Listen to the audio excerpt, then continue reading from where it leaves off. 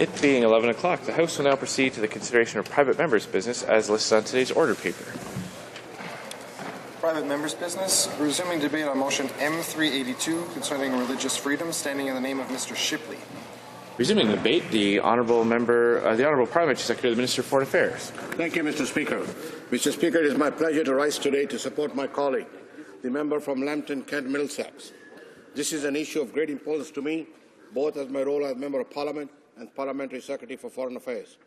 So I am very pleased to be able to take a few minutes to discuss this motion, which speaks to the question of human rights and to Canada's uniquely placed role in standing up for those who are prosecuted based on their religious belief. It is clear, Mr. Speaker, that our government has been incredibly vocal on the issue of freedom of religion or belief around the world. We have made it a key objective of our foreign policy to protect and promote this universal right. As the Prime Minister has said, there is a crucial and historical link between the respect for religious pluralism and the development of democracy itself. To this end, our government has spoken out consistently and we have spoken out emphatically. During the most recent UN General Assembly, the Minister of Foreign Affairs co-sponsored a high-level side event entitled Freedom of Religion or Belief, an Individual's Choice. This past December, through our High Commission in London, Canada co-hosted the third meeting of the Istanbul process with the UK and the Wilton Park, which examined best practices and domestic implementation of Human Rights Council Resolution 16-18 on combating intolerance and promoting freedom of religion or belief for all through interreligious cooperation. And we are proud to have been a co-sponsor of the EU-led United Nations Human Rights Council and the United Nations General Assembly resolutions on the elimination of religious intolerance. Mr. Speaker, the repression of religious freedom is widespread and it is increasing. We are deeply concerned about the situation in various parts of the world where individuals, including the Ahmadiyas, the Baha'is, the Chaldeans, the Christians, the Copts, the Falun Gong practitioners, Jews, Muslim Rohingyas, Sufis, and Zoroastrians, among others, experience difficulty in their ability to worship and practice their faith in peace. We strongly condemn all attacks on places of worship, whether at temples, synagogues, shrines, mosques, gurdwaras, or churches.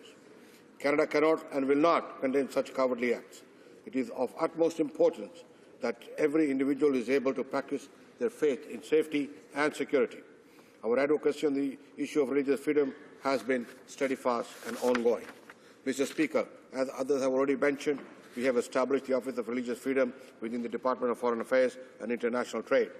Under the leadership of Dr. Andrew Bennett, as Canada's first Ambassador of Religious Freedom, the office will promote freedom of religion or belief as a core human right. It will encourage protection of religious minorities, and it will promote Canadian values of pluralism and tolerance around the world. The office will advance policies and programs that protect and promote freedom of religion and belief, and will focus on advocating for Canadian values of pluralism and tolerance abroad. In other words, it will reflect the very best of Canadian society and will show the world that we are determined to work for the day when everyone enjoys the rights and the privileges that come with living in a free and democratic society. In addition to creating the Office of Religious Freedom, our government will also continue to stand by those who strive to make a difference in the world. That is why we established the John Diefenbaker Defender of Human Rights and Freedom Award to recognize the individuals who have shown exceptional leadership in defending human rights and freedom. As you may know, the award was bestowed last year on Shahbaz Bhatti, a tireless defender of religious minorities in his homeland of Pakistan. Tragically, Mr. Bhatti paid the ultimate price for his dedication and courage. But his life should serve as an example that despite the risk, we must defend the rights of the afflicted and give voice to the voiceless. Mr. Speaker, the world needs to hear that voice today more than ever. Time and time again, Canada has spoken out against discrimination and violations of freedom, including freedom of religion. We will continue to stand for what is right, for what is easy, and to defend the principle. We will continue to stand for what is right, not what is easy, and to defend the principles of freedom of religion and conscience, both in Canada and around the world. Mr. Speaker, thank you for the opportunity to discuss this motion, of which I am very proud to support. Thank you.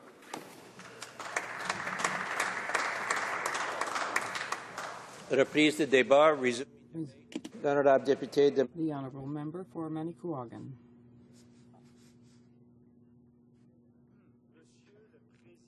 Mr. Speaker, the issue we are studying is highly electoralist, and this leads us to reflect on the way in which the government chooses the topics to be debated and how public policies seem to be aimed at indoctrinating and anesthetizing the public. And furthermore, Mr. Speaker, today I'm going to refer to certain notions, including trademarks and political policy that's been put forward by the Conservatives in this last mandate, but also how the public is targeted by lobbying that comes from that, and that is at the base of many changes and legislative measures put forward these last few years. And you'll agree with me, Mr. Speaker, that the Conservatives are in damage control mode currently, and that Canada's reputation internationally and before the United Nations particularly is really falling. We've seen this over the last few years. We've seen representatives of the UN come to our country and be very coolly received. Even the rapporteur on housing, for example, and these are important issues that they're studying. And this is not part of the debate in this House. And it's not part of the reasonable amendments put forward by the government. And as we saw over the last few months, they like showy initiatives. There have been certain things brought to my attention in terms of immigration, for example, and on other issues as well, that are chosen because of the fact that they are rather spectacular and get a lot of publicity. And I will speak more about this too. So the Economic Action Plan, they are publishing, or rather showing their ads at peak viewer times on television and so on. And they're always trying to put forward these smiling faces. But if we look at the real Economic Action Plan, it seems like they're trying to sell us sod or something, because all we see is green grass and trees. And we're even wondering if the Greens plan has been taken over by the government, because they just seem to put forward this kind of initiative all the time. This bill's no exception. This is an effort to, as I said, put highly electoralist issues before the public.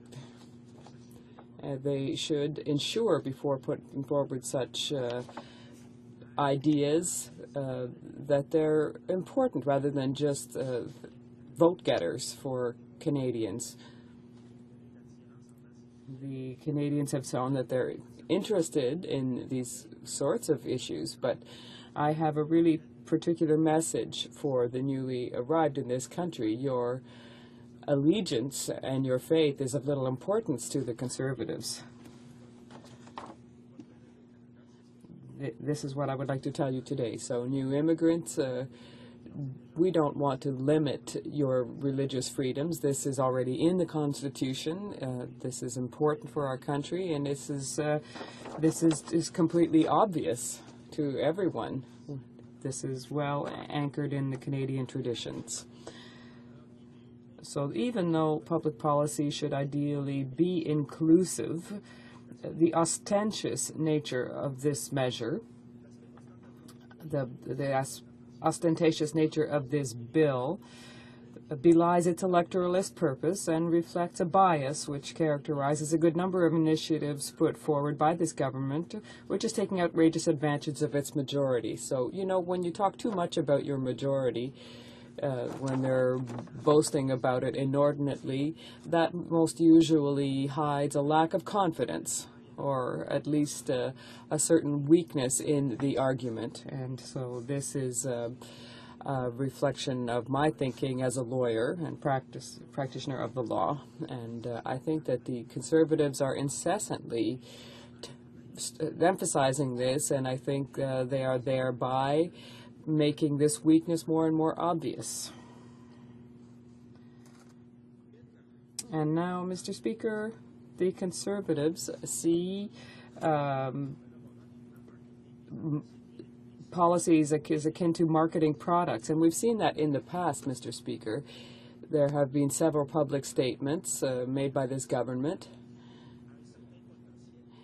and they just always look at the potential for getting the most press on these kinds of announcements. When they have historic meetings, they always make sure that you have people around to make sure that there's the best photo ops and that you will sell your product as most successfully as possible to the public. And I think this is reprehensible, Mr. Speaker. It doesn't just limit religious freedom for other people. We saw this with the jet fighters at a certain point in time. There were photos taken, and now that they're in hot water for that, we won't see so much of that. However, this subject is no exception, Mr. Speaker. In terms of reiterating what we know about freedom of religion in this country, it's very well established in this country, and this is really just to put forward their own agenda and to move attention away from more important issues in this country. And this is the politics of identity often. So often they do this work in secret, and this is somewhat like reality TV. Rather than giving people things to think about, we put forward this PAP, and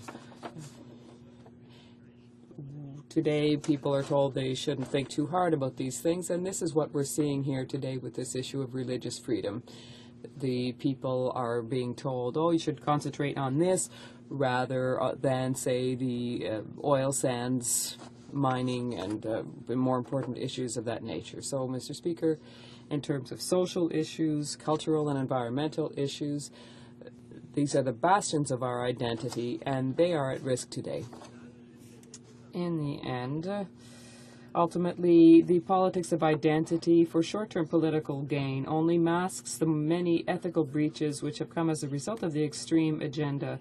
The government seeks to change the direction. How much time do I have, Mr. Speaker? 2 minutes.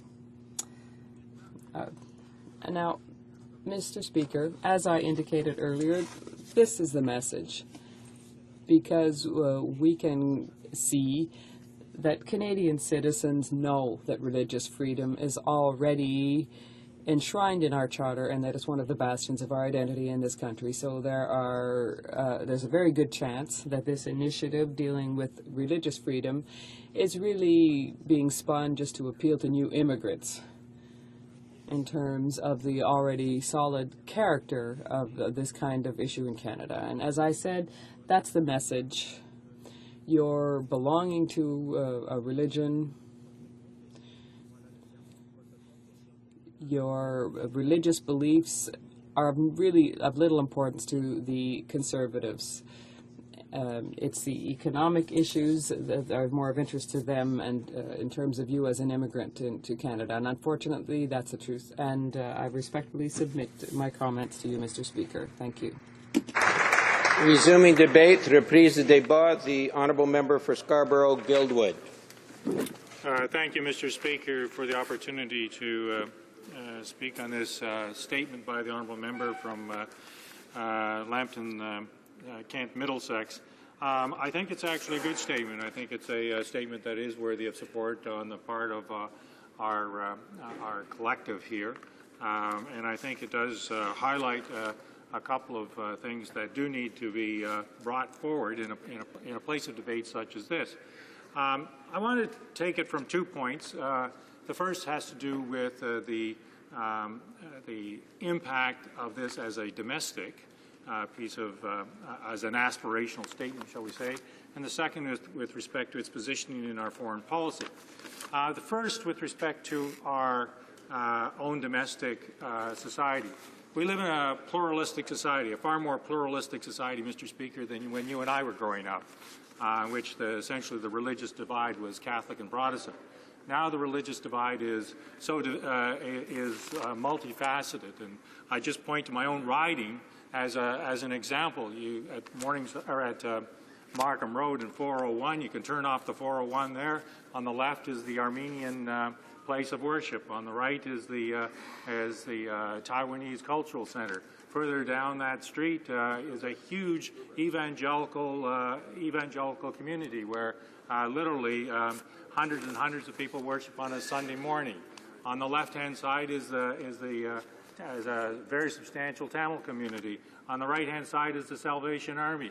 Further down the left-hand side is a huge mosque where bringing in all kinds of varieties. And so I think this actually, in some respects, maybe unintentionally, acts as a message to our own society that we actually have to practice pluralism.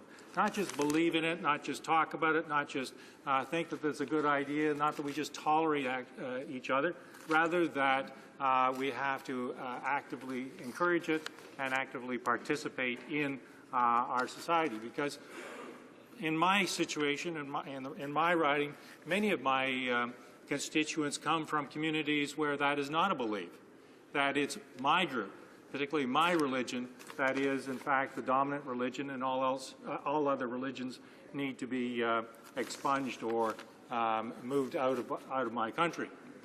So, Mr. Speaker, I think that was point number one, that this is an aspirational statement, but it's an aspirational statement for our own society in particular. The second, of course, is its positioning in the greater panoply of human rights, particularly as we express our human rights in foreign affairs. And we can literally go on a world tour, Mr. Speaker. And I think that the government's initiative here, particularly with the Office of Religious Freedoms, is an important initiative. How it's going to play through with other equally, if not as important initiatives, and particularly rights initiatives, has yet to be seen. Because even as you do a canvass of the various religious rights conflicts around the world, they are actually far more complicated. For instance, this week we're receiving a delegation from Myanmar. There are some of us just returned from Myanmar last month. The conflict there is between Muslims and Buddhists, and it's difficult in a country where poverty and corruption, etc., are rampant. So is this a religious conflict, or is this an economic conflict, or is this an ethnic conflict? You go to Iran, which seems to be a wonderful source of conflict for the Kurds. Is that a religious conflict, or is that a conflict involving aspirations to have one's own country, even though they share the same Muslim faith? Similarly, Iran, Shia versus Sunni.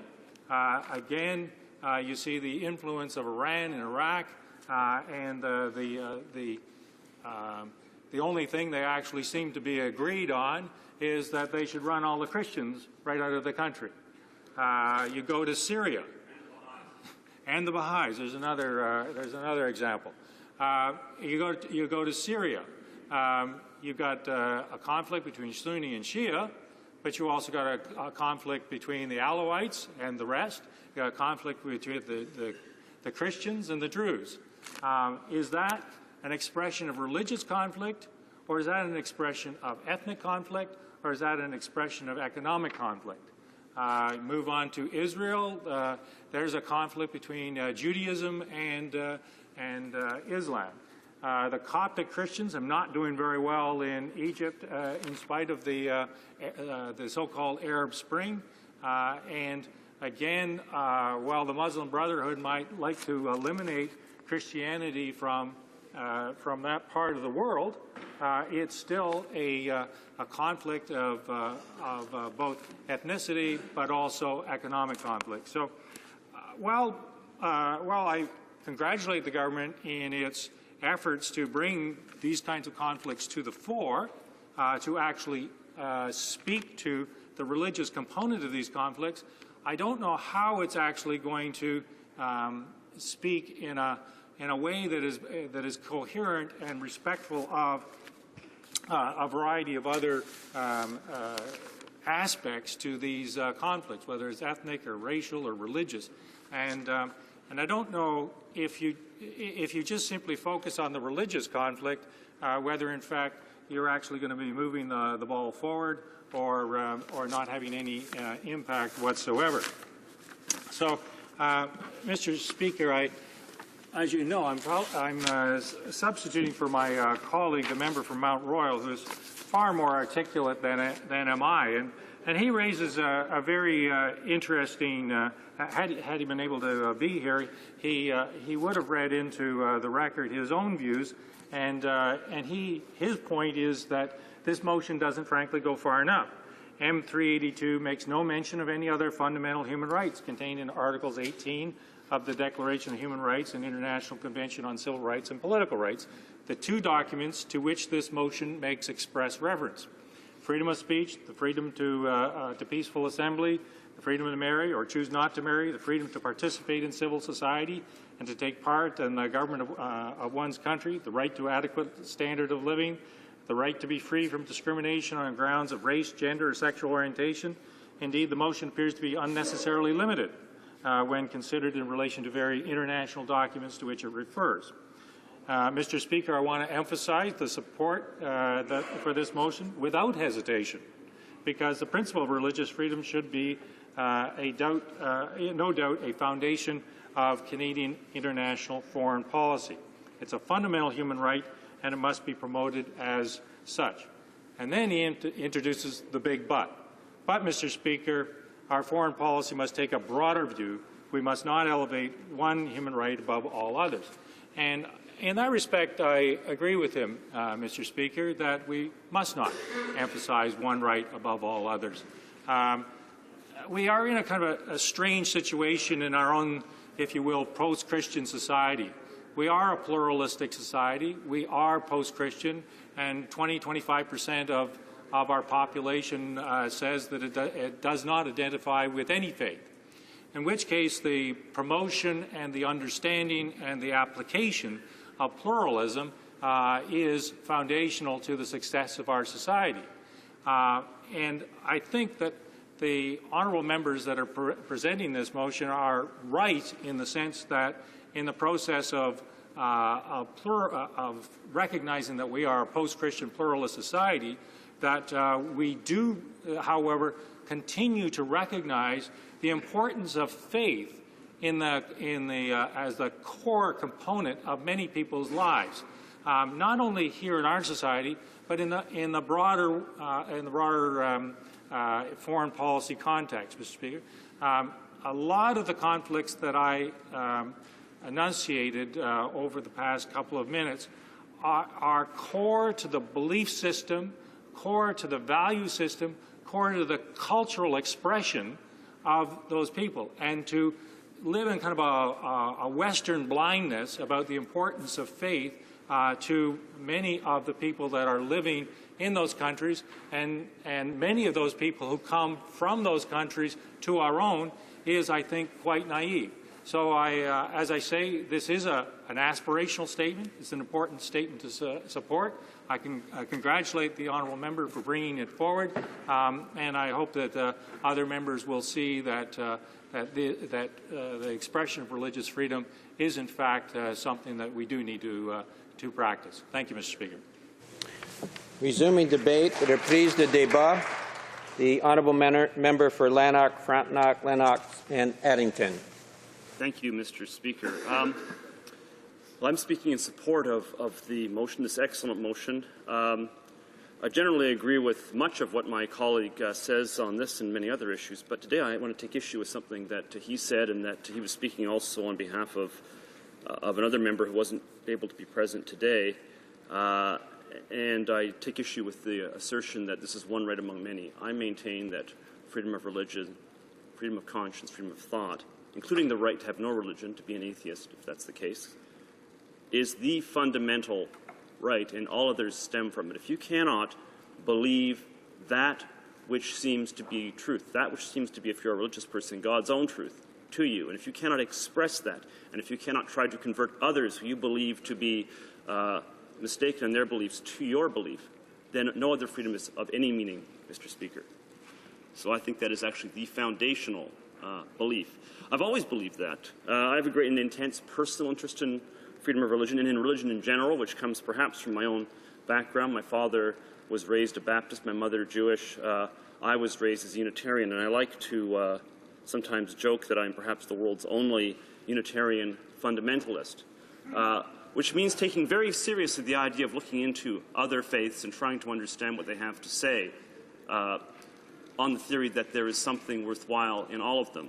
And with that in mind, I have a bookshelf in my office devoted exclusively to texts on religions. This includes, brought some of them down today to the House. I have a couple of copies of the Quran, one in verse and one in prose, a Bible, of course, a Book of Mormon, a whole shelf of books on Buddhism, including this excellent one, What the Buddha Taught, by a Theravada monk, Walpola Rahula, which, according to my notes, I read back in 1988. My very first standing order, SO31, back in 2001, after I was first elected, was on the issue of the persecution of Falun Gong by the Chinese government. I chaired the Canadian Parliamentary Coalition into Anti-Semitism in 2010 and 2011, and that included looking into or chairing an international meeting on anti-Semitism. And for 5 years, I've been the chair of the Human Rights Subcommittee of the House of Commons, which gives me a chance to look at that giant smorgasbord of human rights abuses that goes on around the world. There is so much to choose from, but our committee, always by consent of all the parties, has agreed to look at, among other things, rights persecutions in Burma, which are partly ethnic and partly religious, the persecution of the Copts in Egypt. We're actually just examining a draft report on that now, persecution of Christians in a number of Muslim states, persecution of Tibetan Buddhists, partly on, one could dispute whether this is a religious or a national form of persecution. I think it's got a bit of each. Persecution of the Falun Gong, and there are others besides. Persecution of a variety of religious groups, including Christians, Jews, Baha'is, and others, including other forms of Muslims in Iran. We spent a bit of time on that. So all of this causes me to want to focus on Section B1 of the motion put forward by my colleague from Lambton, Kent, Middlesex. Section B1 urges the Government of Canada to, and I quote, support the opposition to laws that use defamation of religion and blasphemy, both within states internationally, to persecute members of religious minorities. I want to spend the rest of my presentation making 7 points as to why this is an excellent proposal, why we should be opposed to this idea.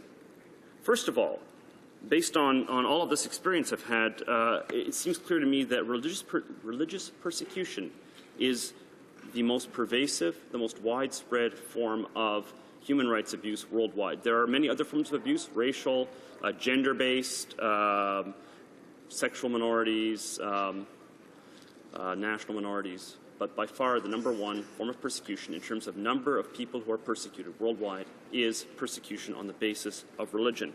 The persecution of those who practice a faith the state doesn't approve of, and more particularly those who try to convert others to their faith when the state doesn't want that to happen. So that's the first point. Second point, all major religions and some minor religions, I mean by numbers, so small religions like the Baha'is, but also all of the major religions face at least some persecution in some parts of the world. The only exception I can think of to this rule is Shinto, which is practiced essentially exclusively in Japan.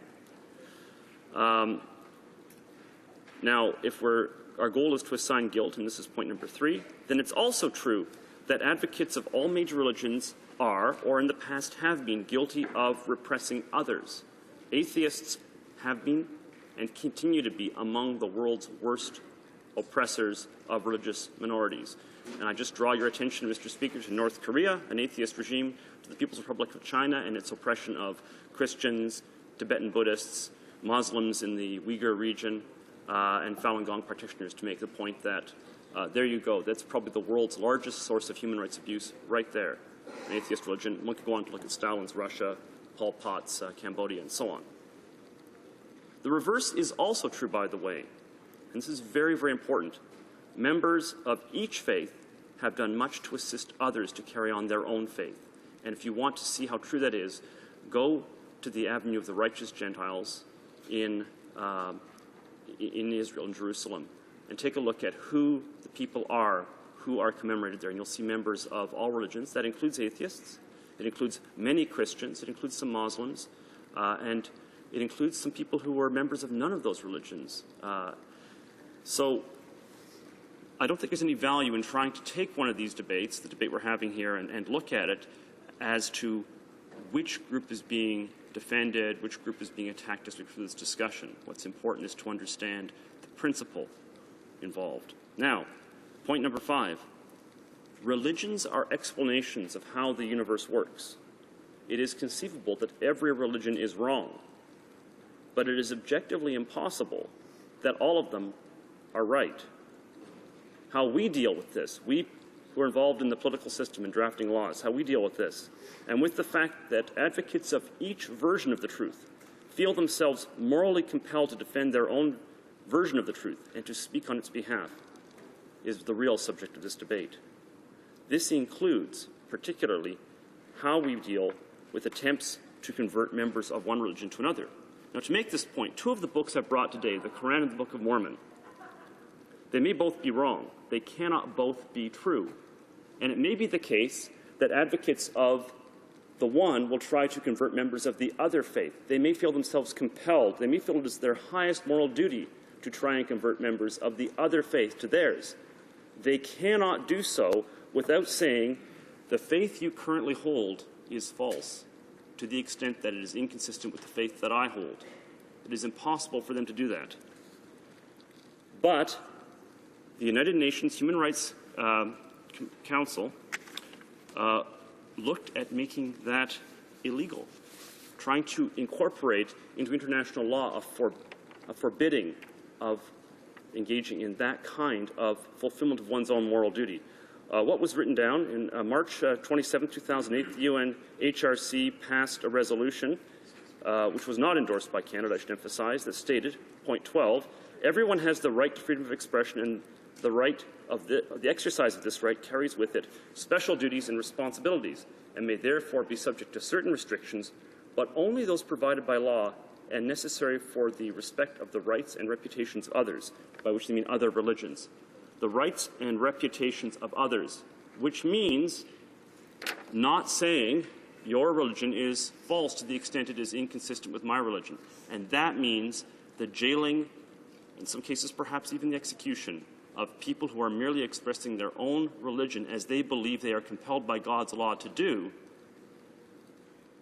and the authorization of that oppression by international law. That is what Canada must take a stand against. I feel that way. I hope that the entire House feels that way. I will point out that if so, we will not be alone. In 2009, another resolution of a similar nature was condemned by more than 200 civil society organizations from 46 countries, including members of Muslim, Christian, Jewish, secular, humanist, and atheist groups, and similar condemnations have continued since that time. I want to make one final point. This is my final point, Mr. Speaker. Mr. Speaker, if you believe, if anyone believes that their belief system is the absolute truth, whether it is their religion or whether they are atheists who believe that all religions are false, if they believe that, then they must, by necessity, also believe that in a free marketplace of ideas, their views will prevail in the end. And if you believe that your views will prevail in the end because they are the views expressed by God himself, or because you believe they're the logical conclusion of reason, then you must believe that there is no need to oppress others. Indeed, it is counterproductive. On that basis, Mr. Speaker, I encourage all members to vote for this motion. Thank you. Reprise de débat. Resuming debate. The Honourable Member for Trois-Rivières. Thank you, Mr. Speaker. It's a funny motion we have before us today to discuss. Perhaps I should say it's a curious motion rather than strange or funny. Allow me to reread the first lines of it, and you will wonder why this motion is being debated this morning. It says this, that in the opinion of this House, the government should, A, continue to recognize as part of Canadian foreign policy that everyone has the right, you don't have to have studied linguistics to see that continue to recognize that means that it's already been done. And if need be, perhaps we could reaffirm the need to continue doing what we're doing, but it seems to me that this isn't logical. Anyway, continue to recognize as part of Canadian policy that everyone has the right to freedom of religion and conscience, including the freedom to change religion or belief, and the freedom to manifest religion or belief in teaching, worship, practice, and observance, which in my opinion is already in the Charter. A little further it says, continue to recognize that Article 18 of the Universal Declaration of Human Rights and of the International Covenant on Civil and Political Rights be supported. So continue to support what we already do. Under B, it says, encourage support the opposition to laws that use defamation of religion and blasphemy both within states and internationally to persecute members of religious minorities, reporting by Canadian missions abroad in responding to incidents of religious violence, coordinated efforts to protect and promote religious freedom, and last example, encourage Canadian embassies to seek contact with religious communities and human rights organizations on gathering information related to human rights abuses. So, if there's anywhere we have some weakness, encourage is a little too weak. So here's a series of revelations contained in a motion that reaffirms what we already knew, and I hope these are things we already did. Can someone therefore explain to me why it's necessary to politicize the concept of freedom of religion or any other freedom? Aren't these freedoms universal? The great periods of the history of Western society largely contributed as a basis, to form a basis for these fundamental principles, and have been the subject of study by philosophers, not politicians. Let's go back to the heart of the steps that led up to the concept of modern freedom. Among the Greeks, Plato, who's often thought of as the father of philosophy, wrote that the only way to organize public happiness was to apply the principle of equality. At least here we saw the seeds of these major freedoms. Nicolas de Cuse, the precursor of humanism, was made famous for having been the first person to decree that men are born free and equal. And of course, the Enlightenment saw the rise of Voltaire, who wrote about religious tolerance and already explained this major universal principle by saying, don't do what you don't want someone else to do to you. So in other words, according to this principle, someone could not say to someone else, believe what I believe and not what you want to believe, or you die. And yet, up to now, history is full of such unacceptable situations where people suffer and die because others think they hold the truth. In fact, Mr. Speaker, there's nothing more dangerous than someone who thinks they hold the ultimate truth, regardless of the organization they belong to. Worldwide, in the name of religious freedom, temples are destroyed, minarets are not built, goods are confiscated, there's rape and killings, etc. There is not a single citizen moved by humanist spirit or religious spirit who can remember these things. These actions go against the feeling of love and respect for one's fellow man. I would even go so far to say that here, this issue draws unanimity. So why do we have this motion this morning? To come back to this motion then, why do the Conservatives think it necessary to politicize an issue that is the object of consensus and even unanimity? I know that in 2011 they promised to create an Office of Religious Freedom within the Department of Foreign Affairs with a sort of mandate, which was to fight religious persecution in the world. Wow, that's quite a challenge. How? Well, no one seems to know yet. Apparently, there were supposed to be three major principles. The first, to ensure the protection and defense of religious minorities who are threatened. The second is to fight against religious hate and intolerance. And the third, promote abroad Canadian values of pluralism and tolerance.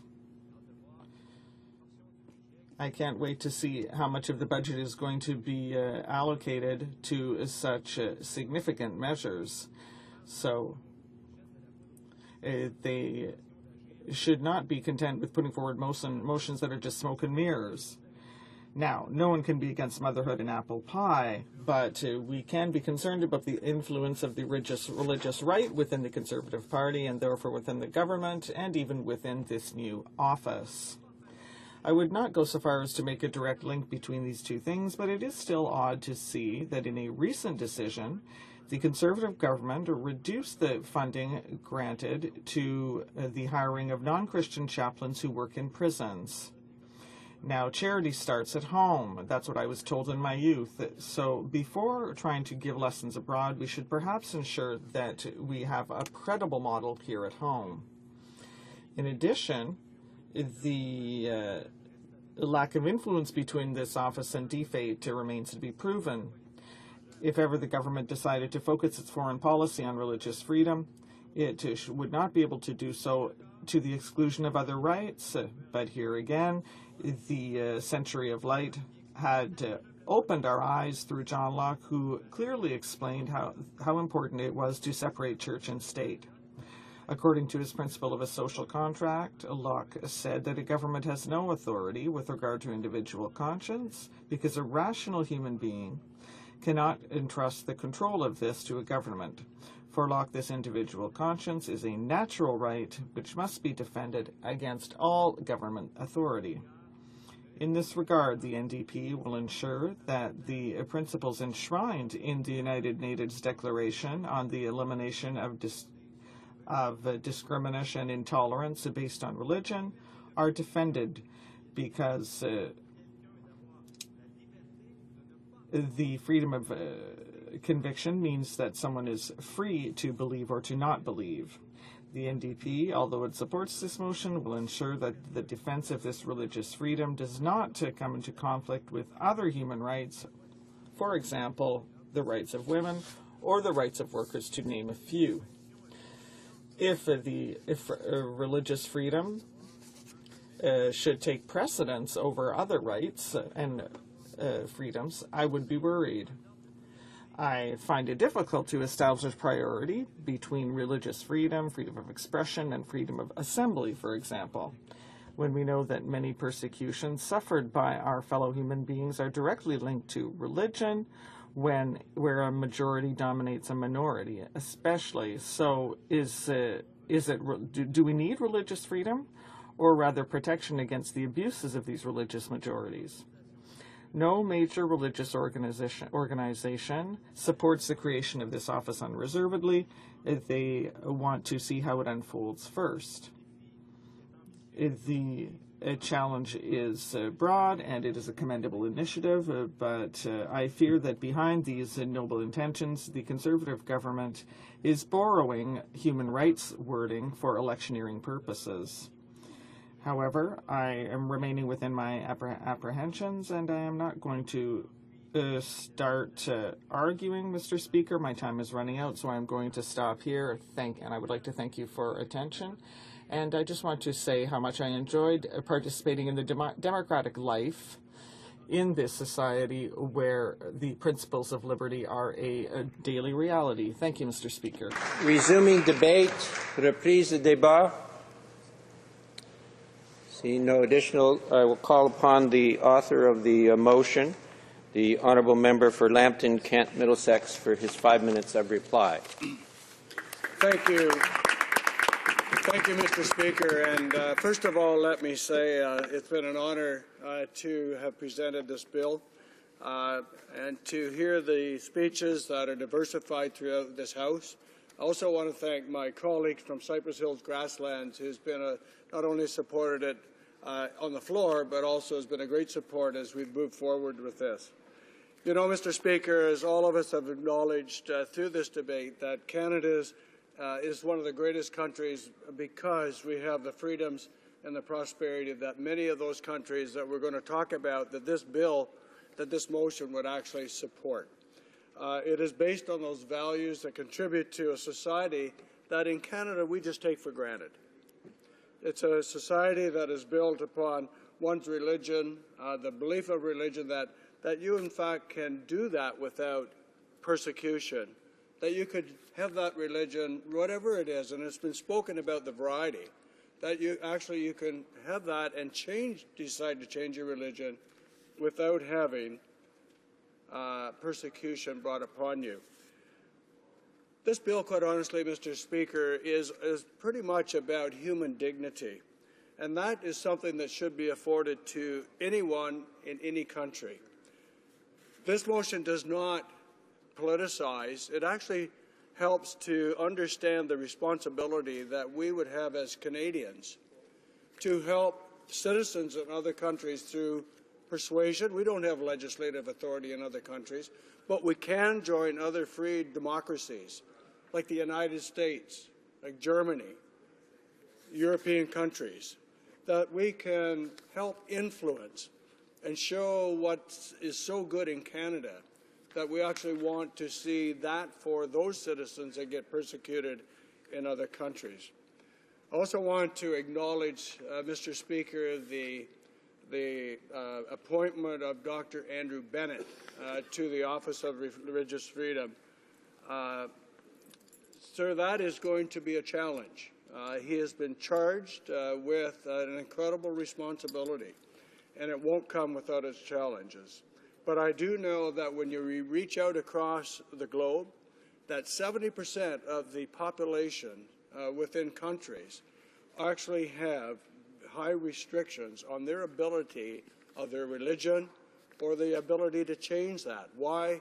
Because if there is a government that says this is the religion to be followed, and if you oppose that, you are not just, you actually become very much persecuted. This is when we talk about it, it's not like in Canada where, you know, there may be some discrepancies that happen and words that are said.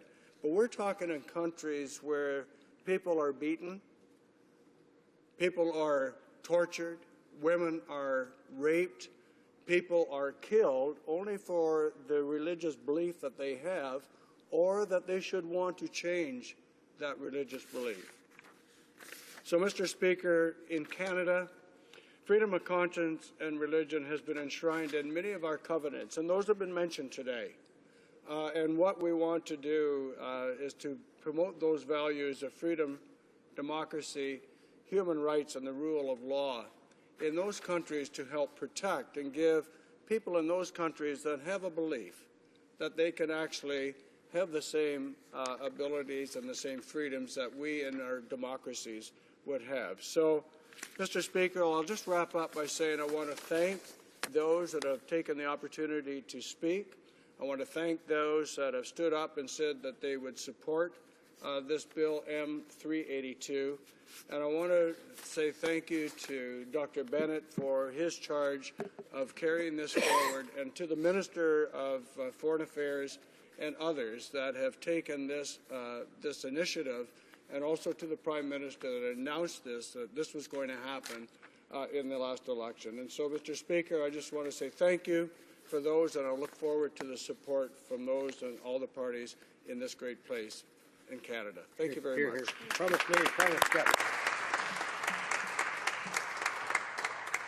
Is the House ready for the question?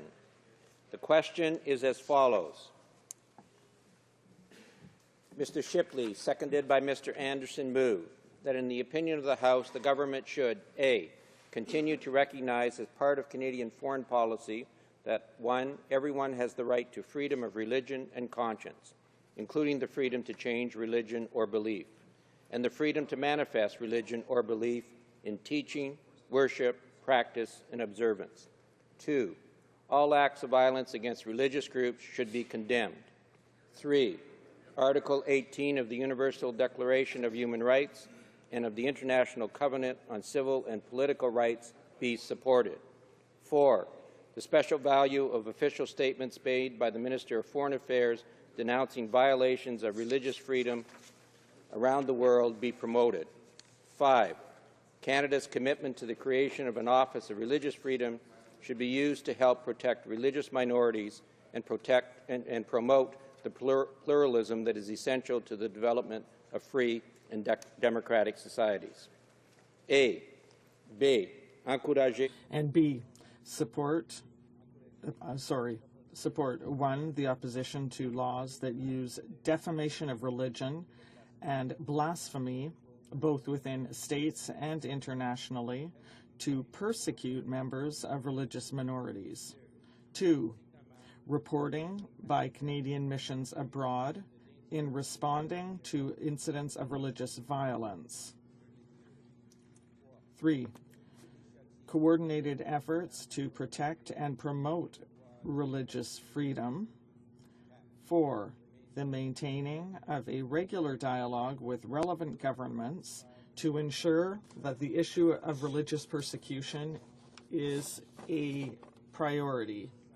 5, the encouragement of Canadian embassies to seek contact with religious communities and human rights organizations on gathering information related to human rights abuses. 6, the training and support of foreign affairs officials for the advocacy of global religious freedom. Is it the pleasure of the House to adopt the motion? All those in favor of the motion will please say yea. All those opposed to the motion will please say nay.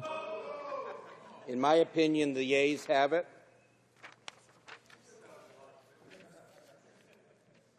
Pursuant to Standing Order 93, the division stands deferred until Wednesday, April 24th, 2013, immediately before the time provided for private members' business. Order. The House will now stand suspended until 12 noon.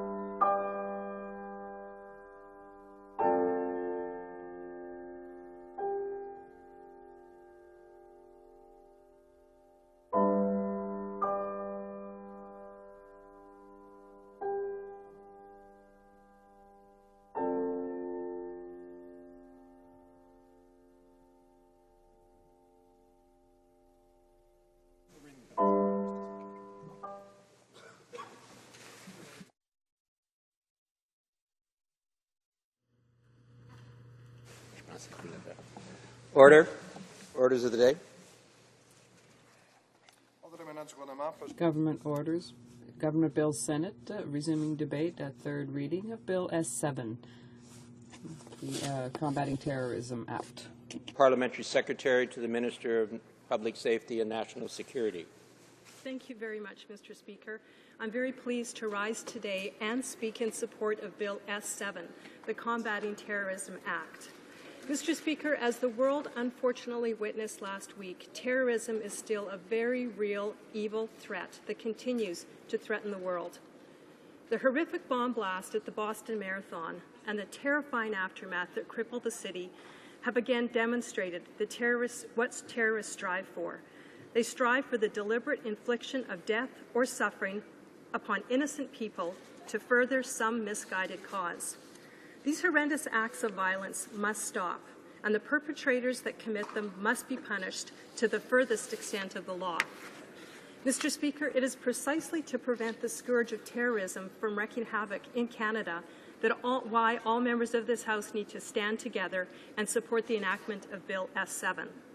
The enactment of Bill S7 will bring back the investigative hearing, which is a procedure whereby a peace officer may apply to a judge for an order for a person to attend before the judge and be questioned in order to gather information or to produce a thing before the judge. The order can only be made where the judge is satisfied that there are reasonable grounds to believe that a terrorism offence has been or will be committed. Thus, Mr. Speaker, it applies to past as well as future terrorism offences. This power contains numerous safeguards, such as the right to counsel and strong protections against self-incrimination. Indeed, Mr. Speaker, the bill adds safeguards that are not present in the original legislation. One of the key new safeguards is that in all cases, before granting the order to gather information, the judge must be satisfied that reasonable attempts have been made to obtain the information by other means. This is an important safeguard, Mr. Speaker. Bill S7 also proposes to reenact the recognizance with conditions. This is intended to disrupt terrorism and terrorist activity from occurring. This provision would allow a peace officer who believes on reasonable grounds that a terrorist activity will be committed and suspects on reasonable grounds that the imposition of a recognizance with conditions on a person is necessary to prevent the carrying out of a terrorist activity this person would have to go before a judge to have the judge compel the person to attend before him or her. At a hearing, the judge then determines whether to impose the recognizance on the person. This tool is a modified variant of other peace bond provisions found elsewhere in the Criminal Code. Mr. Speaker, the bill also proposes to create new terrorism offences that are designed to focus on the problem of Canadians going abroad to commit terrorism outside of Canada. Unfortunately, we are all too aware in recent months of examples of such heinous behaviour. Bill S7 proposes to create 4 new terrorism offences to help address this issue. These are, first of all, leaving or attempting to leave Canada for the purpose of knowingly participating in or contributing to any activity of a terrorist group for the purpose of enhancing the ability of any terrorist group to facilitate or carry out terrorist activity, the purpose of knowingly facilitating a terrorist activity, or committing an indictable offence for the benefit of, at the discretion of, or in association with a terrorist group, and finally, Mr. Speaker, committing an indictable offence that constitutes a terrorist activity. So you can see, Mr. Speaker, these are very important new laws that need to come into place, again, as we've seen what's gone on over the last week in Boston, as well as even here at home. These are really important pieces of amendments that need to happen, and S7 will bring those amendments forward. These new measures are intended to prevent a person from leaving the country to participate in certain terrorism offences. It would make more robust the legal authority to arrest and prosecute a person who has left Canada or who is attempting to leave Canada for the purpose of, for example, attending a terrorist training camp. And again, Mr. Speaker, communities are asking us for this. Communities across the country are concerned when young people are being radicalized and leaving the country for these kinds of purposes. And they want to see Canada have strong laws in place to stop this. And this is something that we really appreciate that communities are working together with us. These new offences and the penalties for these offences would send a strong signal that such conduct, the conduct of leaving the country to engage in terrorist activity, is unacceptable. Bill S7 also proposes amendments to fulfill Parliamentary's recommendation that were made following the parliamentary review of the Anti-Terrorism Act, and amendments to the Canada Evidence Act that are proposed in order to bring the Act in line with court rulings.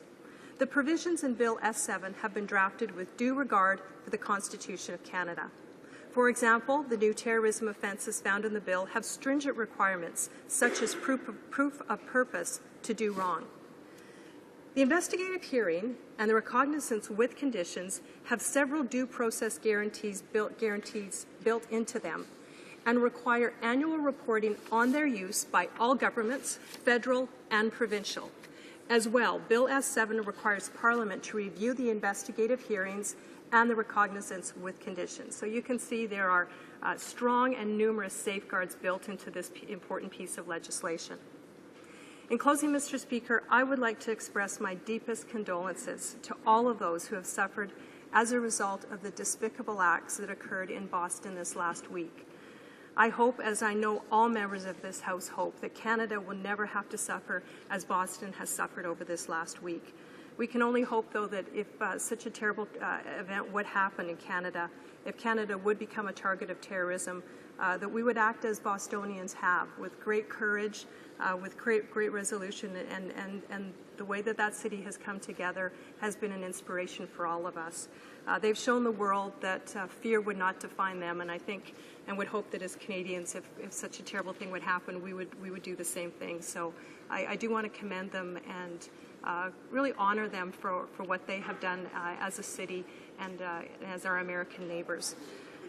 At the same time, Mr. Speaker, as I say that, I want to say that we must ensure it's so important that Canada has the necessary laws and tools to prevent such a heinous attack. We want to make sure that we are as fully prepared and that we can combat terrorism, future possible terrorist acts, as well as making sure that anyone who has been involved in terrorist acts in Canada are dealt with. We have to ensure that the evildoers are met with the justice that they deserve. Otherwise, we as parliamentarians have failed our most basic duty, and that is to protect Canadians. Therefore, Mr. Speaker, I urge all members of this House to support the immediate and long overdue enactment of this important bill. Thank you very much, Mr. Speaker. Questions and comments? Question et commentaire. The Honourable Member for Timmins, James Bay. Thank you, Mr. Speaker. I'm certainly today thinking of my dear friends in Boston, as people all over the world are thinking of Boston. I'd like to refer to my honourable colleague, the editorial in today's Globe and Mail that says, the two-day debate in Parliament on this government's proposed anti-terrorism legislation smacks of political opportunism, and is regrettable that it will take place. The debate politicizes the Boston Marathon bombings when few facts are known. The sole apparent purpose of this debate is to embarrass the new political leader and to cash in on any public fears caused by the bombings. The Globe and Mail calls on Parliament to take the time to reflect on this bill and not to use it just to embarrass the fuzzy thinking of the Liberal leader. I'd like to ask my honourable colleague to work with us on ensuring that this bill is reviewed properly instead of being used for political fodder. The Honourable Parliamentary Secretary. Well, I'm disappointed in that would be the first question that my colleague would ask me. I'm not surprised, but I am disappointed. The fact is, Mr. Speaker, as we have seen over this last week in Boston, as well as in London, Ontario, Mr. Speaker, where, and there are other examples where we know that terrorism and the threat of terrorism is not something that just, even recently, just affects countries far away. It has had a terrible, terrible effect and terrible consequences right here in North America. Our neighbours have suffered terribly. Mr. Speaker, our job as parliamentarians, and we as Conservatives take our job very seriously, is to make sure that Canadians are protected, make sure that law enforcement have the tools that they need, whether it's CSIS, RCMP, whether it's investigators locally, have the tools that they need. That's the job that Canadians have asked us to do. This is an important amendment. This was an amendment that was part of the original legislation. Again, the Liberals recognized that it was important. At this time, when a lot of the threats are not known or police and law enforcement are investigating, they need these tools.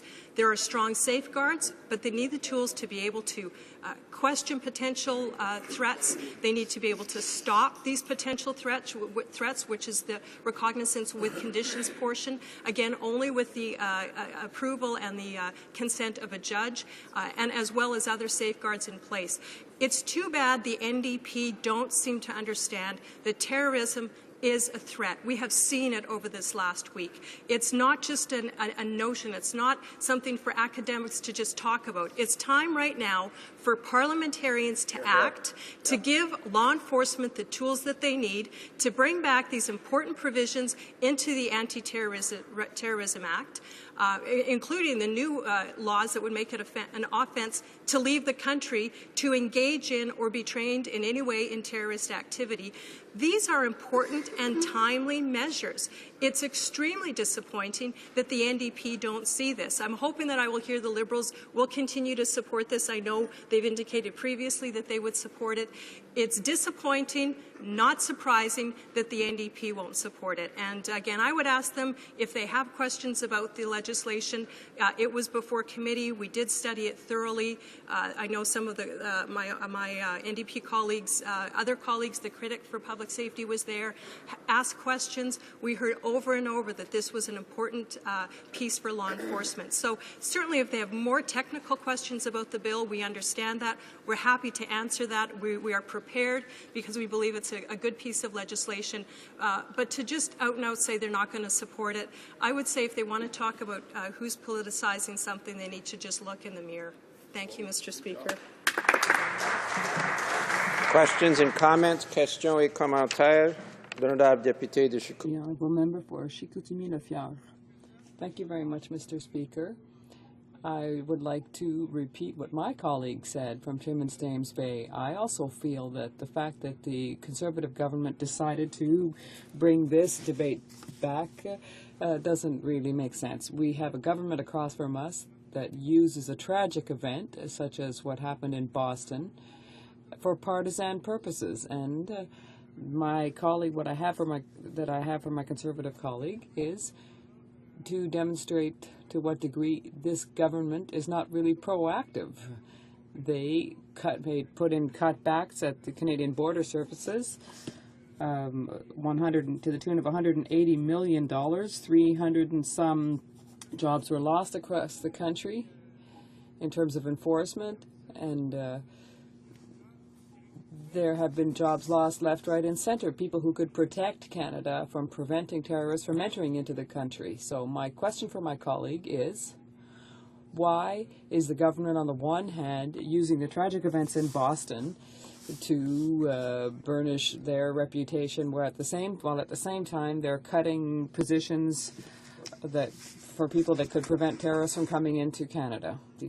That's pretty remarkable coming from the member on that side of the House who every time we try to introduce, we bring forward legislation that supports law enforcement, as is evident today, they vote against it and don't support it. The fact is, Mr. Speaker, we've increased frontline officers at the border by 26%, but it's no surprise when the NDP don't have a valid argument for their very shallow dismissiveness of a very serious threat. Instead, they start to spew inaccurate talking points. The fact is, Mr. Speaker, it's this government that has time and time again given law enforcement, whether it's at the border, whether it's RCMP against Bill C-42, which they voted against, which gave more resources to the RCMP as well as legislative changes, whether we're talking about legislative changes to support victims, or in this case, Mr. Speaker, where we're bringing forward legislation that has been asked for by law enforcement across the country who need to and know that terrorism is a real threat.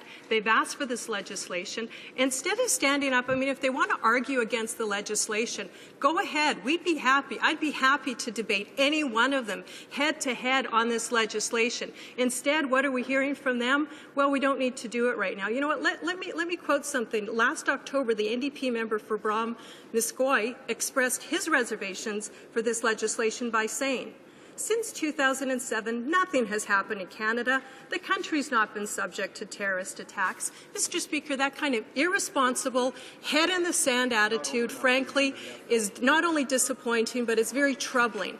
And I think for Canadians to look at the NDP and look at this is their reaction, Mr. Speaker, when they have a chance to support important legislation, they can do one of two things. They can support us, or they can support the legislation, or they can stand up and give an informed, intelligent response.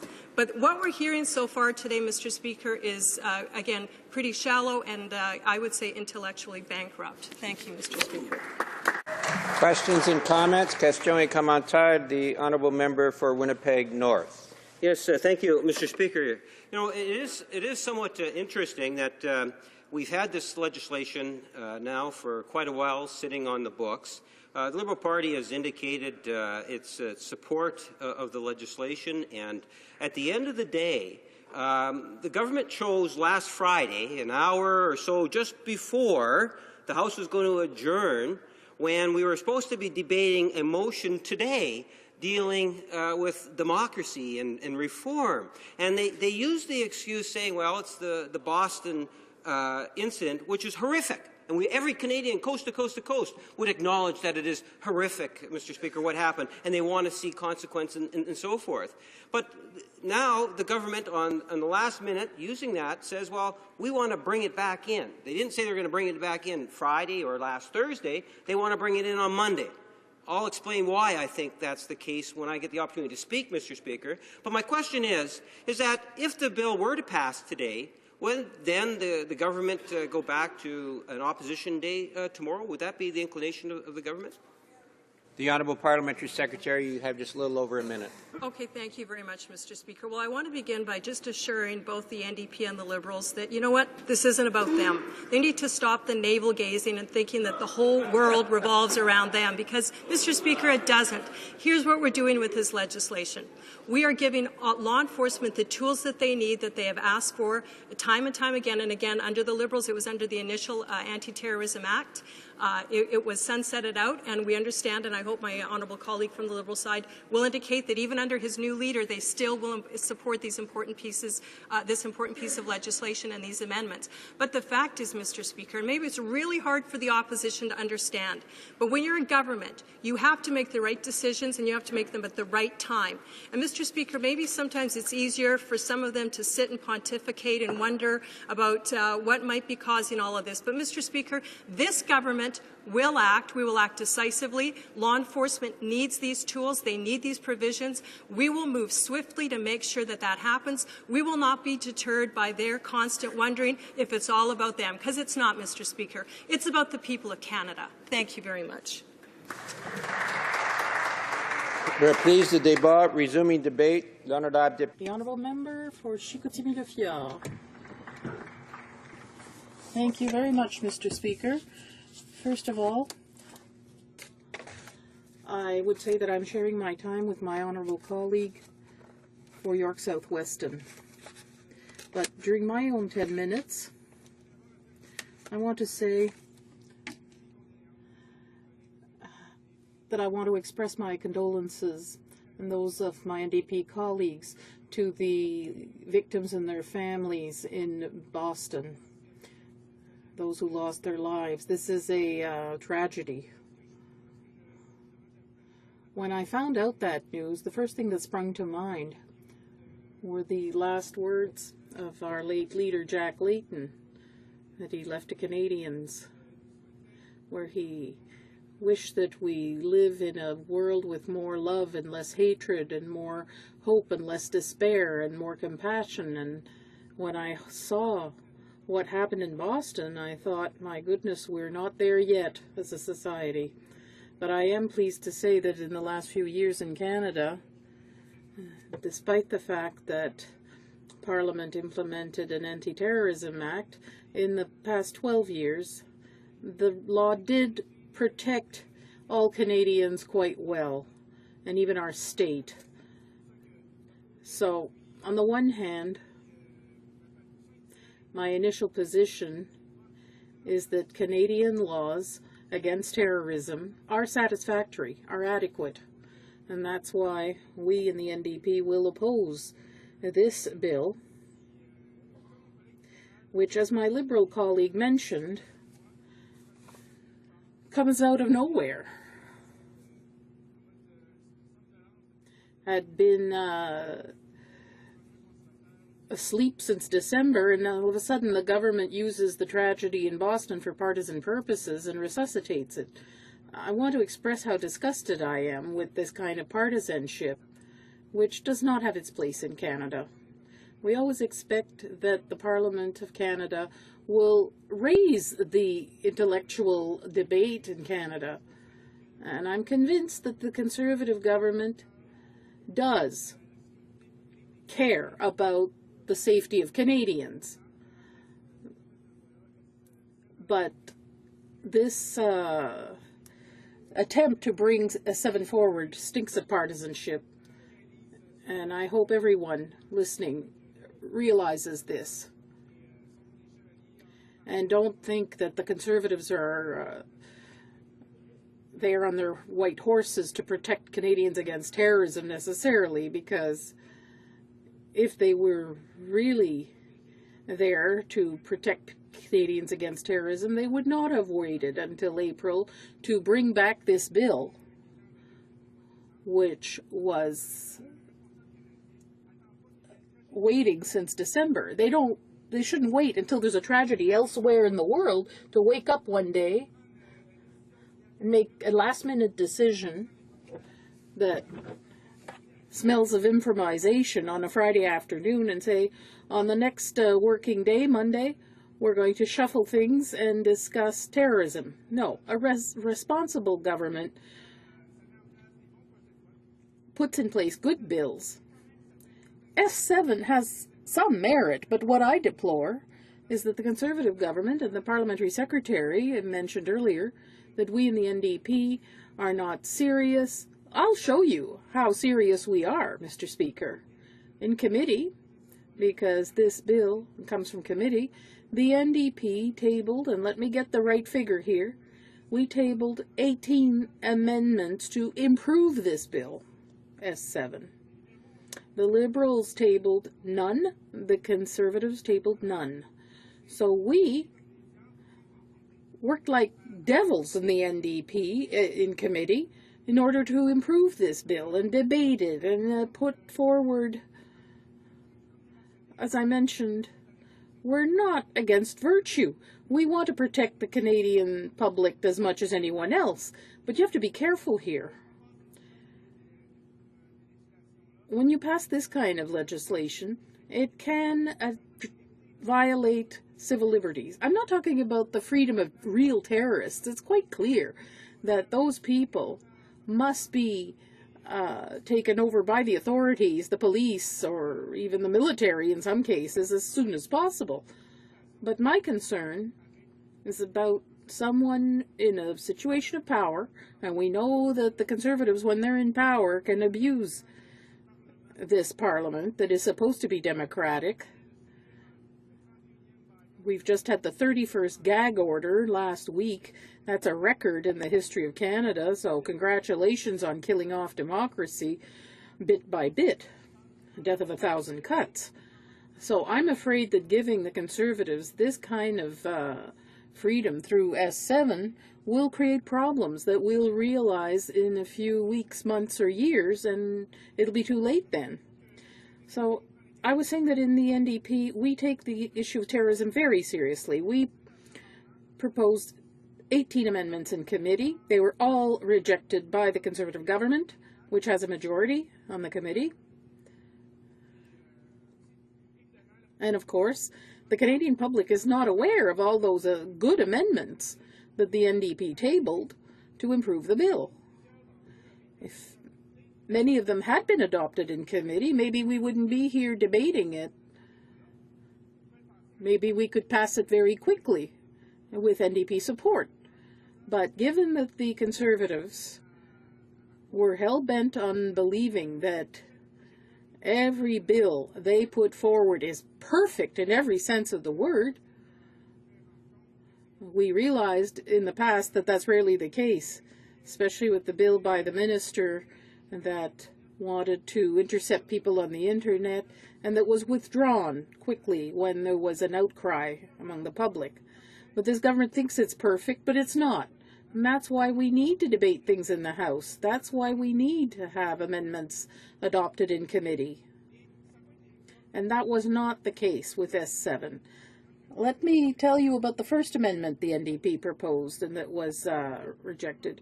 We'd asked to add an examination of a cooperation protocol between agencies by CSAR in order to make sure that rights are protected before offenses made before leaving the country to come into effect. But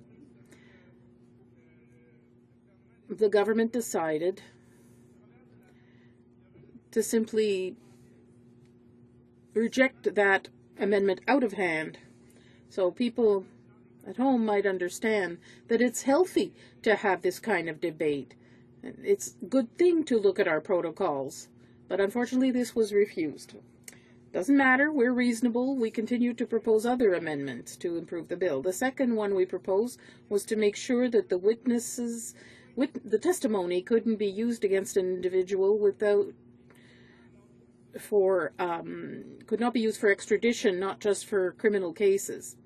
They said, no, this does not improve the bill. The third amendment we proposed was to establish the right to legal aid funded by the federal government if someone must appear before an investigation hearing. It's common sense that people who are accused should be able to defend themselves. In the whole history of humanity, there have been many trials where the charges were found to be unfounded, and that's not what we want. We want real criminals to be behind bars, but we have to give people a chance to defend themselves. So we were told when we proposed this, no thanks. There was something about the financial initiatives of the Crown and other silly excuses to tell us this amendment couldn't be tabled.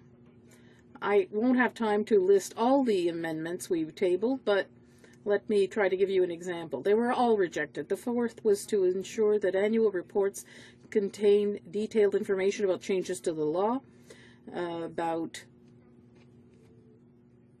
any kind of control. A fifth, make sure that exhaustive examinations look at the 4 new offenses and that be dealt with by elected MPs, not just the Senate. Sixth, an exhaustive examination of the RR Commission about accountability and surveillance mechanism with particular attention to these agencies. The Canadian Human Rights Commission's opinion about racial profiling in S7. Rejected. My time is up, but my last words would be to say that this country and this party takes this issue seriously, and we will continue to fight to make sure that Canadians are protected and safe. Thank you. Questions and comments? Questions et commentaires? Questions and comments? The honourable member for Scarborough-Agincourt. Nope. Nope. The honourable member for Winnipeg North. Thank you, Mr. Speaker. My question to the member is, and I appreciate the NDP won't be supporting the bill, but the question is in regards to his earlier statement with regards to the Conservatives bringing this bill at this point in time.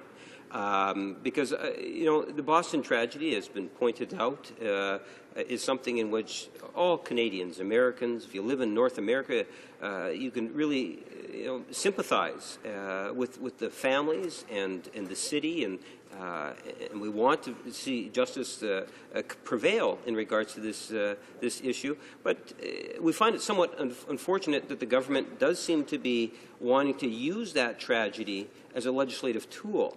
Would you agree with that assessment?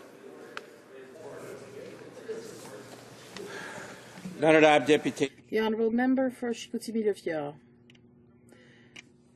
As my colleague has pointed out, the Conservative government brings forth S7 to the forefront to make the headlines tomorrow, so that editorials can talk about how much the Conservative government is proactive when it comes to terrorism, and they protect the lives and safety of Canadians, and when in fact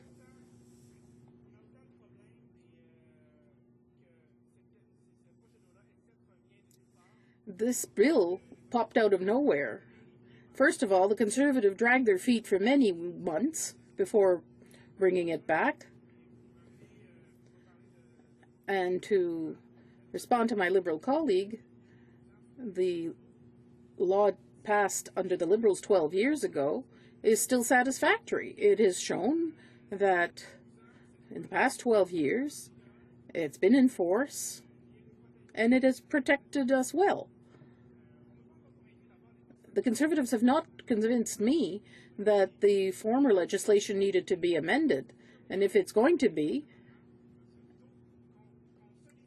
we must solidify the legislation through the amendments I just told you about. Otherwise, there'd be a terrible breach of the civil liberties of people who are not criminals. Questions and comments? The honourable member for Timmins James Bay. Thank you, Mr. Speaker. I listened with great interest to my honourable colleague, and certainly the horrific killings in Boston remind us of the recent killings in Newtown and Colorado, the senseless violence. But I'm thinking about why this bill is being brought forward today.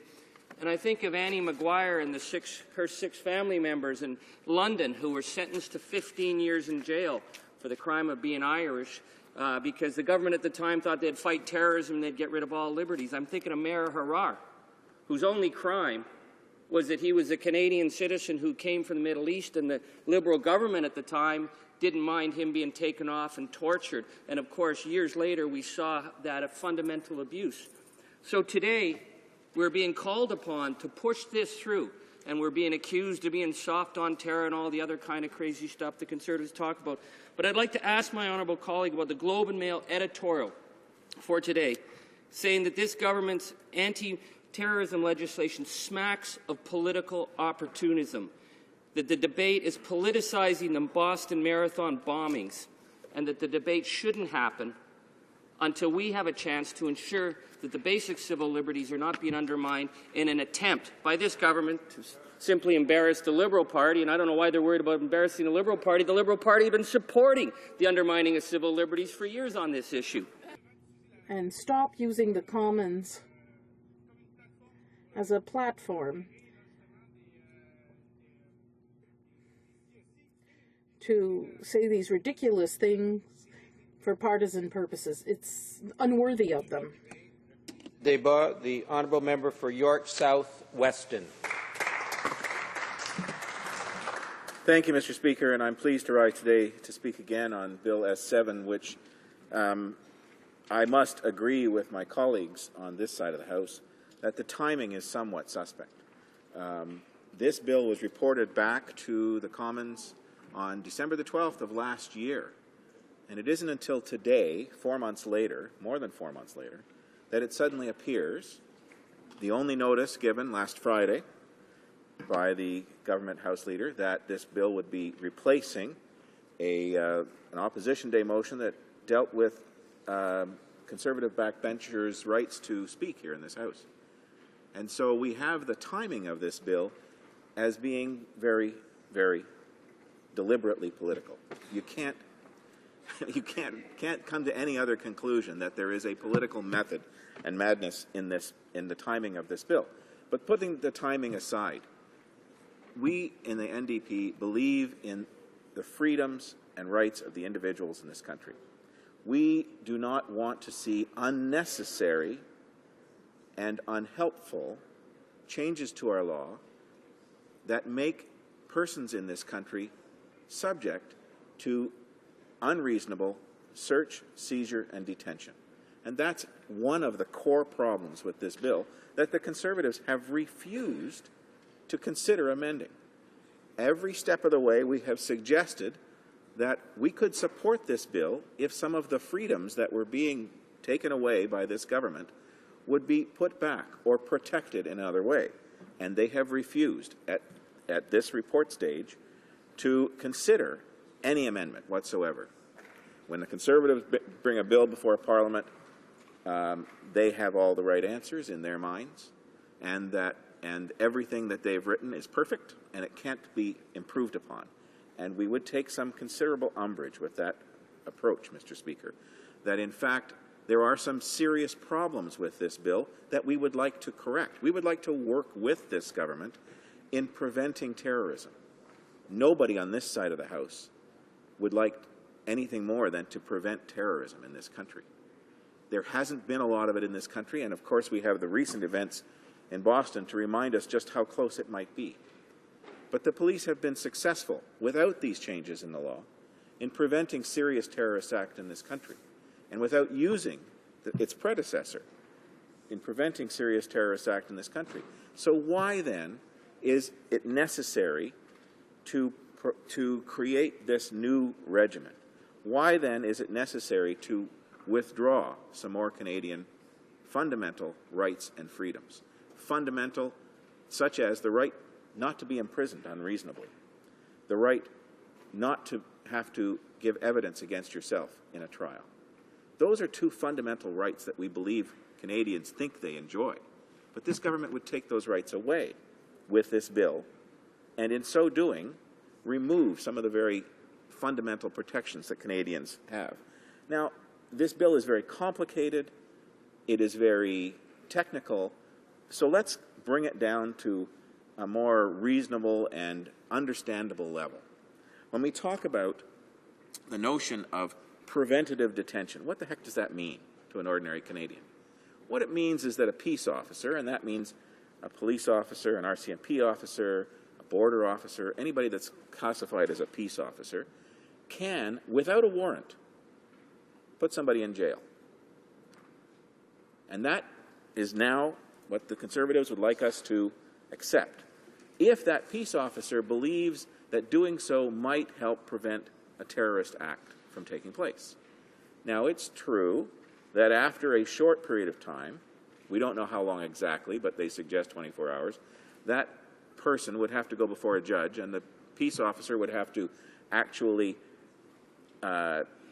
justify the detention of that individual, or, in the words of the Act, the preventative detention, which means that that individual would have restrictions placed on their ability to get around, on whether or not they can have firearms, for example, and whether or not they can leave the country.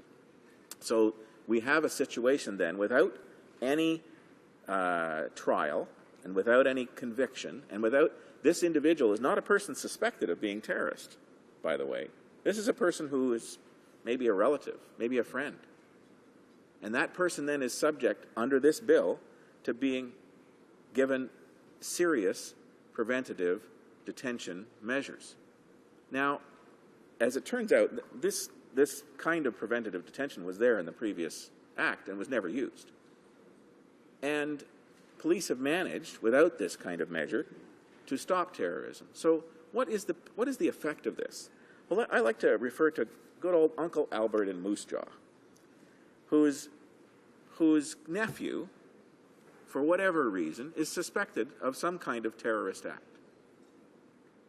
And so, because they can't find the nephew, the police come to Uncle Albert's door and put him in jail for a day, and then take him before a judge and argue that Uncle Albert might know where the nephew is, so we can't let Uncle Albert have any more guns. We can't let Uncle Albert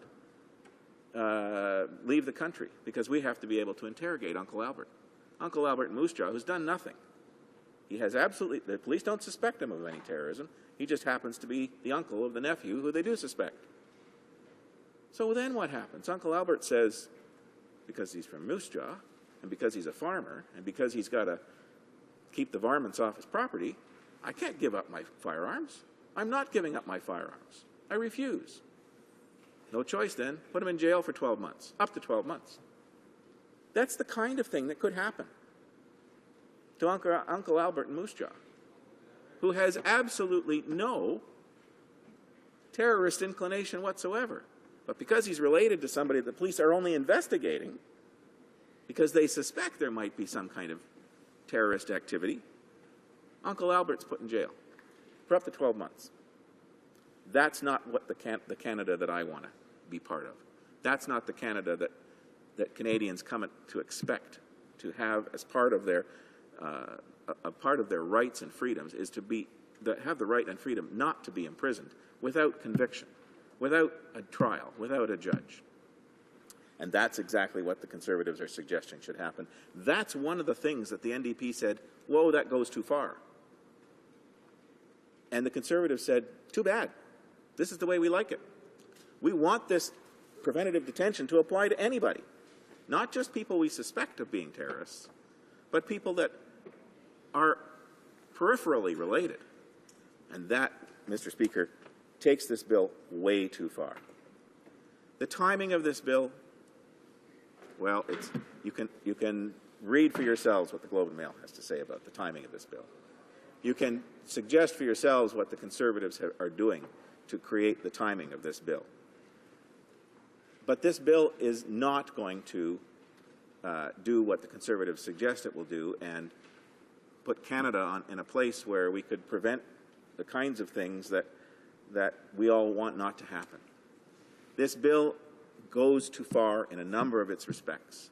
The NDP supports the notion that we should be giving our police forces, our border protection people, the powers and the tools they need and the resources to prevent crimes being committed in Canada. The border services are having their budgets cut. At the same time, the Conservatives are suggesting that we want to prevent terrorists, and we want to prevent terrorists from occurring overseas. We want to prevent terrorists from being trained overseas. But at the same time as we want to prevent those kinds of things happening, we are in the position of having to say to our border services, oh, by the way, and you have to do with less. The border services are already having a terribly difficult time preventing the huge influx of smuggled guns into this country, which I would suggest are doing more to harm our citizenry and to put people in a state of fear than this bill would ever solve. And so at the same time that this bill is being presented as a necessary part of the arsenal of police officers, we're taking away money from the border service agents that are trying to prevent illegal handguns from reaching this country. It's a two-faced system, Mr. Speaker, and we in the NDP believe that there are things we should be doing and spending more time on than this one, and that this one is seriously flawed. Thank you, Mr. Speaker. Questions and comments? Questions et commentaires? The honourable member for Toronto Danforth. Thank you, Mr. Speaker, and I'd like to thank my colleague for having spent a fair bit of time on one of the areas that in committee had at least the NDP members leaving the committee during the clause-by-clause quite shocked. We had attempted to propose an amendment that would make clear that anybody who is themselves not suspected of being involved in terrorist activity or potentially involved in terrorist activity could not be subject to the recognizance with conditions regime. We just wanted to make that clear because we thought that the provision had been drafted badly. Turns out the government wanted that, and the parliamentary secretary said the following, and I'm wondering if my colleague can comment. She said, the recognizance with conditions in its present form would provide the potential for recognizance with conditions to be imposed on a person who would... Honourable member for Chicoutimi-Le has 50 seconds. Well, quickly. My colleague for Timmins James Bay has demonstrated that it's not a question of partisanship in the House of Commons. Yes, the Commons are a partisan place. It's quite common that the government accuse the opposition of 1,001 things and vice versa. But when Canadian newspapers point out the fact that what the Parliament of Canada is doing, what the Conservative government is doing, stinks of partisanship, that's terrible. We may be accused by the Conservatives that we don't take the question of terrorism seriously. But when you have a distinguished newspaper like the Globe and Mail saying the same thing that the NDP is saying, that means the government should change its tune. Be subject to the recognizance with conditions who is not necessarily the person carrying out the terrorist activity. The proposed amendment, that's from the NDP, would seek to restrict the application of this measure. And because our amendment was inconsistent with the policy intent underlying the provision, the Conservatives did resist. So I just wanted to put it on record that what my colleague has been saying, that many in the House might have thought, well, this is a fanciful example of Uncle Albert. Well, maybe it's a stretch to think that anybody in Canada would do to Uncle Albert what my colleague suggested, but the possibility of that or other scenarios is very much what the government affirmed in committee, and I'd like to know what my colleague thinks about that. The honourable member for York South Weston. Thank you, Mr. Speaker, and I thank my colleague for his position on the committee as having had the ability to actually hear from the government what they intend. And what they intend, very clearly, is that the scope of the preventative detention and the recognizance provisions of this bill is intended to cover a very wide scope of individuals. And Uncle Albert may be a stretch to suggest that somebody in Moose Jaw would be held in prison as a result of their being related to somebody who was, in fact, the subject of a terrorism investigation. But that's precisely what the bill would permit. That's precisely what the bill would allow, and that's precisely what the NDP had suggested is why the bill goes too far. Thank you, Mr. Speaker. Questions and comments? Question et commentaire. The honourable member for Winnipeg North. Yes, Mr. Speaker, I'm going to get the opportunity to provide some comments in more detail, but I was wondering if the member can just once again reiterate as to the timing and maybe provide comment on the Boston tragedy itself and why it is, if he can, in very few words, explain why he believes the bill is here right now before us. The honourable member for York South Weston. Well, thank you, Mr. Speaker, and I thank my colleague for the question. I think I stated it earlier that the timing is somewhat suspect, and no one in this House, no one, least of all the NDP, suggests that what happened in Boston wasn't something that we should pay very close attention to, that we should be very concerned about, and that our hearts and our thoughts and our prayers go out to those individuals who were affected by what must have been a very, very difficult, trying, and frightening time. But for this government to suddenly, the bill's been sitting there in limbo for the past 4 months, to suddenly decide it's today that it comes back up, smacks of some political opportunism, if ever I saw some. Questions and comments? Question et commentaire. Honourable Député. The honourable member for La Salle-et-Mar. Thank you, Mr. Speaker. First, I would like to commend my colleague for his speech, and I would also like him to tell us about the actions of this government. On the one hand, they are advocating law and order and the fight against terrorism, but when you look at the government's actions with regard to example, budget 2012 and successive budgets, they're implementing significant cuts in public safety. So I'd like to hear him expand on that, please. For York South Weston, you just have a little over 30 seconds. Well, thank you, Mr. Speaker, and I thank my colleague for the question. The importation of illegal handguns is a serious and pressing problem in my riding and in the City of Toronto. We had bank robbery just yesterday, which was probably with illegally imported handguns, because just about all of them are, in which 2 individuals were shot in the bank robbery in Toronto, in my riding. And that kind of thing needs to be prevented. The importation of illegal guns needs to be prevented, and cutting the budget for the border service officers is not the way to prevent illegal guns from coming to Toronto. Thank you.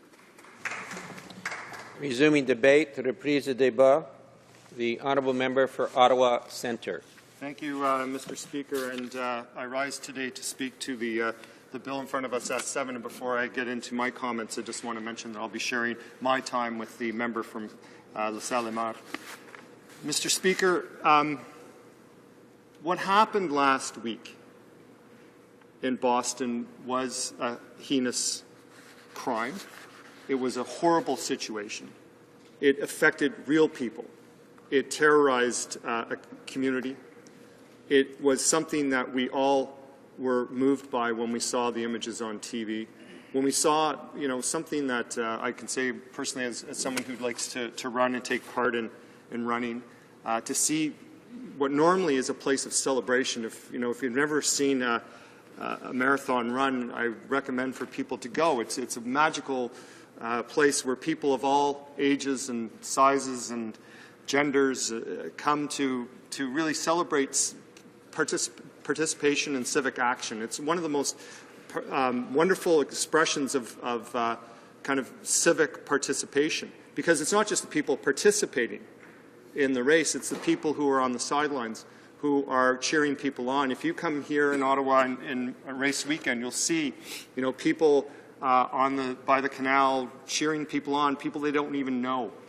I mean, it's a magical thing to see. So it was so heinous to witness this assault on our civic kind of space, our public space. And, of course, Boston is known for its friendly citizens, and, of course, the Boston Marathon is world-renowned. So we were all moved, and no one in this House has, the license to say that they are more moved or more concerned than another person in this House. So let's start with that premise, that everyone in this House thought what happened last week was horrific, and that we need to do things to make sure that we prevent things like that happening again.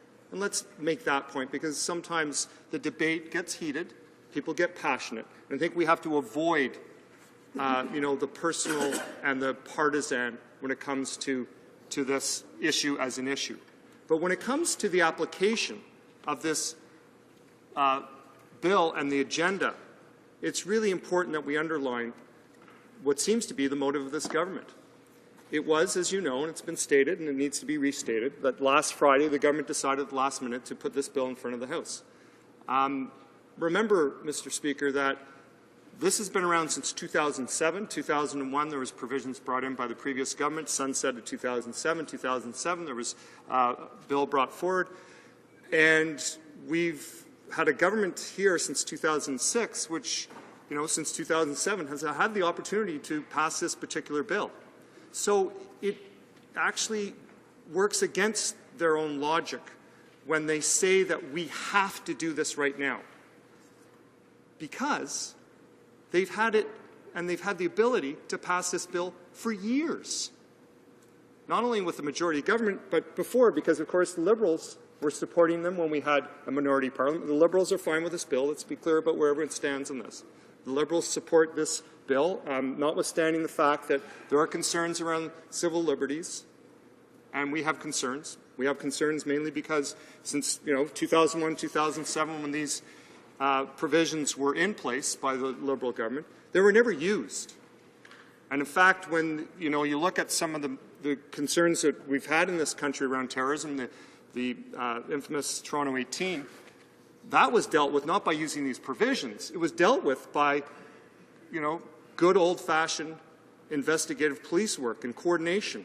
And that's how it was dealt with. So the Liberals want to support the Conservatives on this. That's fine. But the point is that they could have passed this back before even when they had a minority parliament. They've had a majority parliament, and they claim, as of last Friday, we have to pass this immediately because it's urgent. The government has no credibility on that. Yeah. Zero. And what is, I'll say, unfortunate. Some get angry when they think about what's being done here, but I'll say unfortunate. And it's with deep sadness and regret that we see a government using this issue and this bill in the way in which they are doing today. And you know why, Mr. Speaker, because if they were so concerned, and I have to say we heard the Parliamentary Secretary say this was very important, they wanted to hear from everyone. I'm not seeing that from the other side today when we debate this bill so far. The opportunities to ask questions, the opportunities for senior ministers to get up and speak. So I'll leave citizens to figure out what that's all about. But what is so incredibly unnerving is to see that this issue, based on what happened last week, is being used in this way. So Canadians really have to understand, what is the agenda of this government? If it was on this issue, they would have passed this law back in 2007. They could have. They had the support of the Liberals. Now they've had a majority since 2011. Did they pass the bill? No. And how many bills have they rammed through this place, Mr. Speaker? If it was so important, they could have had this done. They've had time allocation. They've had omnibus bills. They could have done it. So for the government to stand and say that this is urgent, we have to pass it, and in light of what happened in Boston, lacks credibility, to put it mildly. So if you are seriously concerned about this issue and you want to see results, then you have to put your money where your mouth is. And to that end, what we do have is a government who's actually done the opposite. They've cut services to the border services, the people who are responsible for being the eyes and the ears when it comes to threats of terrorism. They've cut our CMP budgets as well. So, Mr. Speaker, you have to ask yourself what's at play here. This bill, we have heard from experts, and in fact you would have heard when you were on the committee, who have deep concerns around how this bill could be misapplied. Because, Mr. Speaker, when you are giving up rights, which is what we're talking about this bill, let's be clear about this, then you have to have the premise for it, and you have to have the evidence for it. And so the evidence to date has been that we have never used these provisions when they were available, that we have been able to prevent terrorism by using the tools that we have available to us. I mentioned the Toronto 18 case, and there are others.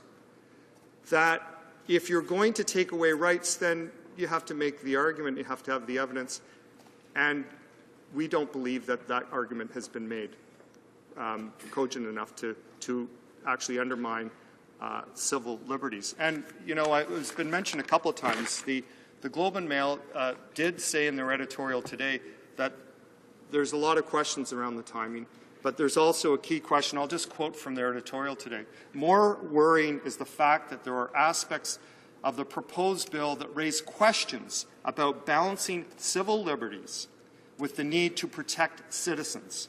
A wise course of action would be to postpone the bill's final reading so that any emotional fallout from the Boston bombings doesn't color an important debate about public safety in Canada. I couldn't agree more, regardless if you think this is the way to go or not. The time to push this through and ram through is not just after an incident like this. Why? Because it will have made no difference to the incident we're talking about is in the United States. And to date, we haven't seen any evidence that it was connected to Canada, and certainly these provisions wouldn't have helped. So, again, it really is upon the government to explain why they're doing this now. And for my friends in the Liberal Party to explain why they support this. We heard last week from Liberals about the importance of the Charter.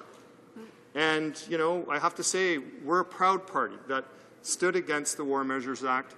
We stand against this bill, but most of all, we stand for being clear and honest about the reasons and the rationale for actions one takes in this Parliament. And so today, we stand with the victims of the horrific terrorism case in Boston. We stand with all victims of those who have been victims of extremism. But we stand against cynicism, and we stand against political games when it comes to protecting citizens no matter where they are. And that's the position of our party, proudly. Thank you, Mr. Speaker.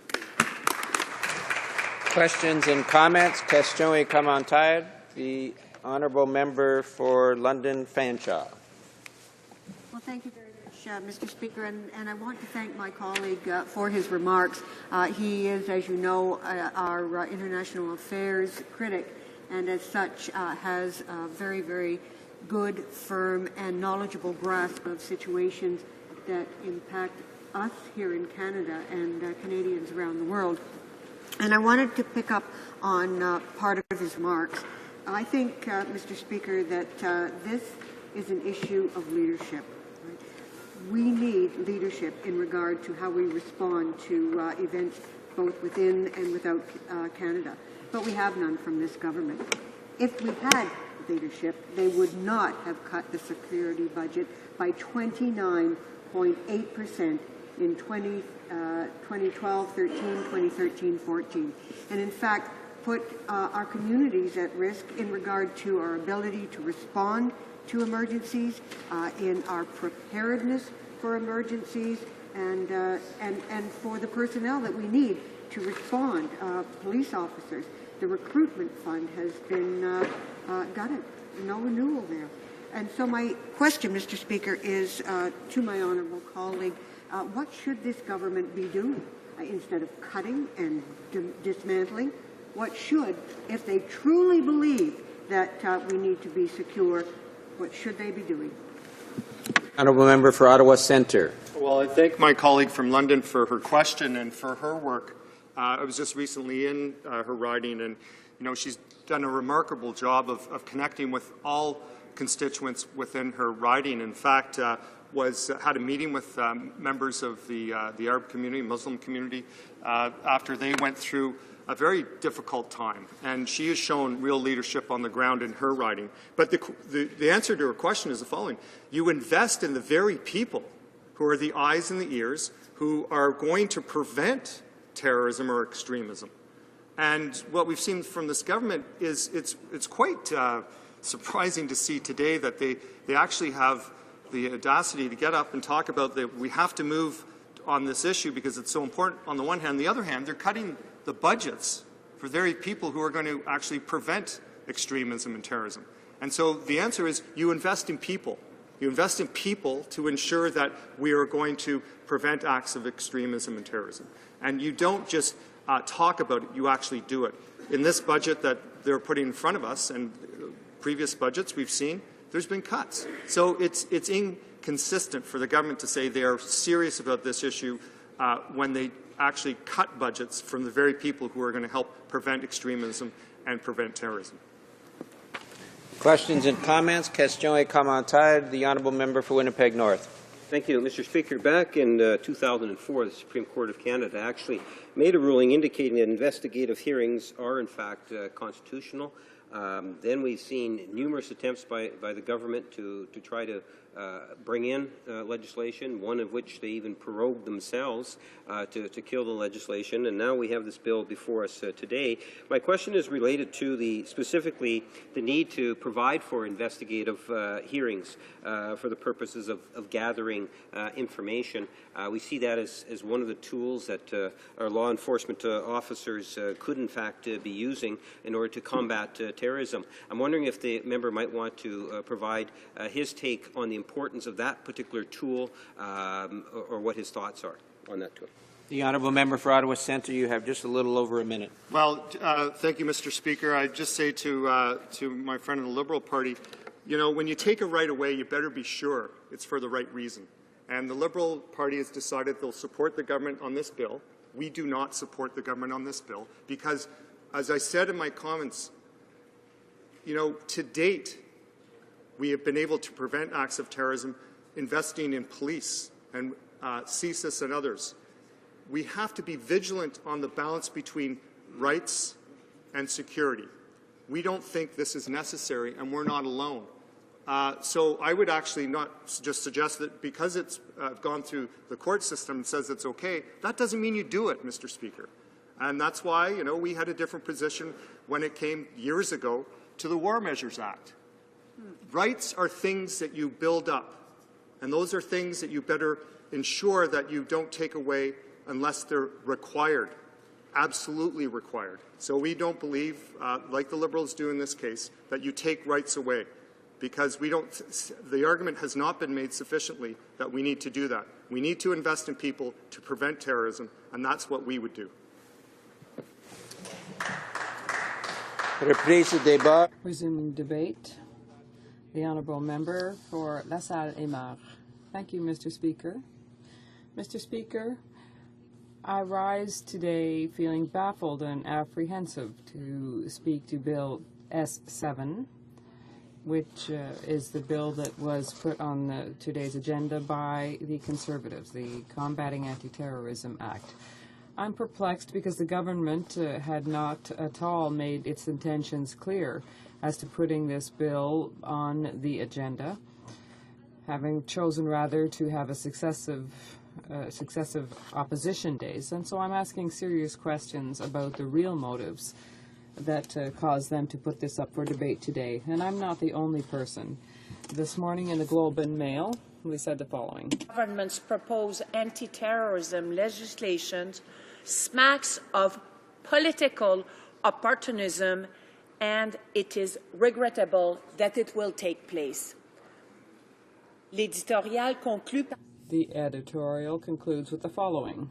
Worrying the fact that there are aspects of the proposed bill that raise questions about balancing civil liberties with the need to protect citizens. Appréhension égale. I also feel apprehension as I rise in the House, because whatever the position and arguments presented by the opposition, these will be distorted and reduced to nothing by the Conservatives, who don't want to debate the issue, but rather use this time on the air to get their message across. I would like, first of all, to start by defining what terrorism is and to talk about its evolution over time. My research has opened my eyes to various aspects and motives for terrorism that are not often well known. Terrorism goes back several centuries and was used in particular in the period that followed the fall of Robespierre in France to designate the politics of terror of the years from 1793 to 94, and the Petit Robert continues to define it as a systematic use of exceptional measures of violence with a political goal. Calculated use of unlawful violence or threat of unlawful violence to inculcate fear, intended to coerce or intimidate governments or society in the pursuit of goals that are generally political, religious, or ideological. Le Département d'État continue. The Department of State continues saying that these are often perpetrated against civilian or non-combatant targets. We can go back to the origins of terrorism in antiquity, where groups were carrying out systematic assassinations to move their causes forward. As was mentioned earlier, following the French Revolution, the government had set up a climate of terror in order to put down their opponents. And even today, we can see this kind of terrorism that is institutionalized by governments, as it was in history. So the rise of nationalism in the last century has made terrorism worse in several ways. We could see that there's a globalization of terrorism and a change in the methods and groups or individuals who carry out terrorist acts. But how can we combat terrorism? And particularly, as this bill proposes to do so, fight terrorism in Canada. In order to do so, we have to know what terrorist incidents have taken place in Canada in the recent decades. In their book, Terrorism and Anti-Terrorism in Canada, the authors point out that terrorist threats, if they're to be seen by the probability of a highly destructive incident occurring in Canada, is almost nothing, non-existent, for several reasons. The idea that Canada can prevent terrorist attacks is really far-fetched. We can, of course, prepare for emergencies and set up strategies to minimize the damage and help victims. And, of course, some plots may still be carried out. However, it is very rare, and if we analyze the plots that recently were uncovered in Canada and the United States, we can only point out their flagrant amateurism and the low probability of their being successful. First of all, the evolution of international terrorism has to be taken into consideration. The case of real international attacks, that is to say, that were financed and controlled from the exterior of the country, have been falling over the last 10 years. The rarity of these events makes it unlikely that they would be prevented in all cases.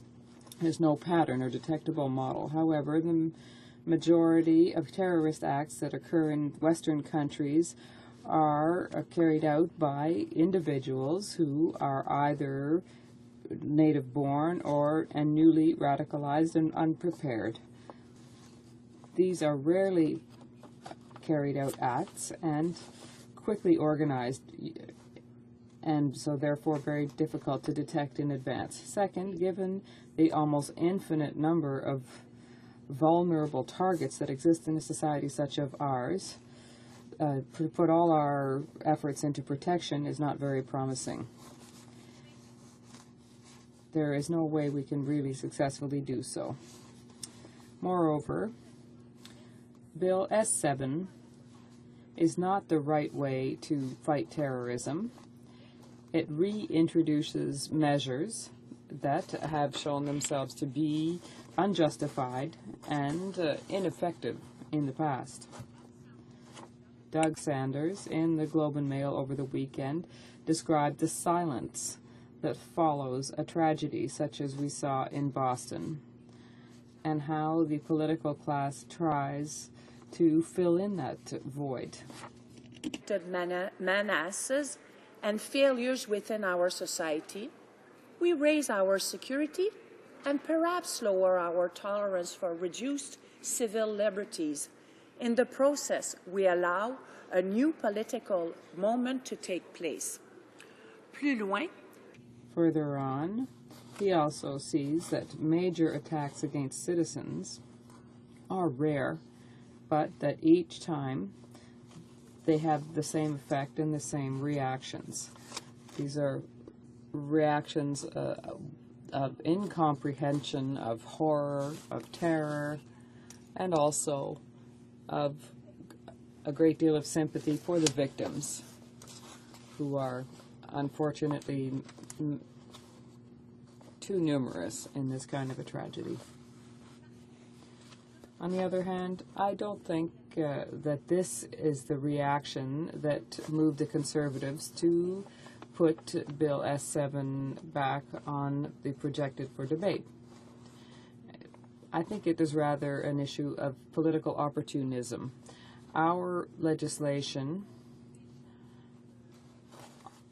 our laws already have done the work in terms of fighting terrorism. We have to recognize that this is a criminal act and that we already have laws in place to bring the fomenters to justice or those who carry out acts of terrorism. This act is useless and will not help fight terrorism in Canada. I must add as well that this government has very odd ways of talking about safety and security. Since the 2007 budget and those that followed, and I imagine those that are yet to come, have announced considerable cutbacks of $676 million to public safety.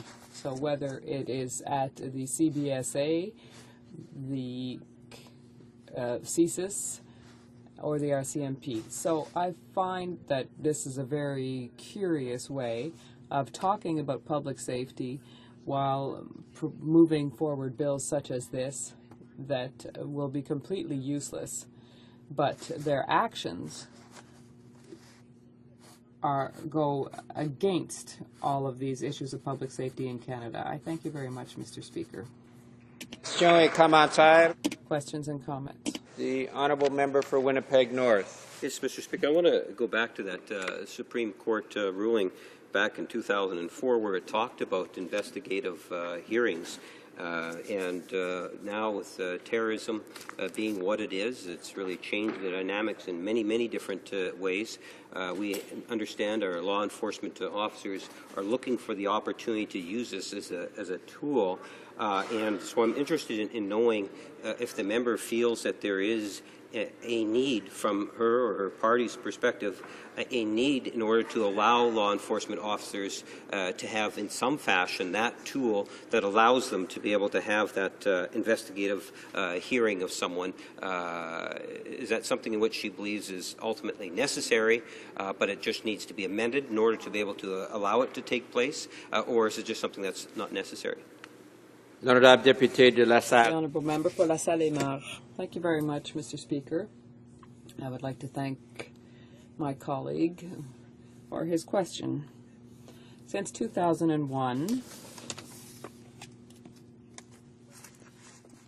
the provisions that are in the bill that have been put in after the tragedy of September 11, 2001 have never been used, Mr. Speaker. So I think that answers the question put forward by my colleague. These provisions were never used, and therefore we have enough tools in place currently. I think that the investigators have the tools that they need to be able to do their job. Questions and comments? Honourable Member for Timmins James Bay. Thank you, Mr. Speaker. And again, on a day when we're still mourning the loss of so many people in Boston, but we are debating a bill that could have enormous implications. And I'm interested in getting my colleague's opinion. Bill S7 is a law of general application, so it means that it affects not only adults, but juveniles as well, and that Canada has certain obligations under the UN Rights of the Child Convention and other international instruments in order of protecting children from unnecessary detention. Now, we know that the Canadian Coalition for the Rights of the Children proposed amendments to the bill that would ensure that children under 18 would be taken into special consideration and not subject to these measures.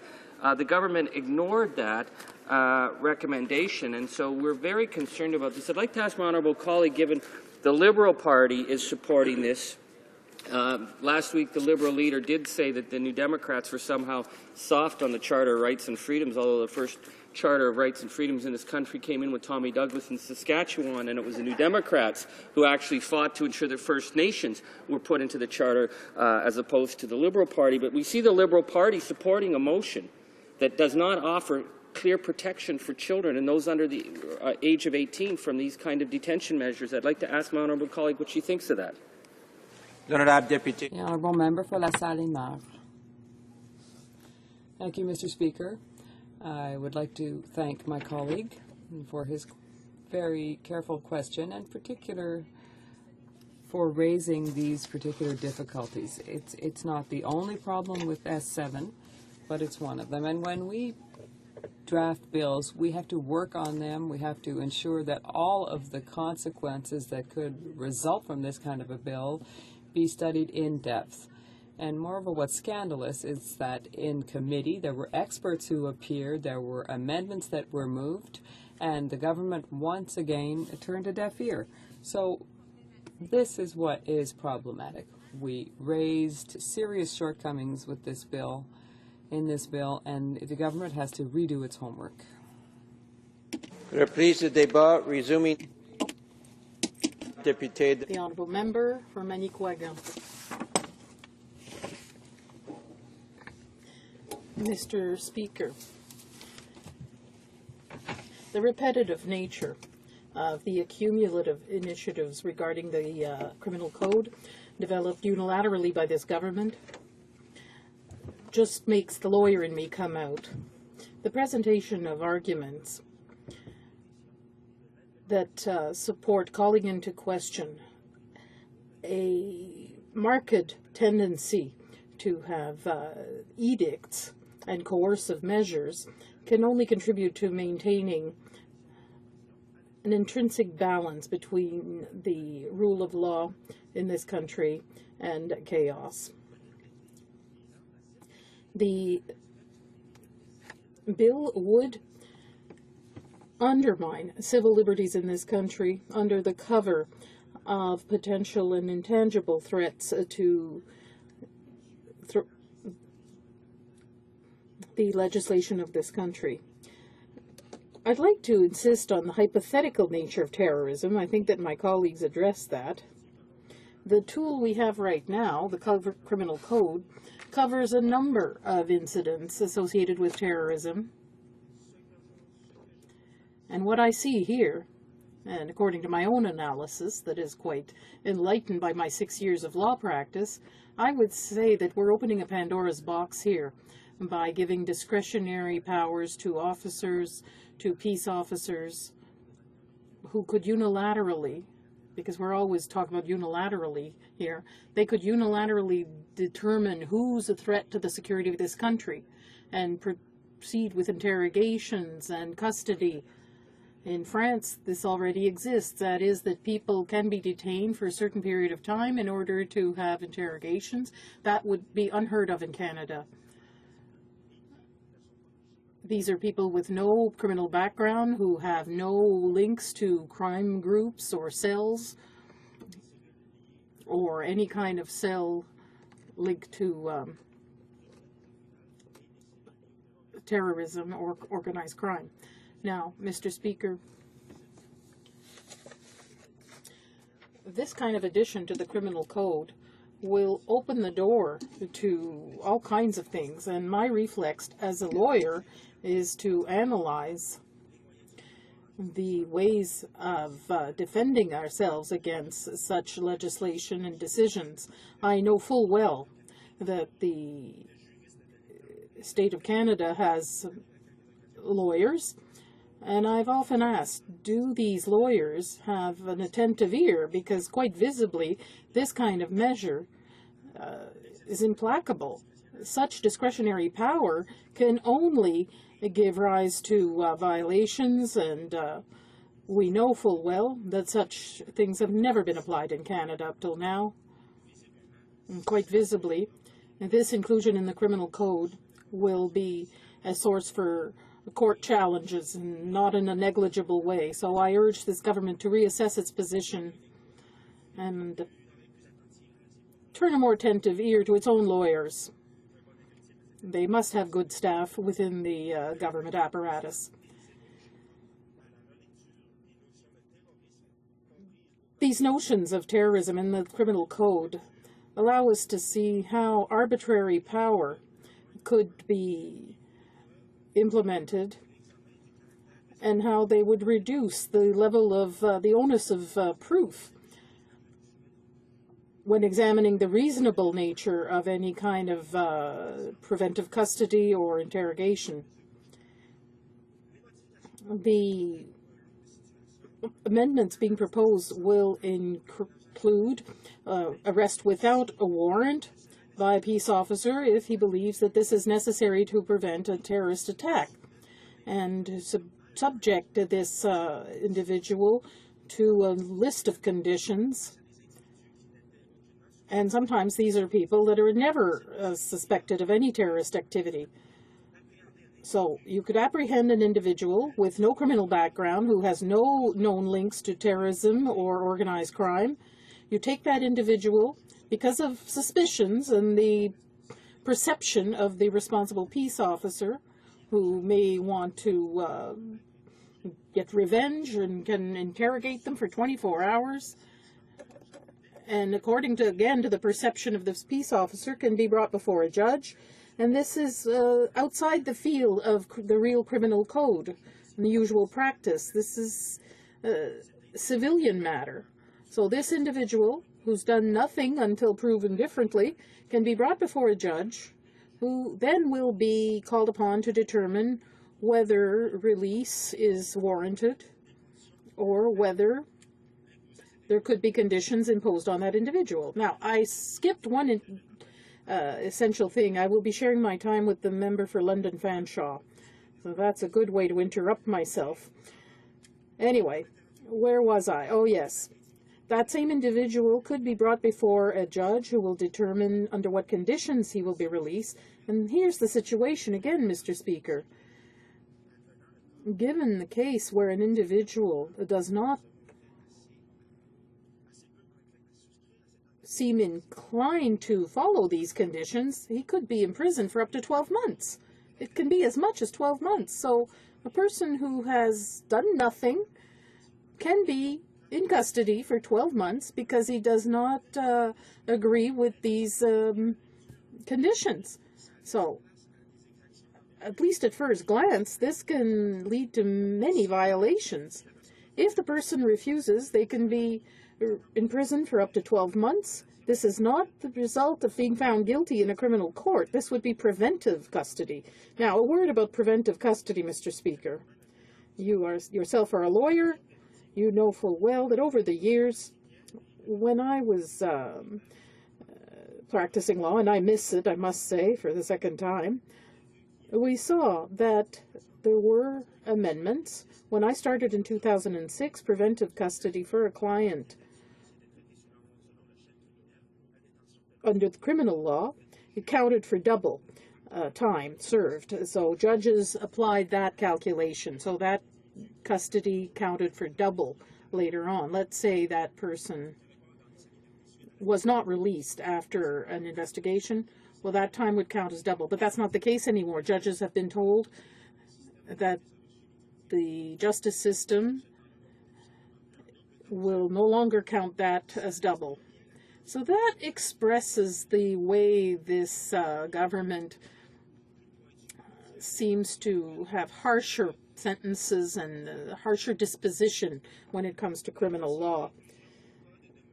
The intention to include measures to detain people up to 12 months associated with failure to comply with recognizance because of hypothetical terrorist acts perfectly illustrates the conservative approach to national security. Now, Mr. Speaker, as I indicated, my reflex as a practicing lawyer keep being relevant, and that's why I saw the possibility of being against such a measure. When I go to various Aboriginal communities and reserves throughout the country, I always make sure I tell them that it is possible for a citizen to consider a class action suit against unilateral decisions or pejorative and problematic. I often urge citizens to consider that avenue if they want to use that, given the possibilities here. If you have a number of people involved in the class action suit, thousands perhaps, you can get substantial funds and use specialist lawyers and get expertise that may be difficult for an individual to obtain. I see I only have 1 minute, and therefore this is what I submit very humbly. Questions and comments. Comments. L'honorable député de La Salle. The honourable member for La Salle-et-Mar. Thank you, Mr. Speaker. I'd like to thank my colleague for his speech. He's always, I always pay great attention to his way of seeing things and presenting things. I'd like him to tell us a little bit more about the fact that right now we have a bill that comes from the Senate. The Senate. So if this was a government priority, I wonder why it didn't come from the Commons. But anyway. But there's also the fact that in many successive budgets, the funding allocated for various agencies that take care of public safety have been reduced. So I'd like to talk about that disconnect between what the government says and what it does. The honourable member for Magny-Quagan. Now, I thank my colleague for her question, and I would indicate that although there's been a decentralization, if you will, there's a blind delegation of assessment of danger and threat when it comes to terrorism. If we look at the bill as it's written, it's delegated to peace officers who have some training.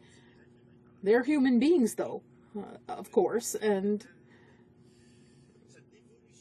that devolution of powers to individual can lead to violations, as I indicated. So it'd be preferable to invest in organizations that are under government control and that are better equipped to assess the danger of an individual, rather than proceed in the way we see here and open this Pandora's box.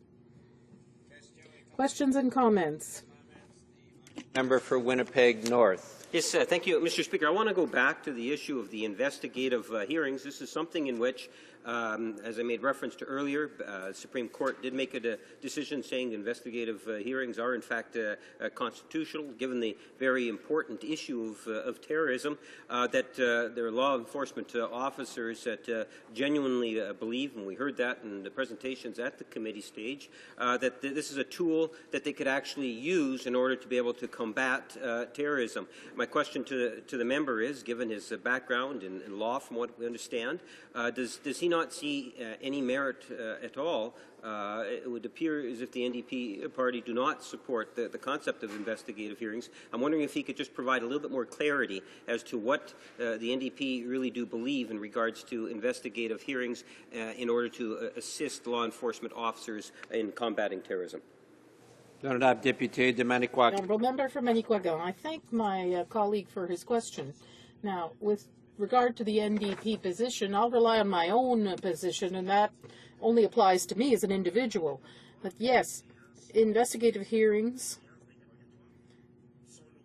are laudable in and of themselves. That's already passed the constitutional test, as my colleague indicated, but it's the circumstances that lead to such measures against individuals that leave us quite perplexed, and it's open to interpretation. This is discretionary power that is too broad. As I indicated in my speech, Mr. Speaker, this is trusting the judgment of a single law enforcement officer who will determine the danger based on things that are more or less factual or documented. A person who has no connection to organized crime or terrorism could be subjected to this.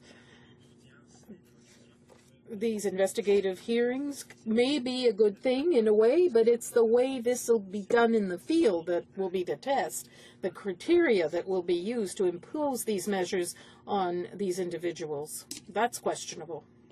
Questions and comments? Questions et commentaires. The honourable member for Timmins, James Bay. Very short. We don't have much time. Thank you, Mr. Speaker. I have been many years in this House hearing the same arguments put forward, that these are necessary and they'll only catch bad guys. So if we strip citizens of basic due process, it'll all help. And we saw Mara Harar, who was deported and tortured under the Liberal watch, and they did nothing for him. I'd like to ask my honourable colleague on this issue of preventative detention, that the idea that a Canadian citizen can be thrown in jail on someone's word without clear cause is very disturbing. I think most Canadians need to know that that's part of the bill. As well, there's no provisions to protect children under the age of 18. Why, I ask my honourable colleague, does he think the Liberals would support a bill that doesn't have clear breakout provisions to ensure that children 12, 13, 14, 15 are not going to be subject to unfair detention? The honourable member for Manicouagan. We don't have much time left. I thank my colleague for his question, and quite clearly, following the intervention of my Liberal colleague, I see where they're going here, and that's a good thing that this is being raised here. I would say that this kind of measure is highly debatable. It could lead to a court challenge on its face. This is the type of thing police states have. 12 months detention for someone with no links to organized crime, unknown to police, nothing about them, no link to terrorist cells. As I said, that's never been done, but so that is my humble opinion. Resuming debate, the reprise de débat. The honourable member for London, Fanshawe. Well, thank you very much, Mr. Speaker. Mr. Speaker, this Parliament is supposed to be a place wherein democracy and communities are protected. Consequently, I have some very serious reservations about this bill, S7, about it being debated here today and the context in which it's debated and the various elements within this bill. I'm concerned because it not only impacts the civil liberties of all Canadians, but it's also part of a larger dismantling of the democratic core of this country. Mr. Speaker, liberty and democracy are very much part of our history and what makes us who we are.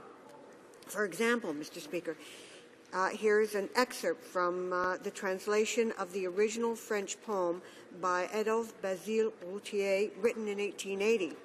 It is the basis upon which our own national anthem has been created.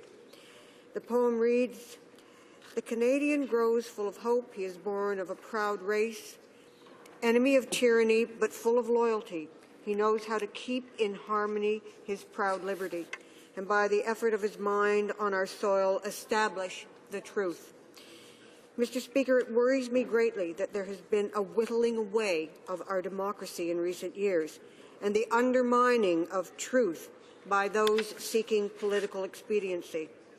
In the last election alone, there was illegal overspending by certain MPs, some who have been forced to step down, and others facing serious accusations that Elections Canada is currently investigating. Of greater concern were the acts of voter suppression in ridings across Canada. And now, Mr. Speaker, charges have been laid in one of these cases. This illegal spending and voter suppression are a very real threat to the basic functioning of our democracy in this country. Citizens require the ability to vote, and those running the various campaigns need to be on equal footing to ensure a fair race. And it's not just during elections. Mr. Speaker, in this House, the government continues to limit democracy by attempting to silence, by using dissenting opinion, including the opposition and its own members of the government caucus. We can't speak out on this side of the House, on that side of the House. It's no kind of democracy, Mr. Speaker. They've shut down debate here a record 31 times and are actively limiting debate not just in the House, but also in committee. And because the government uses its majority to conduct committee in camera, Canadians don't know. They don't know what's happening. They don't know what members have proposed. They don't know what is being undermined. Sadly, the government is clearly not interested in hearing other ideas. The problem is, Mr. Speaker, our job here is to work together and collectively look at legislation to ensure that it is in the best interest of all Canadians. This government has no interest in compromise, either in the House, in committee, in public, or even behind closed doors. This dogmatic and anti-democratic approach to governing is, to say the least, problematic. It's concerning, and it's a travesty of Canadian values. This bill, S7, continues in that same vein, and if passed, will again be a hit on democracy in Canada, as it will inhibit the personal freedoms of individuals. This principle is sacrosanct in our democracy and should be absolutely a principle that is above any meddling by anyone. We have the protections and the prosecutorial measures already in place within current legislation to address terrorism in this country. We do not require the changes that we see in S7. Bills such as this tarnish the very core of what makes us Canadian. We are a great country, known for our democratic principles. But if we pass this legislation, we are in fact stripping away the very thing that makes this country great. It's often said that the goal of terrorism is to create fear. Reacting to that fear and taking away civil liberties has the circular effect of validating that fear and giving into it. In this sense, the terrorist is successful in creating a culture of fear. This isn't a new idea, Mr. Speaker. Benjamin Franklin stated that they who can give up essential liberty to obtain a little temporary safety deserve neither liberty nor safety. Without liberty and democracy, we are neither safe nor free. Mr. Speaker, I want to emphasize here that this bill does not protect Canadians from terrorism, and it shows a lack of balance between security and basic rights. There are better ways of combating terrorism without taking away Canadian civil liberties. Our job in this place is to protect Canadians, to protect our communities. Protecting Canadians does not mean taking away their freedoms, nor does it mean opening up our laws to a cycle of fear. As I've already said, the criminal code contains the necessary provisions for investigating those who are involved in criminal activity and for detaining anyone who may present an immediate threat. Paul Copeland, a lawyer from the Law Union of Ontario, when testifying before the Parliamentary Committee, stated that, in my opinion, the provisions that you are examining here in committee will unnecessarily change our legal landscape in Canada. We must not adopt them, and in my opinion, they are not necessary. Other provisions of the Code provide various mechanisms for dealing with such individuals. In December of 2012, Mr. Paul Calarco, a member of the National Criminal Justice Section of the Canadian Bar Association, stated that there is no question that the prevention of terrorist action is vital to preserving our society. This requires effective legislation, but also legislation that respects the traditions of our democracy. Unfortunately, Mr. Speaker, S7, the bill before us, fails to achieve either goal. The fact that the sunsetted provisions of the Anti-Terrorism Act were never used between 2001 and 2007 is evidence of this. Even though it may be politically risky to oppose measures that have been engineered to seem effective, our position on this side of the House is rooted in the belief that the measures are ineffective and unnecessary, and also in the belief that our position reflects the values cherished by Canadians and faith, absolute faith, in the strength of existing laws. Mr. Speaker, S7 violates civil liberties and human rights, especially the right to remain silent and the right not to be imprisoned without first having a fair trial. Imagine that. We're talking about putting people in prison for as much as a year without any evidence, without any trial. I mean, that smacks of the worst kind of totalitarianism. The state should never be used against an individual to force that person to either testify against him or herself or to inflict punishment of a year in prison without recourse. This bill shows a lack of balance between security and basic human rights, notwithstanding the fact that there are a few more safeguards than in the 2001 version, notably the role of the Attorney General and an annual reporting process. The timing of this bill cannot be ignored. A Liberal opposition day intended to propose a more democratic process for member statements for some parties in this House was abruptly... There's just way too much talking and socializing going on in the House. I cannot hardly hear the debate that's going on. So please keep it down. If you want to have socialization, move out into the lobbies. Go ahead. Well, I think, Mr. Speaker, that my point about a refusal to listen was illustrated quite effectively just now.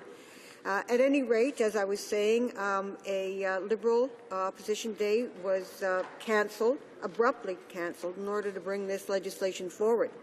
Last week, S7 was not deemed a priority, but suddenly it needed to be debated today. The explanation given by the members opposite was that this bill needed to be passed in light of recent bombings in the Boston Marathon. And I'd like to point out that this House unanimously condemned those attacks, and we rose in silence and in respect for those who suffered.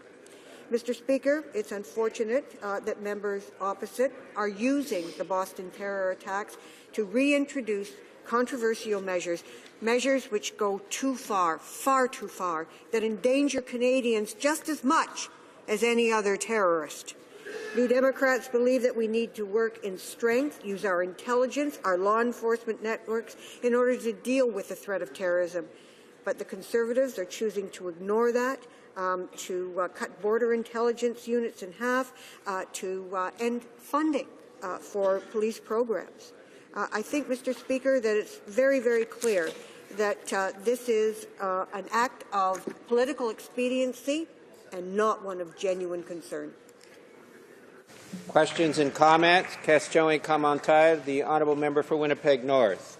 Yes, thank you, Mr. Speaker, and I couldn't agree more with the member in regards to her closing comments as to why it is that we have S7 today, and I hope to address that in my own comments. But my question is along the same lines that I've asked some of her colleagues, and that is in regards to the need to have an investigation.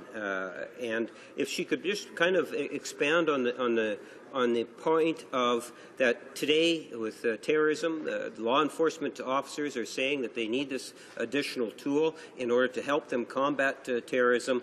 Does she not realize that if it did not pass, that you would have law enforcement agencies and other experts that are saying that we will in fact have a gap that does need to be filled. The power to be able to have that investigations or holding individuals for investigation seems to be of most importance in terms of having that as a tool. I wonder if she might want to provide further comment on that aspect.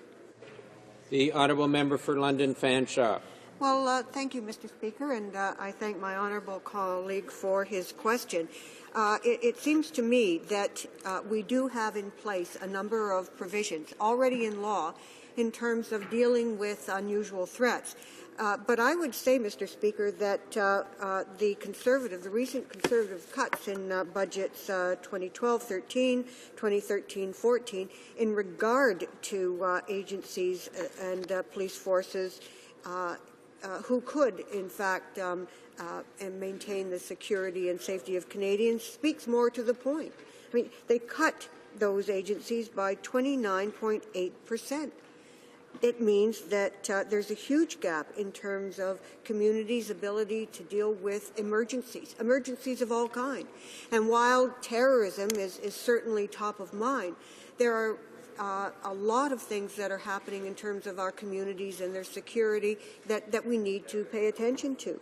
Natural disasters. Right now in the Huntsville area, people are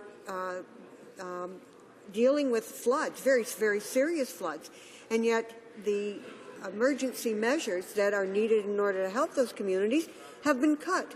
So while, yes, we are concerned about terrorism, we have to look at security in a much broader way and not just focus on what is expedient and politically of interest. Questions and comments? Question commentaire. The honourable member for Timmins, James Bay. Thank you, Mr. Speaker. I've listened with interest to my honourable colleague and of course refer to the Globe and Mail editorial that said it's very unfortunate that the debate that's taking place here is an attempt on the part of the government to politicize the Boston Marathon bombings, that we need to really think this kind of legislation through, and we need to look at it in terms of other historical moments. In England during the horrific bombings in the 1970s, when the idea of preventative detention, which the Liberal Party's been promoting all day, was used, and we saw Annie Maguire and her 6 family members who were jailed for 15 years on the charge of being Irish in the wrong place. Later on, of course, we realized that that was a complete abusive process, and we saw under the Liberal government after 2001 the notion of the right to trial, the notion of basic freedoms that we cherish in the rule of law. The Liberals thought that that was outmoded, and we saw Mayor Arar sent off for torture. I'd like to ask my honourable colleague, given the fact that there's no provisions for children under this bill, they would be treated as adults, what does she think of the Liberal Party's continual pushing for this supposed need to be able to have preventative detention without trial, without charges, where people can be put in jail? The honourable member for London Fanshawe, you have 1 minute. Well, thank you, Mr. Speaker, and thank you to my colleague. It seems to me that in a democracy, one of our chief aims is to protect. And what could be more important than protecting children? Protecting them from whatever is out there. And apparently, in this case, protecting them from their own government. It seems to me that we go far too far. We need to remember that 3 people died on the streets of Boston a week ago. We have to respect that. We have to honor that. And to see this government using it for its own nefarious purposes, I think it makes all of us feel dreadful. It is sickening in terms of what kind of response we should have. Resuming debate, reprise the débat. The honourable member for Winnipeg North. You'll have about 10 minutes. Yes, thank you, Mr. Speaker. Mr. Speaker, it's a pleasure for myself to stand to be able to address this bill, and I would like to start off by just commenting briefly on the Boston tragedy. I believe it's safe, Mr. Speaker, to say that no matter where you live in Canada or where you live in North America, you will find that people were shocked and surprised and horrified in terms of what it is that they witnessed in one form or another, whether it was reading the news or watching the news, to see what had taken place in a landmark, iconic event on an annual basis with the Boston Marathon. It touched the lives of everyone, and we extend our condolences and our best wishes to those individuals, family and friends and others that had to experience this firsthand, Mr. Speaker. But let there be no doubt it had an impact on all people living here in North America and beyond. At the end of the day, Mr. Speaker, we had seen all sorts of comments and remarks from the average citizen on the streets of Boston to Winnipeg to Toronto, all over North America. People were touched and concerned and wanted to be able to express themselves. We also saw and had opportunity to see leaders of nations provide comment on this, on what took place in Boston. Now, unfortunately, Canada, our Prime Minister, somewhat stands alone. Stands alone in the sense, Mr. Speaker, that he is prepared to exploit the issue of what took place in Boston. And I say shame to the Prime Minister, Mr. Speaker, for doing just that. And he's done that in a couple of ways. And I want to make comment on how it is, Mr. Speaker. You know, it wasn't that long ago, just last week, when the Prime Minister, he's overseas in England, and he's attending, as he should, Mr. Speaker, the funeral of the late Margaret Thatcher. We had comments that were coming around from the globe talking about what took place in Boston. And what does the Prime Minister do, Mr. Speaker? He decides to attack the leader of the Liberal Party, amongst others, Mr. Speaker. And members from the bench say, here. Well, I say, you know, Mr. Speaker, you have to put it in the context. What did other leaders have to say about the Boston tragedy or terrorism in general, Mr. Speaker? You know, it was interesting. President Barack Obama says, obviously tonight, there are still many unanswered questions. Among them, why did young men who grew up and studied here as part of our communities and our country resort to such violence? That came from a real leader, Barack Obama. Then we have another real leader, David Cameron, British Prime Minister, Mr. Speaker. I believe the root lies in the existence of extremist ideology. I would argue an important reason so many young Muslims are drawn to it comes down to the question of identity. You know, Mr. Speaker, there's another reaction, not necessarily to the Boston strategy, but reaction to terrorism in general. Mr. Speaker, these are the type of comments that we hear from leaders. On the other hand, our Prime Minister is so nervous, so concerned and scared of the leader of the Liberal Party, he focuses his attention on attacking the leader of the Liberal Party. Mr. Speaker, go figure. Go figure. Where's the statesman that the Prime Minister should be, Mr. Speaker, on this particular issue? So he wants to be able to get a little bit of attention. Well, Mr. Speaker, at the end of the day, I think that it's unfortunate that he would use that in order to take cheap shots at the leader of the Liberal Party, or anyone else, Mr. Speaker, for that matter. Then we have what took place last Friday. And we're debating S7 today, Mr. Speaker. What happened last Friday is the Liberal Party put on the notice for Opposition Day today, and it was supposed to be about democratic reform. You'll recall that you have a number of conservative backbenchers that feel that this current Prime Minister, former Reform Party member, you know, the whole glass bubble, you have to do and say what it is I say, or you're not a part of the Conservative Party mentality. That's the person we're talking about, Mr. Speaker. Yes. Well, Mr. Speaker, you know what happens is that the Prime Minister decides on Friday to have the S7 being debated today, of all days, Mr. Speaker. It's been on the order paper for months. It's been on the order paper for months. Yet this government chooses today to have it. What's the reason? Well, it's because of the Boston tragedy. Well, I've got news for you. The Boston tragedy occurred last Monday. Why didn't you have it on Wednesday, Thursday, Friday of last week? Well, the simple reason, Mr. Speaker, is that on Friday, an hour before we were going to adjourn, they found out that the Liberal Party in an Opposition Day motion wanted to talk about democracy. And it was about democracy. It was about allowing individual backbenchers from the Conservative Party to be able to look at a way in which they would actually be able to speak, Mr. Speaker. That's what was happening there, Mr. Speaker. And what did the government do? Well, then a light clicks on and says, well, we can avoid that by having a debate on S7, and we'll use the Boston tragedy, sadly, Mr. Speaker, as an excuse in order to justify it. Well, Mr. Speaker, that's the second time they've used that horrific incident for their own political self-serving agenda, Mr. Speaker. To me, that's not very prime minister-y ship, if I can use that word, Mr. Speaker.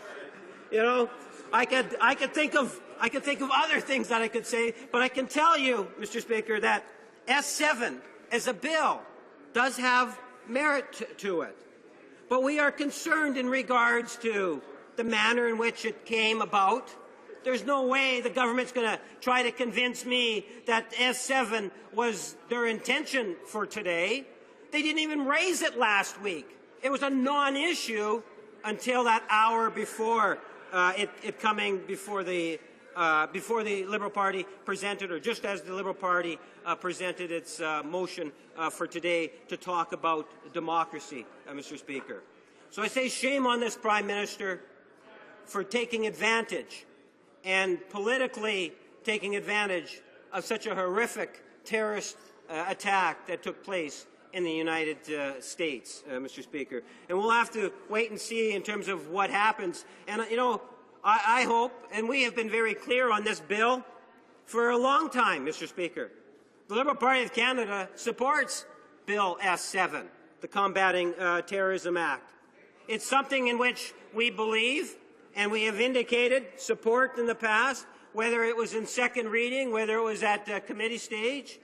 Could the legislation be better? Yes, it could be better, Mr. Speaker, but we know that this particular Prime Minister does not, especially since he's had the majority, does not think kindly to amendments.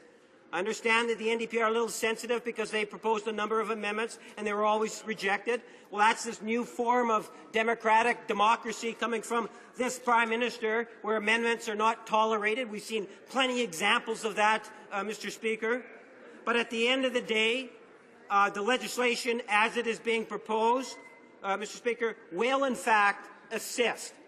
We know it will assist because law enforcement officers have been very clear, and other stakeholders, experts, have been very, very clear.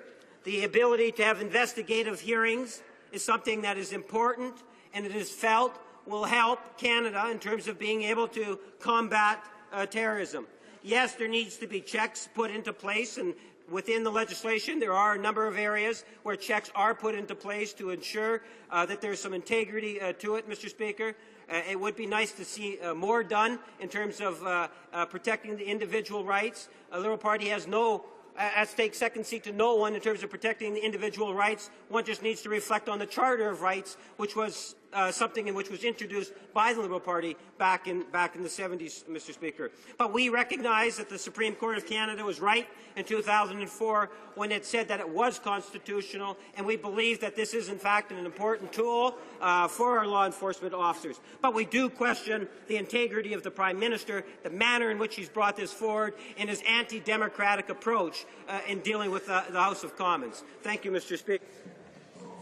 The honourable member will have 10 minutes, 30 seconds when we resume debate on S7. Statements by members, déclaration de député. The honourable member for Saanich, Gulf Islands. Thank you, Mr. Speaker. I'd like to wish all members of this House a happy Earth Day. Today is the 43rd anniversary of that celebration. But please excuse me if I don't feel like celebrating, The only motion before us today that has any environmental content is the NDP motion from its last opposition day to block ratification of the Canada-China Investment Treaty. We should all be voting to block ratification, but I can predict as of now that the motion will be defeated, and that's going to be a terrible shame because it will not mean that this House has had a single proper day of hearings, not one day of expert witnesses coming here to tell us what we need to know about this extraordinary treaty that will give the Chinese People's Republic of China and its Communist Party government the right to sue us and lock us in for 31 years. NAFTA locks us in for 6 months. The new treaty that was tabled after the Chinese treaty locks us in for 16 years, but not one day of hearings on this. I urge you, before it's too late, let's find a way to have hearings. The honourable member for Don Valley West. Mr. Speaker, tomorrow marks the 100th anniversary of the incorporation of the town of Leaside. Named for William Lee, Leaside was originally a railway town just northeast of Toronto. An industrial boom began during World War I, and the community has grown ever since. Leaside is not laid out on a grid, but has streets that curve and intersect with parks, schools, and churches, all centrally located. Leaside truly feels like a small town in the heart of Toronto.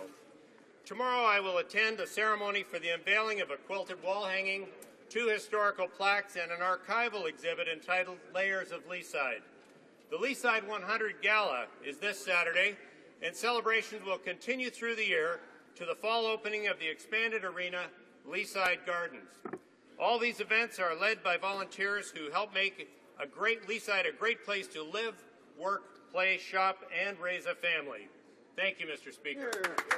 The honourable member for Timmins, James Bay. Thank you, Mr. Speaker. I rise today with profound sadness over the sudden closing of Parham House, the palliative care centre in Toronto. Parham House set a very high standard for care of families dealing with dying loved ones, and the loss of this institution reminds us that palliative care services remain elusive for many people across this country. Less than a quarter of Canadians have access to palliative care. In the rural areas, the North, and on First Nations, the lack of services is highly problematic. I commend the all-party committee that did excellent work on the issues of palliative care, but at the federal level, we do need to work with the provinces and First Nation communities to ensure that all Canadians have access to quality end-of-life care. Mr. Speaker, I spent a week at Parham House as my dear brother-in-law lay dying, and I realized that palliative care is about restoring the family to the heart of these moments of hard transition. Everyone has to face these moments. Let us ensure that these moments of hard transition are met with dignity and with hope. Thank you.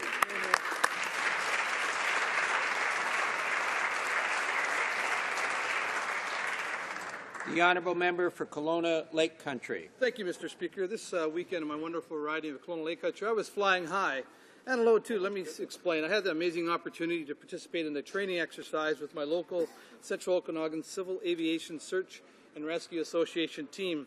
The association is a member of CASARA, a Canada-wide volunteer aviation organization dedicated to the promotion of aviation safety and the provision of air search support services to Canada's National Search and Rescue Program. Represented by a dedicated group of men and women from a variety of professional backgrounds, they are part of a larger network of emergency volunteers across the country who, Mr. Speaker, rush in to help while the masses are running for safety. I'd ask all honourable members during this National Volunteer Week to join me and salute all our first responders, including our police, firefighters, paramedics, search and rescue, and the thousands of volunteers from coast to coast to coast who help to protect us and keep Canada safe. Thank you, Mr. Speaker. The honourable member for Etobicoke North. Mr. Speaker, today marks the 43rd Annual Earth Day, a day to celebrate Canada's tremendous natural beauty and educate, empower and motivate Canadians to achieve solutions to improve the state of the environment for our children and grandchildren. Successive Conservative governments have pitted the economy against the environment.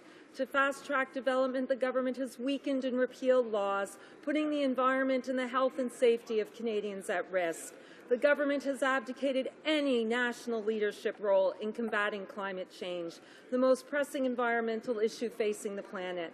The government must stop its delay tactics and immediately introduce emission regulations for the oil and gas sector. not just a monitoring plan. It is time we once again make human health, and particularly the welfare of the most vulnerable, our children, a consideration in the environmental debate. Our future depends on it. Honourable member for Edmonton Centre. Thank you, Mr. Speaker. This past weekend, my wife and I attended the Courage Gala to raise money and awareness for the wonderful work of the Glen Rose Rehabilitation Hospital in Edmonton.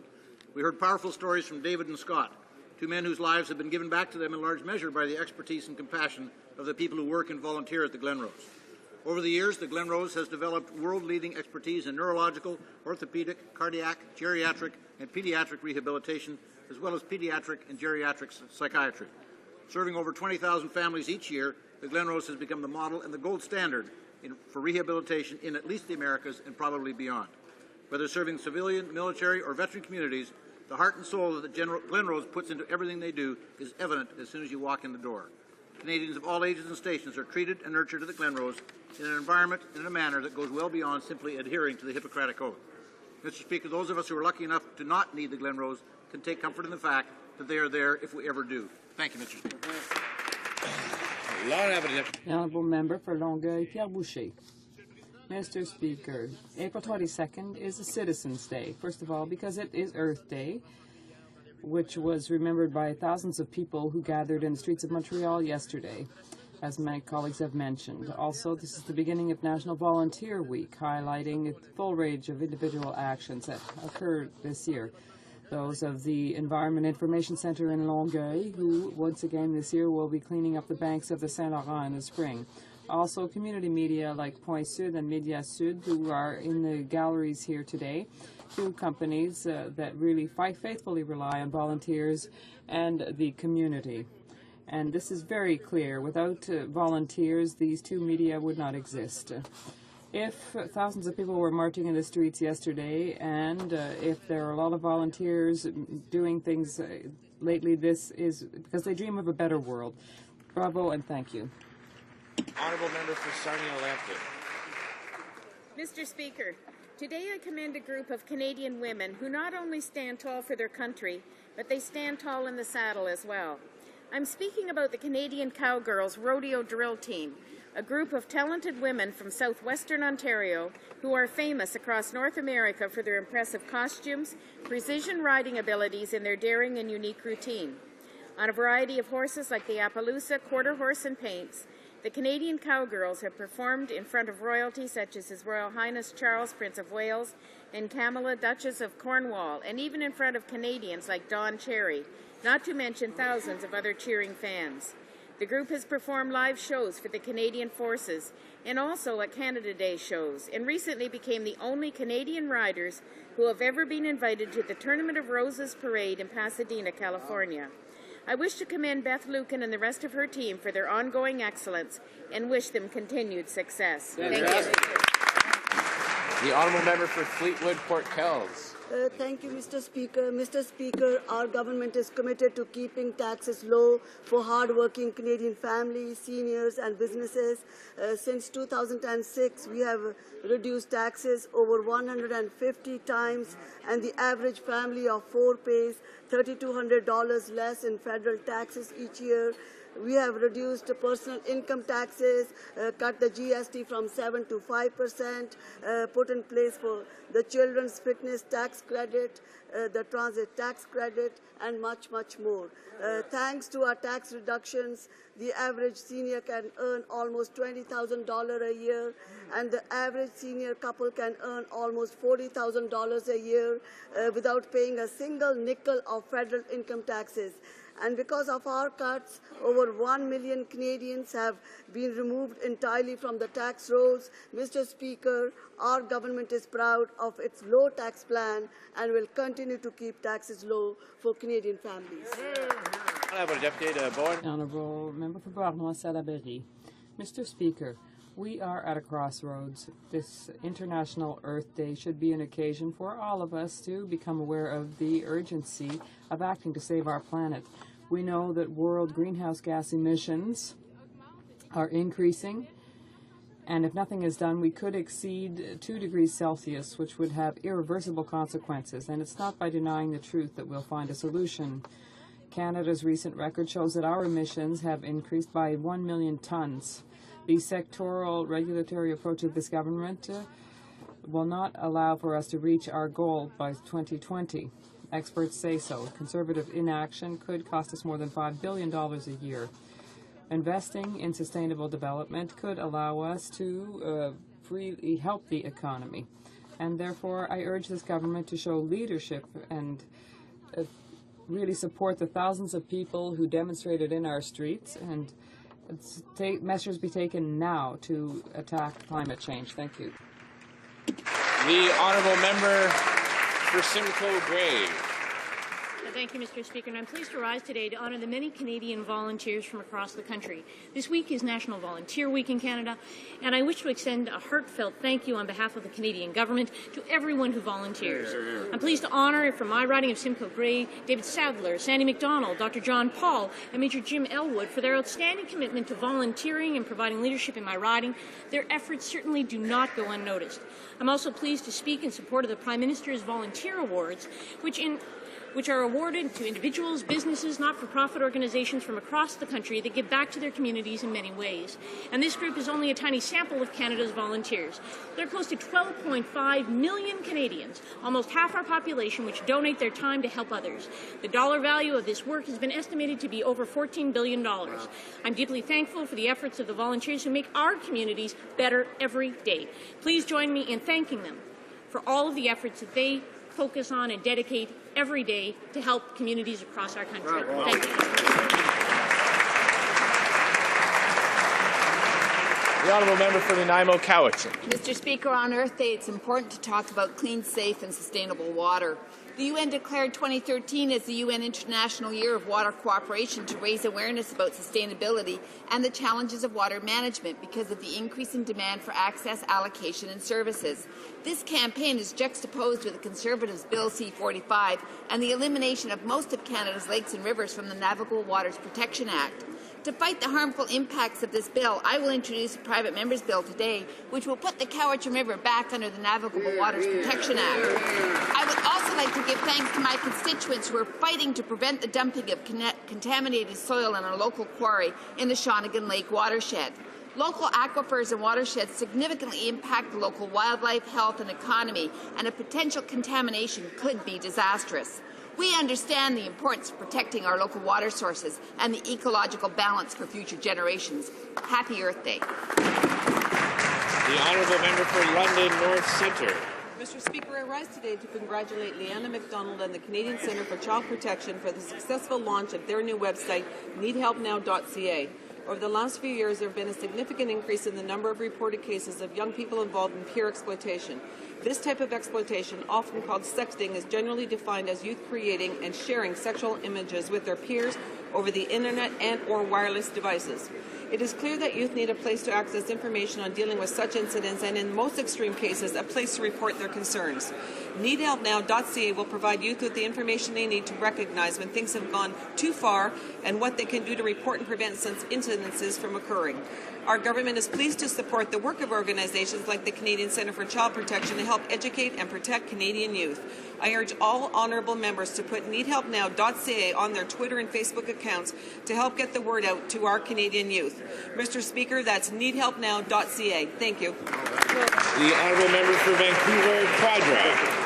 Mr. Speaker, today in Ottawa, I joined hundreds of volunteers who walked for Boston in solidarity with the victims' families, the participants, and the volunteers of the Boston Marathon. Across Canada, volunteers share their time, skills, and talents to make things better in their own communities and in communities all around the world. This week is National Volunteer Week, a time to pay tribute to the more than 13 million Canadians who spend over 2 billion hours volunteering every year.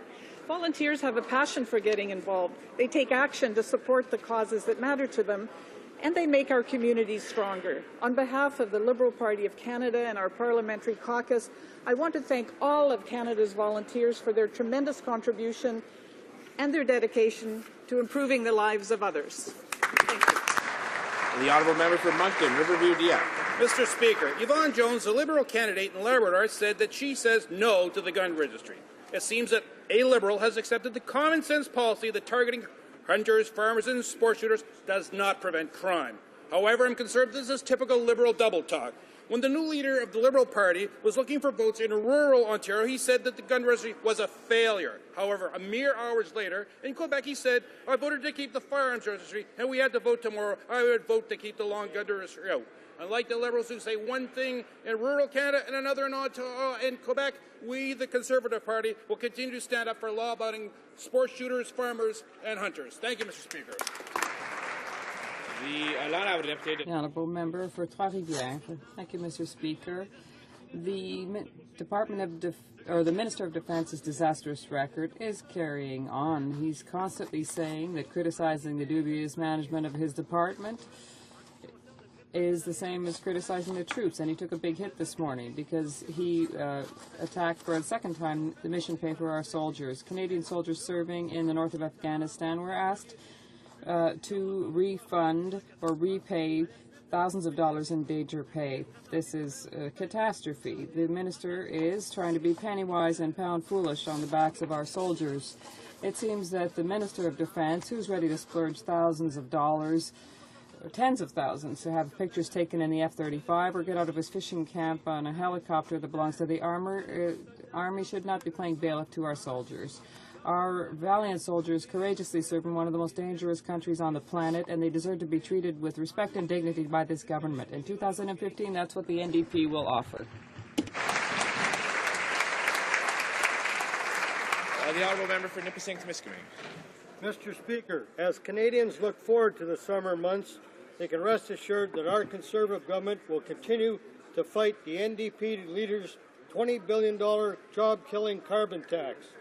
In the summer months, Canadians will hit the road with their families to go camping, spend time at a cottage, or visit family and friends.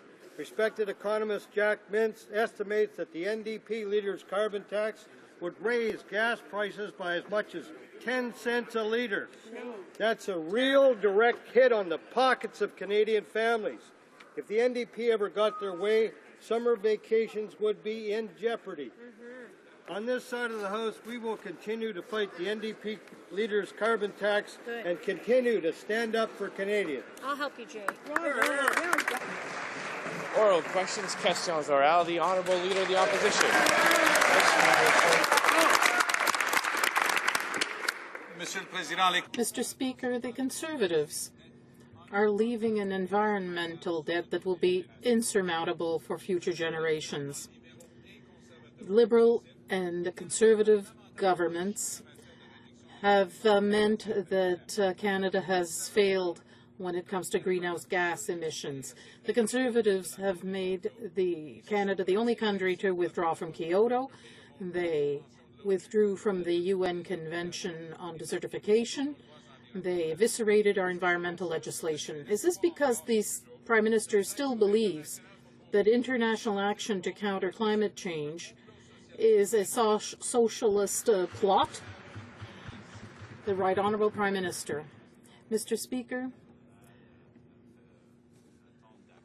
the federal government has done a lot for the environment. We expanded our marine zones.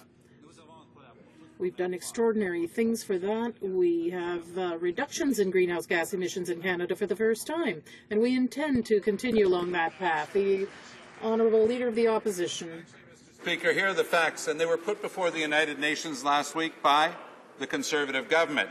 The only reason that they can talk about a slight dip after 2000 is that they've completely destroyed the manufacturing sector in Canada. That's what they wrote word for word to the United Nations. In fact, we've increased by 1 million tons from last year to this year the amount of greenhouse gases that we are producing in Canada. I again quote the Prime Minister. Kyoto is essentially a socialist scheme to suck money out of wealth-producing nations. Isn't the problem that that's still fundamentally what he believes, as his backbenchers applaud it? The Right Honourable Prime Minister. We've been very clear. clear that unlike what we need is an effective international protocol that will cause all nations, all major emitters to reduce their greenhouse gas emissions. That's what we're working for internationally, and that's what we're doing in Canada. We have, in fact, had economic growth in this country. We've also seen a drop in greenhouse gas emissions, as well as other important actions by the government to protect land and marine protected areas, and we have every intention of continuing to work in favour of our environment. The Honourable Leader of the Opposition. Canadians can't wait any longer for this Conservative government to wake up to these issues, Mr. Speaker. They've stripped protection from 99% of rivers and 99% of lakes in Canada. They've even left Canada's heritage rivers without protection, ignoring their economic, ecological and historic significance. Will the Prime Minister commit to reinstating protection for all Canadian waterways that used to exist under a 100-year-old piece of legislation admired around the world called the Navigable Waters Protection Act?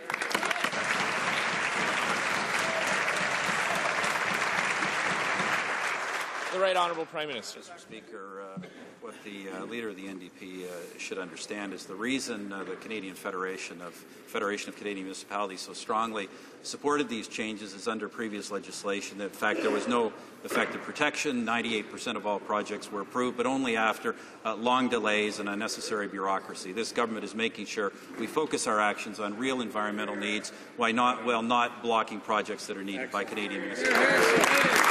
The Honourable Leader of the Opposition. On another topic, Mr. Speaker, today we learned that the Department of National Defence was planning to claw back the danger pay of soldiers currently on duty in northern Afghanistan. The department notified the soldiers that they are taking back the money, quote, as soon as practicable. After demanding soldiers pay up, National Defence explained to them as follows, in pure bureaucratese. It was therefore not a reduction in level, but rather that the established rate was never properly implemented and personnel had been overpaid. This is the second incident in 2 weeks where Conservatives have tried to shortchange soldiers who were placed in harm's way. Why are the Conservatives once again going after our soldiers' danger pay? The Right Honourable Prime Minister. On the contrary, Mr. Speaker, as you may know, this is a particular case where certain soldiers were paid more than they should have because of an administrative error. That should not have been the case, and is certainly not the fault of the soldiers themselves. And for that reason, the Minister has made very clear they will not have to repay those amounts. Mr. Speaker, we support very strongly our soldiers. We not only support them, we have supported through the entirety of the past decade their mission in Afghanistan, and we will continue to support them in that danger.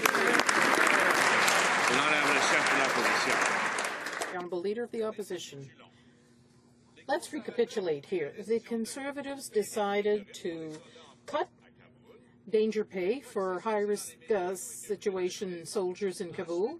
Then they backed down. Now they're trying to claw back money paid to soldiers in northern Afghanistan. Now that it's in the media, they agree to back down, as the Prime Minister just said. Now, they can blame others as much as they want. This is the responsibility of the Minister of National Defence. So will he finally assume responsibility for this silliness, or will he admit that he's lost control of his department? Right Honourable Prime Minister. Mr. Speaker, this was an administrative error of overpayment. The Minister has intervened to make sure there will not be a need for these soldiers to refund the money. Contrary to the NDP, this government supports our troops in Afghanistan, and we are very proud of them. The Honourable Member for Papineau. Mr. Speaker, last week the government refused to cancel the tariff that are a new tax on the middle class. But this is not the only way the Conservatives are attacking Canadians. Last year, we witnessed the worst summer employment rate for young Canadians in decades. Can the government tell us what action it has taken this year to make sure that it won't let our students down again? The Right Honourable Prime Minister. Mr. Speaker, we've been clear. We have reduced tariffs by more than $500 million a year for consumers. It wouldn't make sense to give special tax reductions to China and India and countries like that. But I'm a bit surprised by this question, frankly, because this member wrote to the government to ask for increases in taxes on consumer products. In 2010, the Honourable Member for Papineau. Mr. Speaker, raising tariffs by $330 million a year on everyday items is going to hurt Canadians. And worse, compared to pre-recession 2006, the Canada Summer Jobs Program now offers 24% fewer jobs to students. So with youth unemployment soaring, instead of offering extra support, this government is abandoning young Canadians. I ask again, what is this government doing to ensure that they don't let young Canadians down once again this summer? Right Honourable Prime Minister. Mr. Speaker, as I just said, this government has in fact, on a net basis, reduced tariffs by over $500 million annually for Canadian consumers, but obviously we don't think it makes sense to give special tariff reductions to countries like China. But you know, Mr. Speaker, I always know when a question is coming from the Liberal leader because inevitably he's written the government asking us to do exactly the opposite. He's written us asking us to increase taxes on a range of consumer electronic products, including iPods. This government will not be doing that. The Honourable Member for Papineau. Mr. Speaker, middle-class Canadian youth depend on the Summer Jobs Program to get work experience and to help pay for school. So in these tough economic times, students need more help, not less. I ask again, how is this government going to create at least as many job opportunities this summer as the program offered 7 years ago before the recession hit? Right Honourable Prime Minister. Once again, Mr. Speaker, this government has made investments in a range of youth employment activities, and that's one of the reasons why we see over 900,000 net new jobs created in this country since the recession ended. One of the best records in the developed world. But as I say, Mr. Speaker, what will not help the youth or anybody else in this country are the proposals of the Liberal leader and the Liberal Party to increase taxes on students and other Canadians.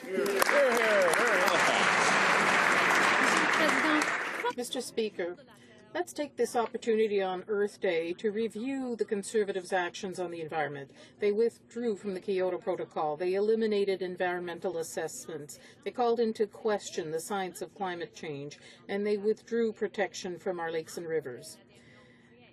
Truly, Canadians have nothing to celebrate today. Mr. Speaker, the Minister of the Environment recently said that he wasn't against a price on carbon. When will we see a policy about that? Honourable Minister of the Environment. Well, Mr. Speaker, Earth Day is a wonderfully appropriate time for the opposition to reflect on the significant investments in Budget 2013 in Canada's environmental priorities. We've invested $250 million in building up the Canadian Weather Service. We're investing in conservation of ecologically sensitive lands and fish habitat. There's renewed funding for Sustainable Development Technology Canada and new investments and tax support for clean energy generation. I would suggest, Mr. Speaker, that the NDP reflect on all of this good news and more and then vote for our budget. Honourable Member for Halifax. He doesn't want to answer the question because he doesn't actually know the answer. Well, Mr. Speaker, I know that the concept of sustainability is a little hard for this minister, so let's try again. Being a world leader in pulling out of climate agreements is not sustainability. Dismantling environmental reviews is not sustainability. And leaving future generations to pay for today's environmental degradation, well, that's not sustainability. So when will the minister stop stalling and finally introduce effective regulations for our oil and gas sector? The Honourable Minister of the Environment. Well, Mr. Speaker, our government, as the opposition should know, is committed to developing Canada's abundant natural resources while at the same time strengthening environmental protections. And earlier today, I had the pleasure, along with Alberta's Minister of the Environment, to announce federal and provincial environmental monitoring data of air, water and biodiversity on an internet portal. This joint plan represents a scientific undertaking, Mr. Speaker, that is unprecedented in Canada. The Honourable Member for Beauharnois-Salaberry.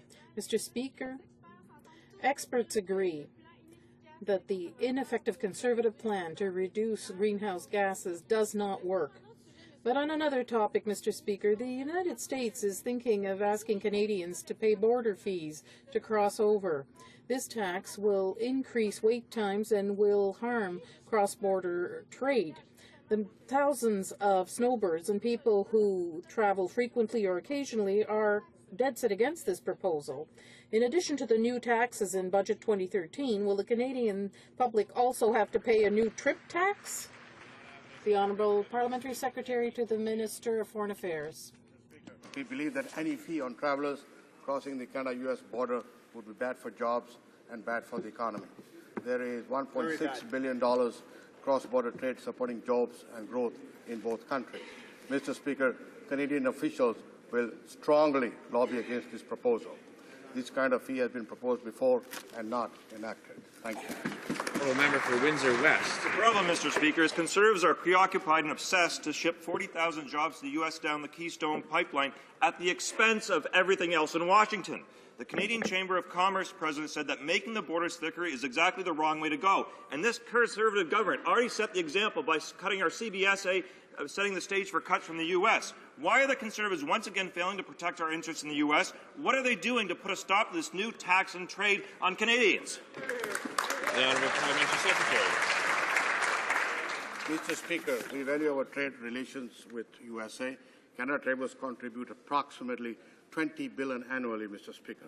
Roughly $2 billion cross the U.S.-Canada border each year, and over 8 million U.S. jobs depend on trade with Canada. And as I said, Mr. Speaker, our officials will very strongly lobby against this tax proposal that the U.S. that has been put forward. This kind of fee has been proposed before and not enacted, Mr. Speaker. Thank you. Deputy Gatineau. Honourable Member for Gatineau. Talking about U.S.-Canada relations, the Office of the Defence Minister said yesterday that it would be eventually open to the idea of Canadian participation in a ballistic missile defence program. I remember when a decision was made about this in 2005. It didn't take long before we realized that this was a white elephant. In 2006, the current Prime Minister had speculated about the fact that we could participate in such an initiative in the future, but that it would be submitted to Parliament before proceeding. Do the Conservatives intend to submit a ballistic missile defence program proposal to Parliament? Honourable Minister of National Defence. The member would know Canada has declined in the past to participate in U.S.-led ballistic missile defence, and the member would also be aware that we have consistently faced the challenges in a changing and volatile world, Mr. Speaker, with a review of the security situation. That's normally what would be expected, and of course we are committed to ensuring the safety of Canadians at all times, at home and abroad. For Ottawa Central. Well, Mr. Speaker, for years, Canadians have been clear on this issue. They don't want to be part of a missile defence scheme. And yet, the Public Safety Minister is musing about doing just that, as we heard yesterday. The new proposal is an expansion of a system that the National Academy of Science calls, get this, Mr. Speaker, ineffective. Exactly. Why are Conservatives now opening the door to potential military boondoggle yet again that would actually make the F-35s, well, really look pale in comparison? Exactly. Why not instead do the hard diplomatic work necessary, including with China, to reduce ballistic missile threats? The Honourable Minister of National Defence. Mr. Speaker, I repeat for the honourable member that we have in the past, of course, as a country, as he pointed out, refused and declined to take part in the U.S.-led ballistic missile defence. The only person and the only party that appear to be musing about this, Mr. Speaker, are the member opposite and some journalists. We have, in the past, as I said, consistently reviewed our security policies with a mind to ensuring that Canadians were protected at home and abroad. What we see here is the thinly veiled anti-militarism so common from the NDP. The Honourable Member for Portneuf-Jacques-Cartier. Let's continue in the department of dubious Conservative decisions when it comes to military affairs. The military in Valcartier, in my riding, deserve more than Conservative amateurs, be it cutbacks in medical services or a demand for refund of danger pay for troops currently in Afghanistan. Every time they make a senseless decision, there needs to be a media outcry before the minister does a turnabout. He seems incapable of realizing what's going on in his own department. Will he apologize for this error and assume responsibility for it? The Honourable Minister of National Defence. Well, Mr. Speaker, I'm proud of the investments we've made through our Department of National Defence. 2006, I would inform the member that the health budget for the Canadian Forces has grown by more than $130 million to its current $450. We've also, of course, increased the funds allocated specifically for mental health, Mr. Speaker. Just last fall, we added an additional $11 million. However, what we have seen consistently from this member, from her party, is opposition to any and all investments and improvements for the Canadian Armed Forces in Canada today. The member for St. John's East. Thank you, Mr. Speaker. The 100 soldiers and their families who've had their danger pay clawed back in Afghanistan want to know why the Minister of Defence let this happen. Why did he let his department go after our soldiers serving in Masr al-Sharif while spending around hundreds of millions of dollars on a new campus for DND headquarters instead of saving money there? How is it that the Minister let this happen right under his nose? The Honourable Minister of National Defence. Well, Mr. Speaker, I'm used to the feigned indignation from the member opposite, but maybe he missed something. It didn't happen. In fact, Mr. Speaker, what we've just heard from the Prime Minister is that as a result of an administrative error, there was the intention, and it came recently to my attention, and as a result, we are not going to do this. And this, of course, happened with no fault to the soldiers themselves. We have the utmost respect for the members of the armed forces and their families, particularly those who are deployed, and as a result, I have directed that this clawback not occur. Here, here. The Honourable Member for St. John's East. Thank you, Mr. Speaker. This $1,600 amounts to about the cost of 2 nights for Bev Oda at the Savoy Hotel, or about 100. Order. Order. The Honourable Member for St. John's East has the floor. Order. Thank you, Mr. Speaker. About the cost of 2 nights for Bev Oda at the Savoy Hotel, or 1/134th of what the Conservatives spend every day on advertising. Now, the Minister said they've changed their mind, but will he admit that they still haven't changed their minds about reducing soldiers' danger pay? Why is he letting his department go after soldiers serving in Masr al-Sharif? Is the only hope for our soldiers to keep leaking department's badly thought-out decisions? The Honourable Minister of National Defence. Mr. Speaker, there has not been a government in the last 50 years that has done more and dedicated more effort to improving the lives, the equipment, the support for the Canadian Armed Forces. And in fact, Mr. Speaker, as I've mentioned already, as a result of this administrative error that recently came to my attention with respect to an overpayment that occurred as a result of an administrative error, we have put a stop to it. Now, with respect to this member, we've seen consistently his opposition, his voting record tells the story, tells the tale of the opposition of the NDP to all of these improvements for equipment, for support, and for all the good work that the Canadian Forces are doing. Honourable Member for Cape Breton-Canso. Mr. Speaker, middle-class Canadian families have always known that summer job opportunities provided financial support and work experience to young Canadians. We know 5 years ago this Conservative government wanted to cut that program out totally. We know last year, according to StatsCan, they've hit the worst summer student numbers since StatsCan started recording. But still this year, they're going to cut more jobs, and they've closed the student employment centres. Right. So, Mr. Speaker, the new definition by the Conservatives for summer jobs is summer here, most are gone. The Honourable Minister of Human Resources. Mr. Speaker, we've revised how we deliver the Canada Summer Jobs Program in response to the demands of students. Students who go online, students who use social media, they ask that we make their process go online as well, because that would be more convenient to them. But, Mr. Speaker, we're not just helping them access those jobs, but we're providing funding for over 36,000 jobs as well. We've invested an additional significant amount of money in the Career Focus program that helps young people get over the hurdles to getting a job. The Honourable Member for Winnipeg North. Yes, Mr. Speaker, middle-class families are struggling to afford education for their children. Yet, as part of the government's reckless cutting spree, it defunded the Rotary Career Symposium in Winnipeg. Canada's largest and most comprehensive career symposium has for many years linked students with the Manitoba Teachers Society and many other organizations to help thousands realize their career goals. Why are the Conservatives killing job opportunities for Canada's students and punishing middle-class families? The Honourable Minister of Human Resources. Well, Mr. Speaker, in fact, we're doing just the opposite. We've expanded the Career Focus program.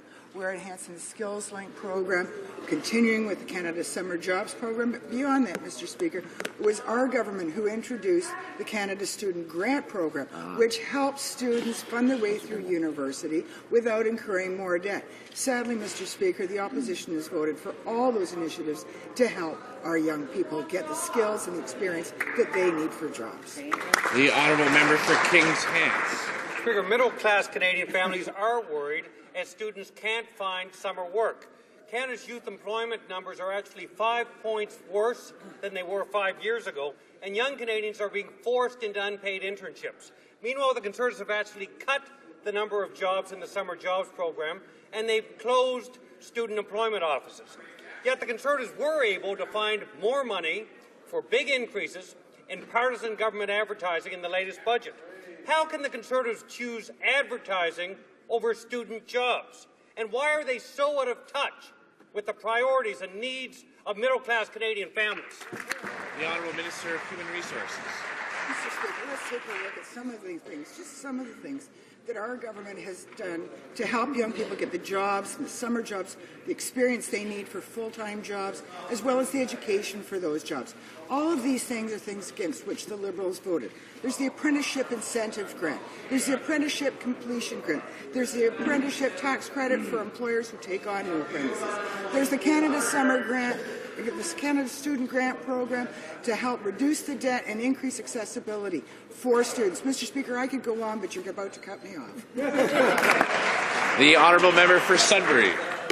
Mr. Speaker, in Budget 2013, Conservatives raised taxes on everything from fishing rods to bicycles.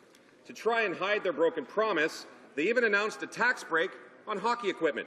But, Mr. Speaker, they failed to do their homework and didn't include hockey helmets. On Friday, after pressure from the NDP, Conservatives agreed to drop their tax hike on helmets. Great news. So, Mr. Speaker, now will the minister admit it is also a mistake to make life more expensive for already squeezed families by making hundreds of everyday items more expensive? The Honourable Minister of State for Finance. Thank you, Mr. Speaker, and that is completely false. Our intention is to provide tariff relief for hockey helmets, and we will be doing that, Mr. Speaker.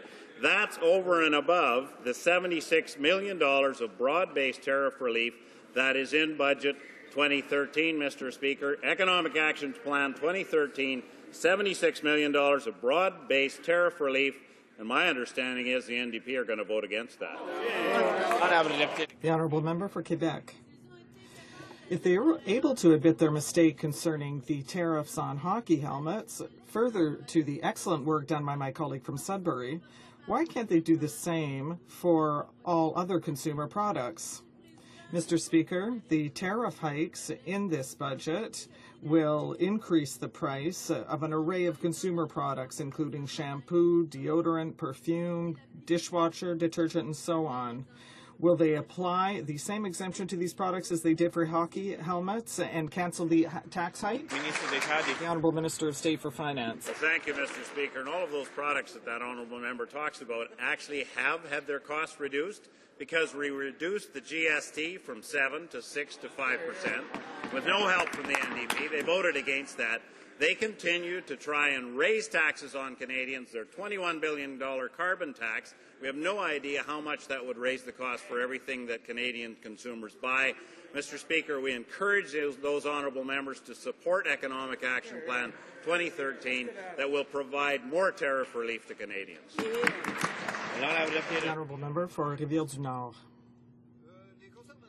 The Conservatives can claim to be holier than thou, but people are no fools. They know that a tariff hike is a tax hike, period. And it's going to be more expensive for fishers this year. Fishing line, rods, reels, all of that is going to be more expensive. And now the Conservatives are cracking down on fresh air lovers, on campers. So camping stoves, axes, coolers, what do they have against camping? Why do the Conservatives want to tax fresh air enthusiasts? Honourable Minister of State. As I said, Mr. Speaker, taxes are lower because of the implementation of the reduced GST. Every product that Canadians buy has been reduced, Mr. Speaker. The NDP don't seem to understand that. Our tax rate on Canadians is the lowest it's been in 50 years, Mr. Speaker. But the NDP wish to give special breaks to companies manufacturing in China and Brazil. Mr. Speaker, we'll stand up for Canadian companies. The honourable member for Thunder Bay, Rainy River. The Minister of State for Finance likes outdoors taxes. He's a fly fisherman. He knows if there are fewer people on the rivers, he might actually catch a fish or two. And he also knows that exploring Canada's outdoor beauty from a tent is a national tradition to be proud of. Yet once again, in Budget 2013, these Conservatives are secretly raising taxes on air mattresses, backpacks, even matches. What's next, Mr. Speaker? A tax on outhouses? Another... Why are Conservatives making it harder for Canadians to enjoy the...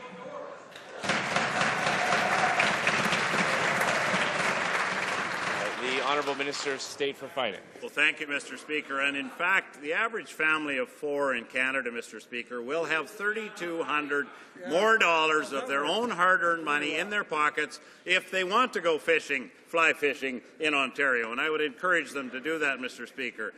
But the Canadians expect this Conservative government to deliver on our promise, and that's a continued reduction of taxes, not what the NDP want to do, and that's raise taxes, Mr. Speaker. The honourable member for Kelowna Lake Country. Thank you, Mr. Speaker. Our Conservative government is committed to keeping our streets and communities safe.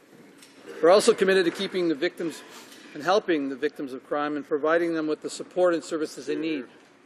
This week, our government launched the 8th Annual National Victims of Crime Awareness Week.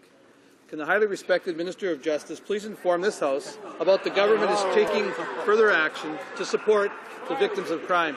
Thank you, Mr. Speaker. The Honourable Minister of Justice. What a great question, Mr. Speaker. This government has worked hard to introduce reforms that give victims a more effective voice in the criminal justice system, Mr. Speaker, and as part of those efforts, this week we announced our support of 177 projects across the country for victims' organizations. And we'll continue to take action to support victims of crime by moving forward with a Victims' Bill of Rights. Those of us on this side of the House believe that the rights of victims must come first, Mr. Speaker. I hope the opposition will finally support our efforts to stand up for victims in this country. Honourable member for Charlebourg-Saint-Charles. Mr. Speaker, documents revealed by the newspaper Le Devoir show the Conservatives' deep disdain for seasonal workers. According to a document from Service Canada, these individuals systematically represent an elevated risk of fraud for employment insurance and thus must be targeted by inspectors as a priority. Their only crime is to be fishers, tour guides, or waitstaff in restaurants. But for the Conservatives, all of these are just synonyms of fraudster. Will they revisit this policy of contempt, which profiles a certain category of workers? The Honourable Minister of Human Resources.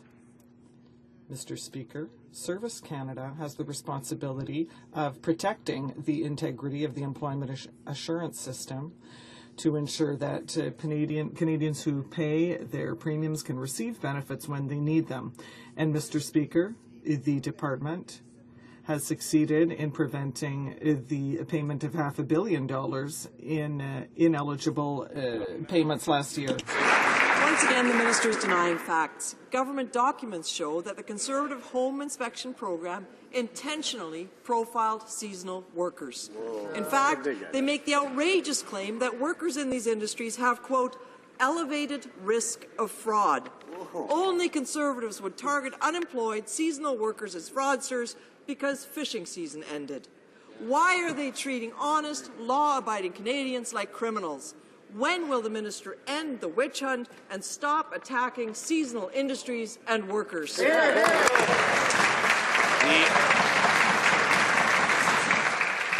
Honourable Minister of Human Resources. Speaker, the purpose of EI is to support those who have lost their job through no fault of their own. And the Service Canada also has a responsibility to find and stop inappropriate claims so that Canadians who have paid into the system will know that the benefits are there when they need them. Mr. Speaker, last year, nearly $500 million in ineligible payments were detected and stopped by Service Canada. Honourable Member for Squamish-Waundafuka. Mr. Speaker, today Canada's firefighters are on Parliament Hill once again for the 20th consecutive year asking for the same thing. They're asking for a compensation fund to help out the families of fallen firefighters. This House has already voted twice in favour of this fund, the first time more than 7 years ago in 2005, but the government has failed to act. This is not acceptable. Will the government stop ignoring the pleas of our firefighters who risk their lives every day for our safety? Will the government act now to implement this compensation fund for their families?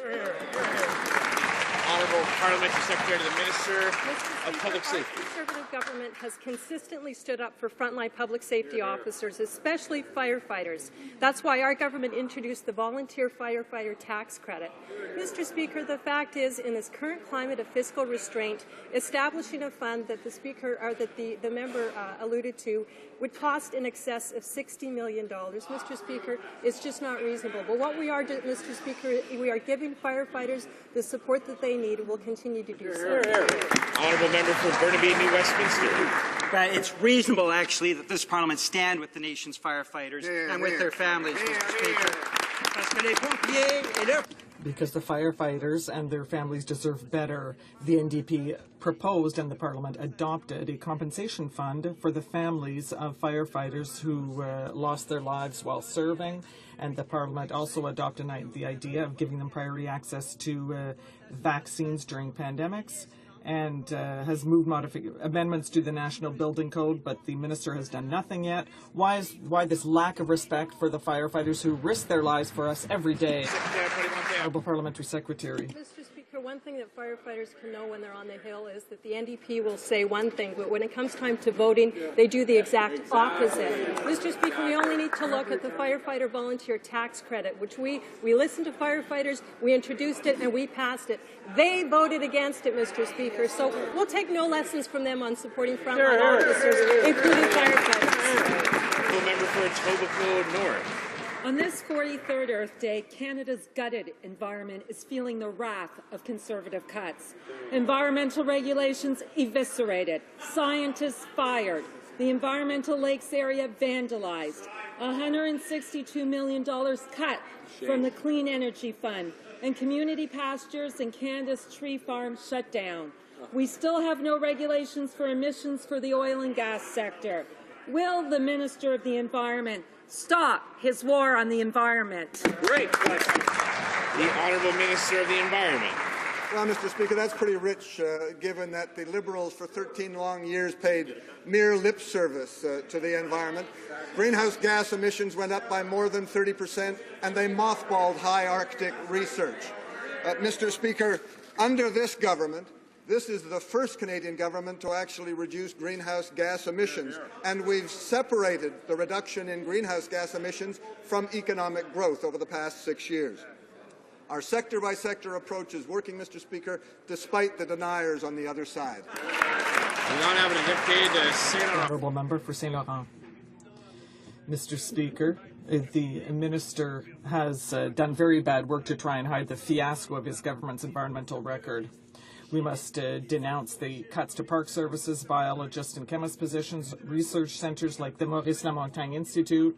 They have scaled back the environmental monitoring programs of the Transport and Defence Departments by half, in addition to removing the head of the Northern Lands Resources and Environment Management Program, and so on. Why do the Conservatives insist on attacking the environment? Do they think that Canadians won't realize what they're doing? The Honourable Minister of the Environment. Mr. Speaker, I would remember my colleague that the former leader of his party said he simply didn't get it done. This government, Mr. Speaker, and Budget 2013 reinforces. The Honourable Minister of the Environment still has the floor. Order. The Honourable Minister of the Environment. I will say it again. The Liberals didn't get it done. And I would ask my colleagues on the other side of the House to take a close look at Budget 2013, the significant investments that we're making to the environment and Canada's environmental priorities. And then, Mr. Speaker, I would challenge them to support the budget. Honourable Member for Algoma, Manitoulin, Kapuskasing. Mr. Speaker, last week, the First Nation of Neshkatanga declared a state of emergency after a wave of suicides. Over the past year, there have been 20 suicide attempts, 4 deaths by suicide, and 7 other tragic deaths in this community of only 421 souls. The government's Band-Aid solution is completely inadequate. When will the government announce a serious, long-term strategy to fight against drug abuse, suicide, crime, and violence in these Aboriginal communities? The Honourable Minister of Health. Mr. Speaker, our hearts go out to those individuals who have lost loved ones to suicide. As I stated last week, Health Canada will work closely with the communities and send both additional nursing and counselling to the communities that were affected. We have renewed funding and work very closely with the National Aboriginal organizations to develop the framework for the National Aboriginal Youth Suicide Prevention Strategy, and will continue to work in partnership with many of the organizations. That member can support Aboriginal First Nations women by supporting the matrimonial rights legislation in place in this House. That will give Aboriginal women the same rights that she takes for granted. The Honourable Member for Algoma, Manitoulin, Kapuskasing. It's obvious that she's disconnected. I've spoken to the Chief, and Band-Aid solutions are not the answer. Instead of playing political games, the Conservatives should act to end this crisis and start working on real solutions. The sad truth is that in a non-Aboriginal community, a similar situation would not be tolerated, and substantial resources would already have been deployed to deal with the situation. Mr. Speaker, why won't the government deliver long-term solutions that this community needs, and in a country such as ours, they deserve? The Honourable Minister of Health. Thank you, Mr. Speaker. Mr. Speaker, we have been increasing healthcare fundings for First Nations communities during our time as government. We have also made historic arrangements in improving healthcare delivery, particularly in British Columbia, with a historic tripartite health agreement that we've signed off, which will be implemented this year. That member and that party and that other party there can support the matrimonial rights legislation that will give. This is not funny. This is not funny. Order. Order. The Honourable Minister of Health still has the floor. The Honourable Minister of Health. Thank you, Mr. Speaker. Mr. Speaker, it's not a laughing matter to deny First Nations the same matrimonial rights that you take for granted every day. If you want to help Aboriginal women, you can support this legislation.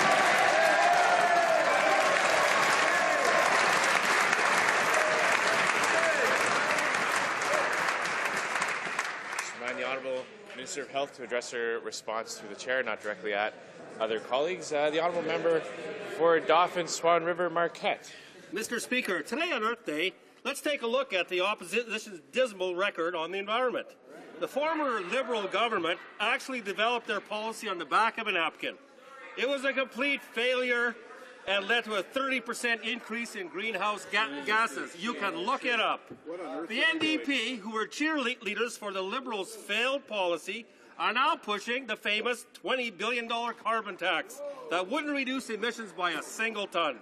Can the Minister of the Environment, the best in Canada, I might add, can update us on what our government is doing to improve Canada's environment? The Honourable Minister of the Environment. Speaker, I thank the member for Dauphin, Swan River, Marquette, because his question reminds us that the Liberals' failed environmental policies would have set this country back decades had our government not been elected. The NDP's policy, a tax on everything, would only serve to jeopardize Canadian jobs and the economy. We are proud to be the first Canadian government, as I've said many times today, to actually reduce greenhouse gas emissions. Clean air, clean water, clean energy. On this Earth Day, Mr. Speaker, announcing the new oil sands monitoring portal, I can report we're getting the job done. The Honourable Member for Scarborough-Guildwood. Mr. Speaker, soldiers yesterday in Afghanistan found that there's going to be a second pay cut, a second one in 2 weeks. Both were reversed when leaked to the media. So, new day, new screw-up, and blame the bureaucrats. So instead of another day, another pay cut, another screw-up, and another day of blaming the bureaucrats, will the minister stand in this House today and pledge to the soldiers? pledge to the soldiers that their danger pay will not be cut while they're in Afghanistan. The Minister of National Defence. Mr. Speaker, in his rambling preamble, he's already addressed the fact that this is not happening. But, Mr. Speaker, I find it interesting, coming from this member in particular, coming from the party that were the architect of the decade of darkness thrust upon our Canadian forces and their families and their veterans, where they gutted our military, where they slashed and burned our forces, where they were sent to Afghanistan in forest green uniforms and inadequate equipment. Mr. Speaker, for this member to stand and criticize is the height of hypocrisy. The honourable member for Endon Strathcona. Mr. Speaker, today Justice Harrington of the Federal Court affirmed the Parliamentary Budget Officer's powers under the Federal Accountability Act. The court held that the government did not have to enact legislation to create the position of the Parliamentary Budget Officer, but having prescribed the mandate in law, it can only be unmade by Parliament. This contradicts what the unelected Senate has argued and what Conservatives have argued in and out of court. Can the chair of the Public Accounts Committee tell us what this means for fiscal accountability?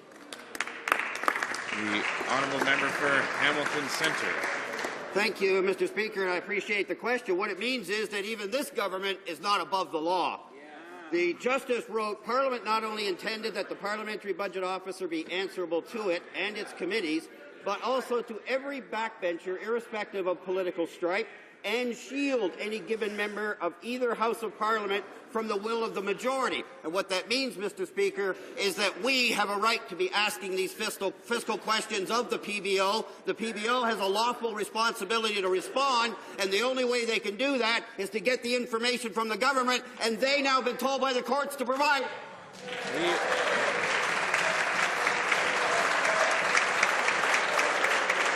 The honourable member for Renfrew, Nipissing, Pembroke. Mr. Speaker, we are eternally grateful for the dedication and sacrifice made by Canadian Armed Forces members. Our government committed to supporting the women and men in uniform to do the tasks we asked them to do, some of which are very dangerous. So today I was particularly disturbed by media stories that our soldiers have to pay back money due to an administrative error. Can the Minister of National Defence please clarify this matter and update this House on what action our government is taking to rectify this? The Honourable Minister of National Defence. I share my colleague from Renfrew, Nipissing, Pembroke's sentiment with respect to our government, our country's proud and grateful attitude towards our members of the armed forces for their service and sacrifice and those of their families.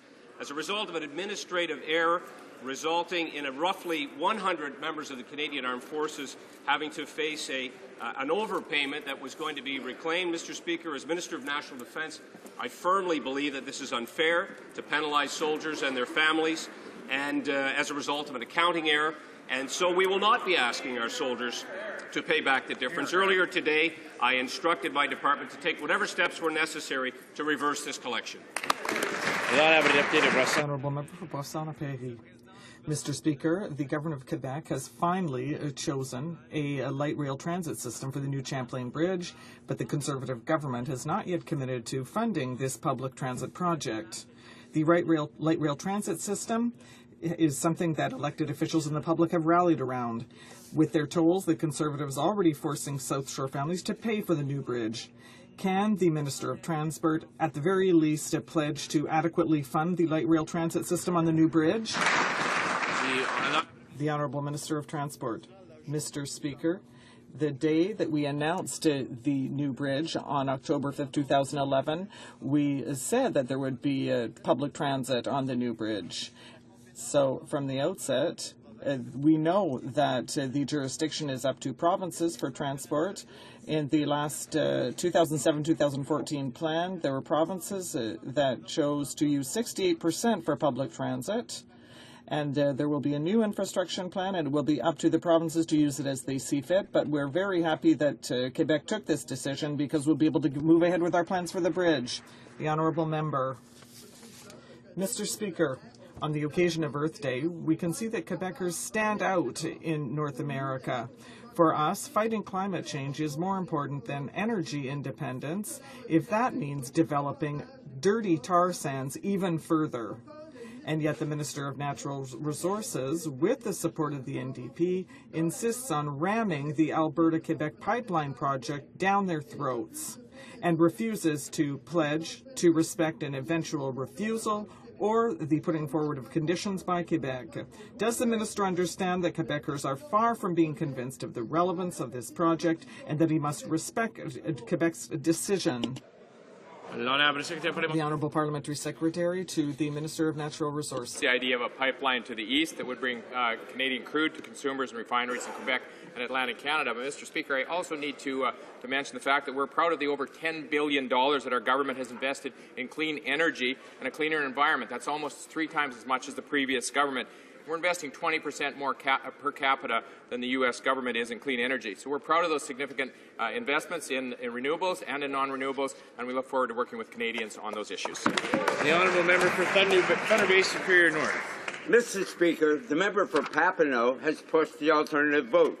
A preferential ballot that's not proportional to the popular vote would not see more women or minorities elected and does not ensure every vote counts. I congratulate the member on his election. I ask him this. Instead of foisting his voting system on Canadians, will he instead commit to an open, transparent, and citizen-driven process to determine what system Canadians want? The Honourable Minister of Democratic Reform. Mr. Speaker, alternative voting methods have been rejected by a number of provinces. This government is focused on what matters to Canadians: jobs, growth, and long-term prosperity. That concludes question period for today. I understand the honourable member for Beausejour would like to make an intervention on the question of privilege raised by the member for Langley. Thank you, Mr. Speaker. Mr. Speaker, I'm intervening with respect to the question of privilege that was brought before this House by the member for Langley. Without any doubt, Mr. Speaker, freedom of speech for members of Parliament is paramount in any democracy. In fact, you'll be very familiar with this text, Mr. Speaker. May's 19th edition states, and I quote, that freedom of speech is a privilege essential to every free council or legislature, end of quote. And the sheer number of interventions, Mr. Speaker, you've had on this question clearly displays the considerable concern surrounding the current management of members' statements, and that concern is reflected clearly, Mr. Speaker, on all sides of the House. The Liberal Party has, until now, not intervened in this question of privilege. I want to make it clear, Mr. Speaker, on behalf of my colleagues, I'm rising to intervene in support of the concerns raised by the member for Langley, and I do so with the proviso that perhaps a solution is at hand, Mr. Speaker, a solution that may negate your needing to find a prima facie case of privilege, a breach of privilege. As you will know, Mr. Speaker, the leader of my party, the member for Papineau, has given notice late last week of a motion that, in our view, would resolve this issue and perhaps lead the member for Langley to conclude that his question of privilege need not be debated in this House and then subsequently at the Procedure and House Affairs Committee. We had hoped, Mr. Speaker, to be able to debate this motion today. The motion from my colleague from Papineau would take control of members' statements away from the party whips, every party whip, including our own, Mr. Speaker, and give it back to members themselves, because we believe it's very important for members to be able to rise in this House in a consistent and reliable way and represent their constituents and speak for the women and men who've elected them and sent them here to this chamber. We had been told, Mr. Speaker, in last Thursday's statement by the government House Leader that we would have a Liberal opposition today and that therefore the House would have been seized of this very issue today. Unfortunately, the government decided to change the order of the proceedings today. We would have preferred to be discussing this today, Mr. Speaker, but we're hopeful that in the coming days, perhaps even this week, the House will again be seized with the motion from my colleague from Papineau. And I know, Mr. Speaker, that this motion from our perspective, and I hope from other colleagues as well, would provide not only direction to the Chair by, we hope, changing the actual standing orders, but I think would reduce the need for the question of privilege to continually be debated in this House, and for the Procedure and House Affairs, Mr. Speaker, Procedure and House Affairs Committee, which is currently dealing with the rather lengthy and complicated electoral boundaries reports from each province, to take up its time with this particular matter. So, Mr. Speaker, the question of privilege has been before this House for several weeks. There have been regular interventions, as I said, from members on all sides. I would urge you, and believe, Mr. Speaker, it would be prudent for you to wait only a few more days in the hope that this House is able to pronounce itself through a vote on a motion presented by the Liberal Party in an opposition day, which we believe may, in a very common sense and democratic way, resolve this issue. Good. A ruling, Mr. Speaker, by you before the House has had a chance to speak and to vote on this Liberal motion could, in fact, as I said, lead to the Procedure and House Affairs Committee being delayed in its important work on electoral boundaries. And I think, Mr. Speaker, there's no better way to get the consensus of this House than a stand-up vote on a thoughtful, democratic motion brought forward on an opposition day. So, Mr. Speaker, in conclusion, I would urge you to resist ruling on this question of privilege, to give the House, I hope, in the coming days, a chance to pronounce itself on a motion that we think is very important to restore the democracy of this House of Commons and Canadians' faith in their elected representatives to speak on their behalf at every available opportunity in the chamber. Thank you, Mr. Speaker.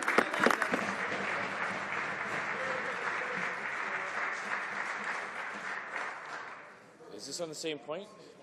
The same point? Oh, no, okay. Oh, I see, yes.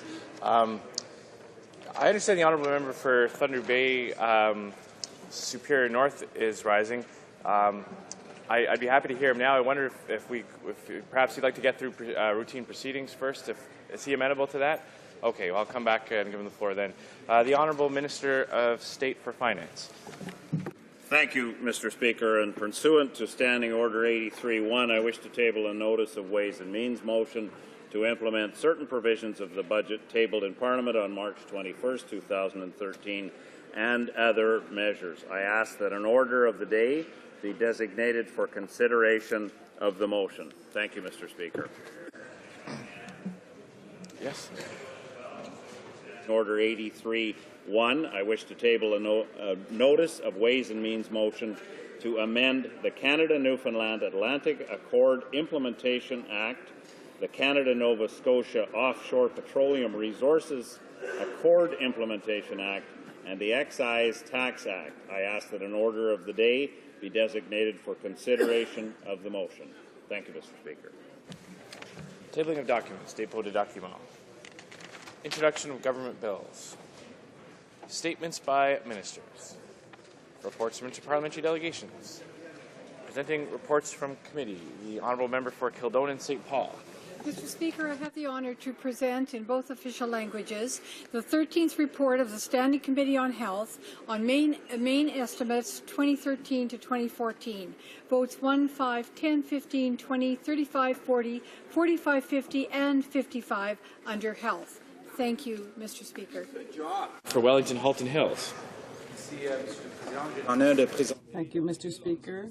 I'm pleased to present in both official languages the second report of the Standing Committee on Official Languages. 27 February 2013, the committee has considered Bill C-419, an act respecting language skills, and agreed on Thursday, April 18, 2013, to report the bill with amendments. Good work. Good work. Introduction of private members' bills. Ms. Leslie, seconded by Ms. Matheson, moves for leave to introduce a bill entitled An Act to Amend the Navigable Waters Protection Act, Boundary Waters, Voyageur Waterway, and Other Rivers. This motion is deemed adopted. The Honourable Member for Halifax. Thank you, Mr. Speaker, and happy Earth Day. Bonne journée de la Terre. Last year, the Conservatives systematically gutted our environmental protections here in Canada, from fish habitats to environmental assessments. Grâce à leur changement, Thanks to their changes, the Navigable Waters Protections Act only protects a very small number of lakes and rivers in Canada. Reckless decision today on Earth Day. So I rise to table my private member's bill, and I'll be joined by my colleagues from across the country to list our heritage rivers as protected waterways in this country. I have the pleasure of tabling this bill to extend protection to the Mattawa River and the Missinibbi River and the Boundary Waterway in Ontario, as well as the Hillsborough River and Three Rivers in Prince Edward Island. I look forward to working with our communities, our anglers and hunters, our boaters, First Nations communities, ecotourism operators, cottagers, and concerned citizens from around the country to turn this idea into a reality. Thank you, Mr. Speaker. Madame Leslie, après par Madame Matheson. Ms. Leslie, seconded by Ms. Matheson, moves that this bill be now read a first time. First reading of this bill. The next sitting of the House. Ms. Ashton, seconded by Ms. Leslie, moves for leave to introduce a bill entitled An Act to Amend the Navigable Waters Protection Act, Blood Vein River and Other Rivers. This motion is deemed adopted. The honourable member for Churchill. Thank you, Mr. Speaker. It is my honour today on Earth Day to present a bill to re-add heritage rivers in Manitoba to the Navigable Waters Protection Act. The Blood Vein River, the Seal River, the Hayes River, and the Churchill River must come under this act. These waterways and the people that have travelled on them, from First Nations to the Métis people to people from across Canada and the world, have built our region. Today, these waterways are the source of livelihoods for fishers, trappers, lodge owners, ecotourists, cottagers, and Manitobans from across our province. The future lies in protecting these heritage rivers. We call on the government to act. Thank you. Madame Ashton, après. Ms. Ashton, seconded by, moves that this bill now be read a first time, and this is deemed to be adopted. Sur de ce projet de loi. When shall the bill be read a second time? At the next sitting of the House. Mr. Chisholm, seconded by Ms. Leslie, moves for leave to introduce a bill entitled An Act to Amend the Navigable Waters Protection Act, Shelburne River and Other Rivers. This motion is deemed adopted. The honourable member for Dartmouth Cole Harbour. Thank you, Mr. Speaker, and it's a terrific initiative that my colleague, the member from Halifax, is leading on behalf of the official opposition, marking Earth Day by staking our claim to the fact that Canadians dearly love their lakes and rivers and they want them protected. And so we are setting out today on a campaign to reclaim those rivers. And the bill that I'm sponsoring, the private member's bill, deals with the Shelburne and the Margaree Rivers. The Shelburne and the Margaree Rivers were both designated, one in 97 and the other in 98.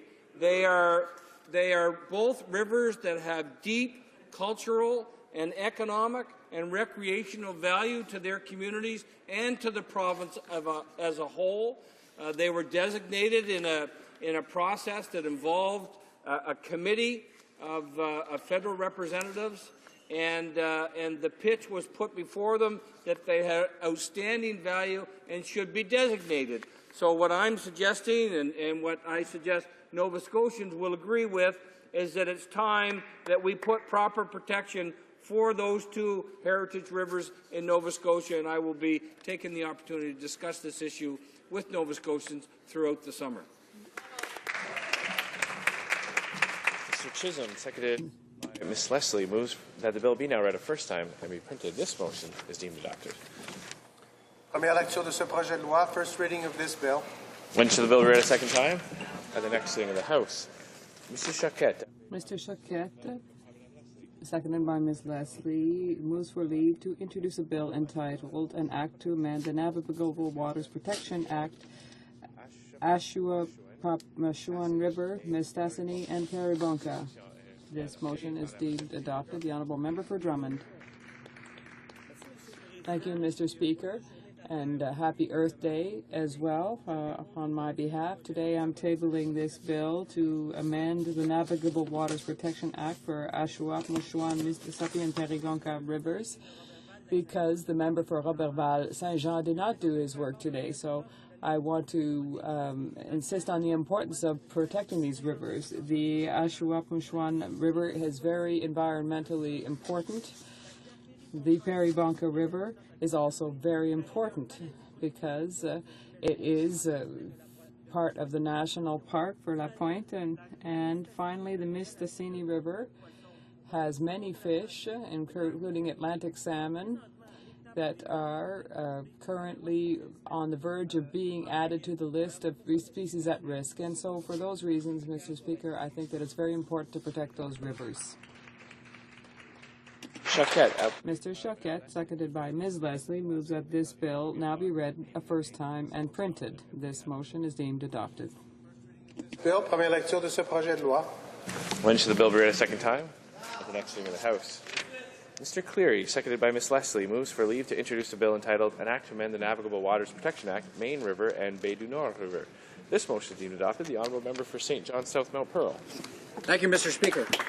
My private member's bill amends the Navigable Waters Protection Act to restore protection to the Main and the Bay du Nord rivers on the island of Newfoundland. The Main River on the Great Northern Peninsula became the first river in Newfoundland and Labrador to be designated to the Canadian Heritage River System. The Bay du Nord River and the Bay du Nord Reserve was the second river designated.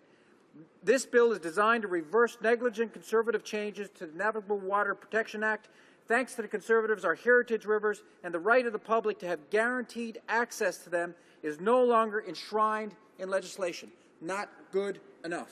Thank you, Mr. Speaker. Monsieur Cleary, appelé par Madame Leslie, proposed que... Cleary, seconded by Ms. Cleary, moves that this bill be now printed. This bill is deemed adopted. First reading of this public bill. Should the bill be read a second time? At the next sitting of the House. Ms. Crowder, seconded by Ms. Matheson, moves for leave to introduce a bill entitled An Act to Amend the Navigable Waters Protection Act, Cowichan River. This motion is deemed adopted. The honourable member for Nanaimo, Cowichan. Thank you, Mr. Speaker, and I'm rising to submit this bill asking that the Cowichan River be reinserted into the Navigable Waters Protection Act. Over the last several years, we've had crisis on the Cowichan River as the waters dropped dangerously low and the very health of the salmon stocks were in question. And in fact, sometimes volunteers were actually moving salmon up the river in buckets in order to help them to the spawning grounds. And the Cowichan Valley Regional District says it far better than I. They say that all stages of this journey we benefit from the services that a watershed provides. We protect watersheds so we can continue to access clean water for drinking and recreational use, as well as maintain the natural balance of water to avoid floods and droughts. So, Mr. Speaker, I am looking forward to a fulsome debate about this bill in this House. Thank you, Mr. Speaker.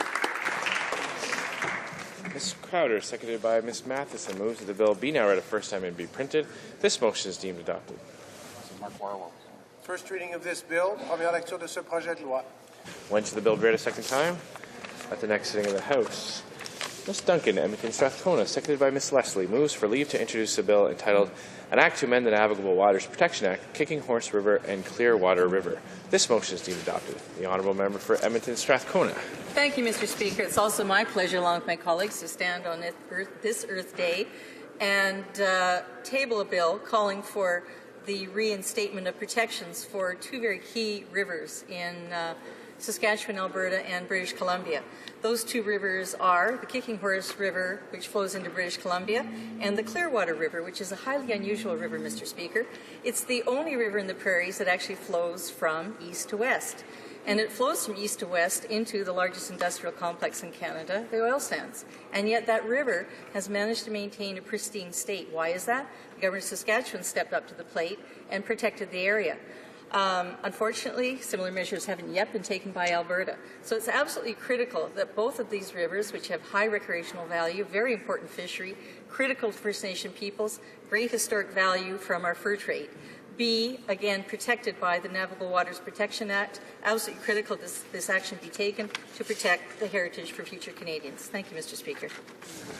Madame Duncan, Edmonton Strathcona, après. Duncan, Edmonton Strathcona, seconded by Ms. Massey, moves that this bill be read a first time and be printed. This motion is deemed adopted. The bill read a second time?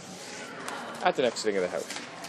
Monsieur Godin. Mr. Godin, seconded by Ms. Leslie, moves for leave to table a bill entitled An Act to Amend the Navigable Waters Protection Act, St. Croix River, Restigouche River, and St. John River. This motion is deemed adopted. The honourable member for Acadie Bathurst. First of all, Mr. Speaker, happy Earth Day. And on this Earth Day, we'll certainly want to give clean rivers to our children and grandchildren. That's why I'm pleased to add the St. Croix River and the Restigouche rivers to the Navigable Waters Protection Act Annex, as well as adding St. John River. The St. Croix River is where Samuel de Champlain established the first colony in 1564 in North America, north of Florida. The waters of the St. Croix transported Aboriginals, colonials, loyalists, wood toward the sawmills and the shipyards, and on and on and on. The Restigouche River waters were used as navigable waterway and a source of food for the Mi'kmaq and the Malicites. Today, Atlantic salmon still goes into the clear waters of that river. We cannot lose those rivers, Mr. Speaker. The Conservatives are on the wrong track, and these bills are important. The third river, of course, is the St. John River, the beautiful St. John River. We must protect that river. So I thank you for giving me the opportunity to table this bill. Mr. Godin. Mr. Godin, seconded by Ms. Leslie, moves that this bill be now read a first time and be printed. This motion is deemed adopted. First, this bill. When should the bill be read a second time? At the next sitting of the House. Ms. Matheson, seconded by Ms. Crowder, moves for leave to introduce a bill entitled An Act to Amend the Navigable Waters Protection Act, North Thames River, Middle Thames River, and Thames River. This motion is deemed adopted. The Honourable Member for London Fanshawe. Well, thank you, Speaker. It's my privilege to join my colleagues and present this bill to protect the Thames River, which was designated a heritage river in 2000. The Thames flows 273 kilometres through southern Ontario to Lake St. Clair, meandering through communities large and small, the cities of London and Chatham included. Along much of its length, it is flanked by rich Carolinian forest. Tulip trees, pawpaw, Kentucky coffee trees, and sassafras grow there.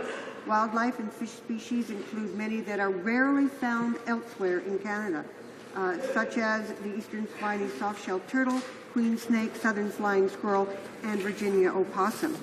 There's also a rich cultural heritage surrounding the Thames. Its fertile valley has been home to people for over 11,000 years.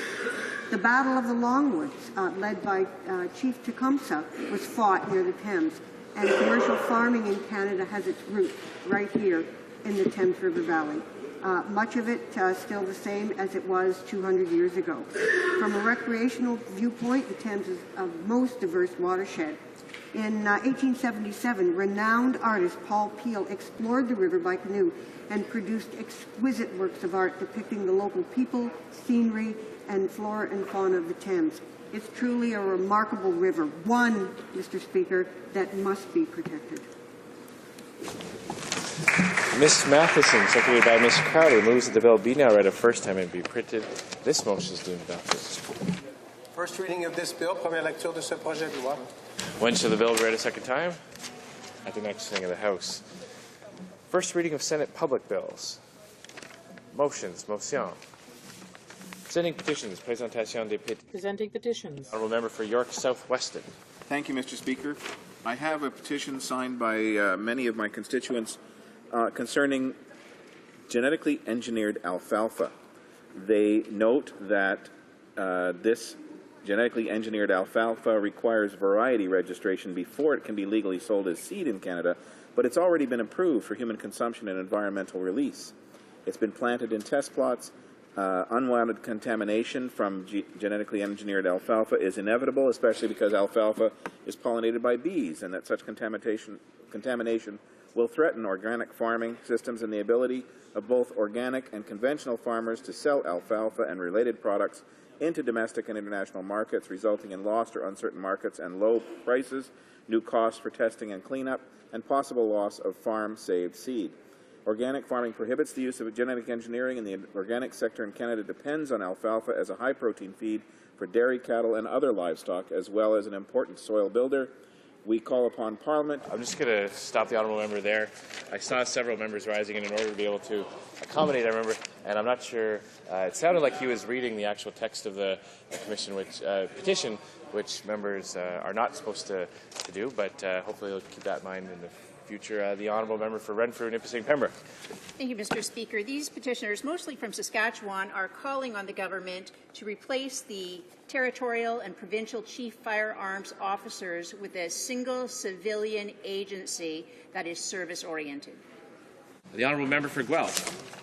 Mr. Speaker, appropriately, thousands of Canadians are joining many Canadian municipalities expressing their concern that the Canada-Europe Comprehensive Economic and Trade Agreement may undermine subnational government procurement. There is concern that communities like Guelph will lose the right to buy local materials and services, which is one of their most important tools for stimulating local innovation, fostering local community economic development, creating local employment, and achieving other public policy goals. I therefore table these petitions signed by hundreds of petitioners who ask that there be nationwide consultations on this agreement, and in particular, this issue. Thank you, Mr. Speaker. The honourable member for London Fanshawe. Well, thank you, Mr. Speaker. And I have a petition from several members of my community who are very concerned about what's happening to the Great Lakes. And as you know, Mr. Speaker, we've just talked here in this House about Heritage River. And the Great Lakes Basin is part and parcel of that important watershed. Many people from London have spent much of their youth, some of it ill-spent perhaps, but on the shores of the various beautiful lakes. Since 1999, their water level has dropped between 4 and 5 feet, and there is no sign of rebounding. And so petitioners are asking the federal government to provide support and help through the Minister of Natural Resources so that the environment, the fisheries, the transportation value of these lakes is enhanced and protected. The honourable member for Dufferin-Caledon. Mr. Speaker, I have a petition by a number of Canadian citizens who are asking for a moratorium on genetically modified alfalfa. They're concerned with a number of things, one of which is that organic farming prohibits the use of genetic modification, that the organic sector in Canada depends on alfalfa as a high-protein feed for dairy cattle and other livestock, as well as an important soil builder. They're asking that Parliament impose a moratorium on the release of genetically modified alfalfa in order to allow proper review of the impact on farmers in Canada.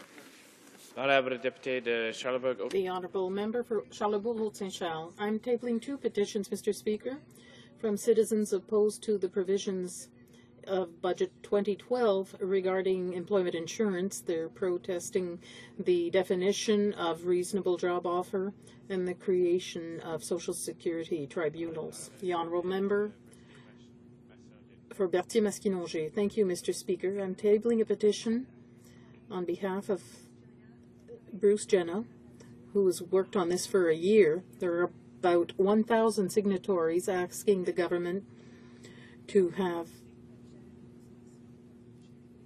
a sell-by date for every consumer product. I'm pleased to present 6 petitions on the need for comprehensive action on concussion in Canada to improve the lives of all those living with this brain injury. For many people living with the effects of concussion, the physiological, psychological, and social impacts are devastating. The petitioners call on the government to enact a pan-Canadian Concussion Awareness Week to promote understanding of the injury, develop a pan-Canadian strategy to address prevention, diagnosis, and management, and develop a centre of excellence in concussion research. Member for British Columbia, Southern Interior. Thank you very much, Mr. Speaker. I have a couple of petitions here. One is also on GM alfalfa, which some members have presented, calling on a moratorium. There was a National Action Day a couple of weeks ago, organized by the National Farmers Union and others right across the country. Farmers don't need this. This will devastate the organic industry and also a lot of the conventional farmers. So we need to have this moratorium, Mr. Speaker. The second one is part of thousands of names across the country in support of my bill C-322, an act to prohibit the exportation or importation of horses or horse meat for slaughter. Drugs are commonly used in these animals. That makes the meat unfit for human consumption, among other things. And the third petition is for stronger animal cruelty legislation. They call upon us here in the House to work with the provinces to ensure that the federal and provincial laws are constructed and enforced that will ensure that those responsible for abusing, neglecting, torturing, or otherwise harming animals are appropriately accountable. Thank you, Mr. Speaker. Honourable Deputy Pierre Fondelard. Honourable Member for Pierre Fondelard. Thank you, Mr. Speaker. I'm tabling today a petition signed by residents of Abitibi-Témiscamingue who are worried about the changes announced by the Conservatives about old age security. They are asking that the age of access to social security be 65 and to improve the GIS to make sure that in our lovely country there are no seniors living in poverty. Member for Sands Gulf Islands. Thank you, Mr. Speaker. I rise today to present two petitions. The first calls on the Government of Canada to make it very clear to the People's Republic of China that the abuse of the rights of the people who are practitioners of Falun Gong and Falun Dafa must end. The people of Canada find it unconscionable. The second petition, Mr. Speaker, comes from residents of Vancouver and Edmonton and calls on this House to inform the executive of the Government of Canada not to ratify the Canada-China Investment Treaty, as it will create undue and unbalanced rights for the People's Republic of China to the detriment of Canada. Thank you, Mr. Speaker. Presenting petition, the Honourable Member for Thunder Bay Superior North. Mr. Speaker, I have three sets of petitions on the same subject. They're all relating to the experimental lakes area. They come from across Canada, from Regina, Edmonton, Calgary, and Dryden, and they all ask the same thing. And they ask that, despite the fact the government thinks it has ended the ELA, they hope that this decision will be reconsidered and they will save this important institution. Thank you, Mr. Speaker. Presenting petition, Présentation des pétitions. Questions on the order paper. The Honourable Parliamentary Secretary to the Government House Leader. Thank you, Mr. Speaker. Mr. Speaker, question Q1217 could be made in order for return. This return would be tabled immediately. Is it the pleasure of the House that question Q1217 be made in order for return and that be tabled immediately? Agreed. Agreed in so ordered. The Honourable Parliamentary Secretary. Thank you, Mr. Speaker. Lastly, I ask that the remaining questions be allowed to stand. Is that agreed? Agreed in so ordered. The Chair has noticed a request for emergency debate for the Honourable Member for Scarborough Agincourt. Thank you, Mr. Speaker. On April the 14th, I had the privilege as an accredited international observer of witnessing the presidential elections in Venezuela. I witnessed problems at the polls, military presence with guns, some electronic machines not working properly. Other witnesses violence, the burning of ballots, the individuals with several identity cards voting early and often. I also saw the people of Venezuela streaming to the polls to exercise their democratic rights. They're full of hope, believing that this election signaled a new era for Venezuela. Even after the polls had closed and the preliminary results were announced, there was still the belief that democracy would prevail. The opposition called for a recount, and the president-elect said in his victory speech that he would not object to a recount. When asked, one of the Elections Commission's members indicated that the Commission would not undertake a recount. Unfortunately, by Monday, the day after the election, the president-elect had changed his mind. The Election Commission declared him the winner, and his inauguration took place last Friday.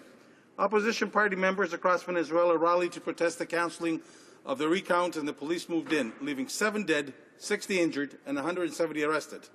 I'm pleased to learn that the National Elections Commission has agreed to an audit that 46% of the ballot boxes were not subject to the recount on Election Day. There has been retaliation against people who voted for Capriles. I have received reports of mass layoffs of civil servants who supported Capriles. People have been indiscriminately arrested for having supported Capriles. Mr. Speaker, I'm asking you to grant an emergency debate so we in this House can discuss and debate what measures should be taken to help the people of Venezuela ensure that their democratic rights are protected. Thank you. Thank the Honourable Member for Scarborough Agincourt for rising and making this request. However, I don't feel that it meets the test to grant an emergency debate. Now, we'll go back to the Honourable Member for Thunder Bay Superior North, who would like to contribute to the question privilege raised by the Member for Langley. Thank you, Mr. Speaker. Mr. Speaker, I rise today to speak to the question of privilege raised by the Honourable Member for Langley, which I know you are considering. I wish to support the point of privilege by that member, and I would like to explain why. The question that has been raised is about House procedures, and most specifically the allocation of statements under SO 31. But, Mr. Speaker, the real principle is that all of our House procedures should empower members to represent the people who voted for us and indeed all of our constituents back home, no matter who they voted for. It has been pointed out repeatedly here in the House that SO 31 statements should be allocated directly to members rather than through their parties and party whips. I agree, Mr. Speaker. No one knows better than I the undue control that increasingly for decades has been exerted by parties and leaders and whips. Before the third reading vote on the long gun registry bill, for example, I was informed by the whip of my former party that if I did not vote as the party wished, that I would be, and I quote, punished, close quote. After that vote, I was instantly punished. No questions, no statements, no foreign travel, no committee representation, no debating time, other than asking brief questions of party debaters. But, Mr. Speaker, I was not really the one who was punished by the party and by our system here. It was the constituents of Thunder Bay Superior North who were punished. Their voice in the House of Commons was muzzled. The person that they had elected was no longer able to speak for them, to ask their questions, and to raise their concerns and their aspirations. Mr. Speaker, tomorrow will be exactly 1 year to the day since I became an independent. I was scheduled that day to have my first SO 31 statement since my punishment had begun. Somehow the party found out that I would use my statement to announce my becoming independent, and a few minutes before my scheduled speaking time, they asked the Speaker to pull my statement, and the Speaker complied. Now, as an independent, I and my constituents do get a reasonable and adequate number of questions and statements. The similarities between my experience and that of the member for Langley are striking. We must all recognize that we have developed a problem in Parliament of excessive party control, and we must move to fix the problem before it erodes our democracy any further. That system was originally set up to have House leaders and party whips facilitate statements and question period questions for the sake of efficiency, but that has been perverted so that it is now used by the three main parties to tightly control members and what members say. This was not the original intention, and it is damaging the free representation of the people who gave us their trust in electing us to this chamber in the first place. I agree with the member of Wellington Halton Hills when he said, and I quote, "Speaking in the House of Commons is a fundamental right of members in this place. Today in the chamber, members of Parliament cannot ask questions of the government to hold it to account. They no longer have that fundamental right, whether they sit on that side of the aisle or on this side of the aisle," end quote. And I agree with the member for South Surrey, White Rock, Cloverdale when he said, and I quote, "Without the right of all members to speak freely, this institution simply cannot function properly. That the period of statements was originally intended to give members equal opportunities, and that it is the codified practice of many Westminster legislators that the Speaker alone decides on the rotation of the members and not the various parties," end quote. And I agree with the member of Vegreville, Wainwright, who said he believes that the way we are doing things, quote, "is infringing on my right as an MP to freedom of speech and the representation my constituents freely need," end quote. And I agree with the member for Langley, who rightly quoted of Brian and Bosk's House of Commons procedure and practice, which notes, quote, "The privilege of freedom of speech is secured to members, not for their personal benefit, but to enable them to discharge their functions of representing their constituents," close quote. And I agree with the member for Saanich Gulf Islands that, quote, "Democracy is not a sport. We are not here as teams, but as representatives for our constituents," end quote. Mr. Speaker, one solution for the backbenchers of big parties to be able to freely speak for their constituents is for them to join me over here in the independent benches.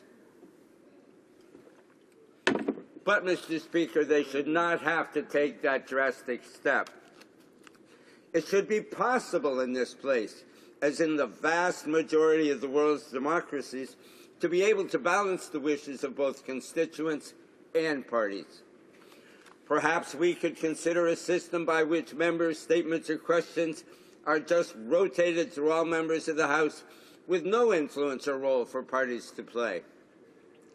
Much like a, quote, list for the consideration of private members' business, close quote, of all MPs in random order is drawn up at the beginning of each Parliament. Similar lists could be made for question period questions and statements. This would give all MPs equal opportunity with both questions and SO31 statements, still able to be traded with the agreement of members, of course. Mr. Speaker, recently Gloria Galloway of the Globe and Mail did a good job of documenting and discussing how party discipline in Canada is one of the most draconian of any democracy on earth. I would agree, and I would like to address here the root causes of this problem in Canada. The abuses of the granting of statements and questions here in the House are the symptoms of more fundamental problems, especially two. First, our first-past-the-post electoral system frequently allows one party to get a false majority, where the difference between 100% of the power and none of the power can come down to a single seat or two. The vast majority of the world's democracies have some version of proportional representation, which means that if a party in those gets 39% of the national vote, they get 39% of the seats. Since majorities are rare, the parties have learned to be civil, collaborative, and even cooperative. This, Mr. Speaker, as we know, will not be easy to fix. But the second problem, Mr. Speaker, could be fixed quickly. We simply need to go back to a system where members clearly work as individuals for our constituents. For over a century, from 1867 until 1970, federal candidates ran under our own names and reputations. If they were members of a party, which they often were, the voters actually had to know who they were and what party they represented. But more important, no national leaders signed their nomination papers. But, Mr. Speaker, since 1970, when party names were added to the ballots, the Election Act was amended to require that you can only run under a party banner if the national leader, not your riding association, signs your nomination papers. Starting then, a succession of leaders have turned the thumbscrews mercilessly on backbenchers, who then become what Pierre Elliott Trudeau referred to as mere trained seals. To sum up, Mr. Speaker, I definitely support the question raised by the honourable member for Langley. I support the right for every member of Parliament to effectively represent our constituents and our conscience by ensuring that every member, not just independents, receive their full quota of questions and statements. But, Mr. Speaker, we need to go further. We need to address the root causes of a system that is not allowing us to represent our constituents in as democratic a fashion as might be possible. Thank you, Mr. Speaker, for allowing me this intervention. I thank the honourable member for his further contribution to this question before the chair. Orders of the day, order du jour. Government orders. Government Bills Commons. Resuming debate at third reading on Bill S7, an act to combat terrorism. Before statements, the honourable member for Winnipeg North had 10.5 minutes. No? Yes? The honourable member for Winnipeg North had 10.5 minutes left for his speech.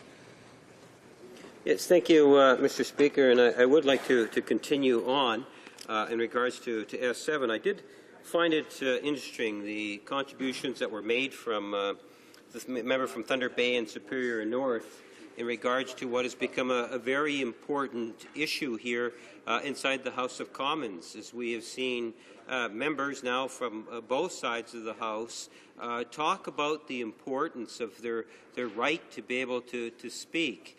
And I'm very sympathetic and supportive in terms of what it is that the member was talking about, and how that particular mechanism, the SO31, is being used as a punishing tool from political parties. And it's one of the reasons why we had designated this day as an opposition day, where there was going to be a motion brought forward from the leader of the Liberal Party in regards to democratic reform, and in hopes that we would have saw that pass, which would have dealt with the members' concerns, at least in part, Mr. Speaker, and the member from Langley.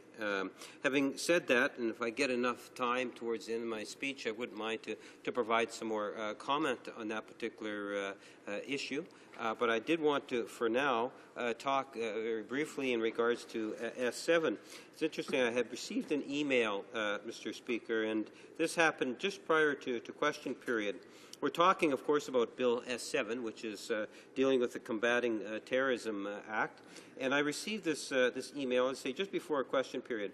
And it goes, Mr. Speaker, Canadian police and intelligence agencies will announce later today they have thwarted a plot to carry out a major terrorist attack, arresting suspects in Ontario and Quebec, CBC News has learned. Highly placed sources have told the news agency that the alleged plotters have been under surveillance for more than a year in Quebec and in southern Ontario. The investigation was part of a cross-border operation involving Canadian law enforcement agencies, FBI, and the U.S. Department of Homeland Security. Mr. Speaker, obviously it goes on, and as the day unfolds, we'll probably get more information coming from news media outlets as things unfold. And the reason why I bring it up, Mr. Speaker, is because when we talk about Bill S7, really, and I've tried to put this in the form of questions that I've had with in particular the New Democratic Party, is that there is this heightened sense of awareness. And that awareness became very evident during the 9/11 crisis. Mr. Speaker, there were a lot of issues that came out at the time, but in essence, I believe you can go back to that in terms of the public demand or need to have more information. There's this desire to feel that the government is doing what it can in order to be able to combat terrorism. So if we look at S7 and what S7 is attempting to do, the primary thing is in regards to investigative hearings, Mr. Speaker. And this is something in which we believe is important. The Supreme Court of Canada back in 2004 recognized that there is a need in the sense that it acknowledged that having investigative hearings conducted without a warrant would in fact be constitutional, so that the government would in fact have the ability to do so. Now that was done back in 2004, and since then the government has attempted and failed, not because of opposition party, because the Liberal Party has actually been the only party that has been consistent on the issue of this particular type of legislation, Mr. Speaker, in wanting to see it advance.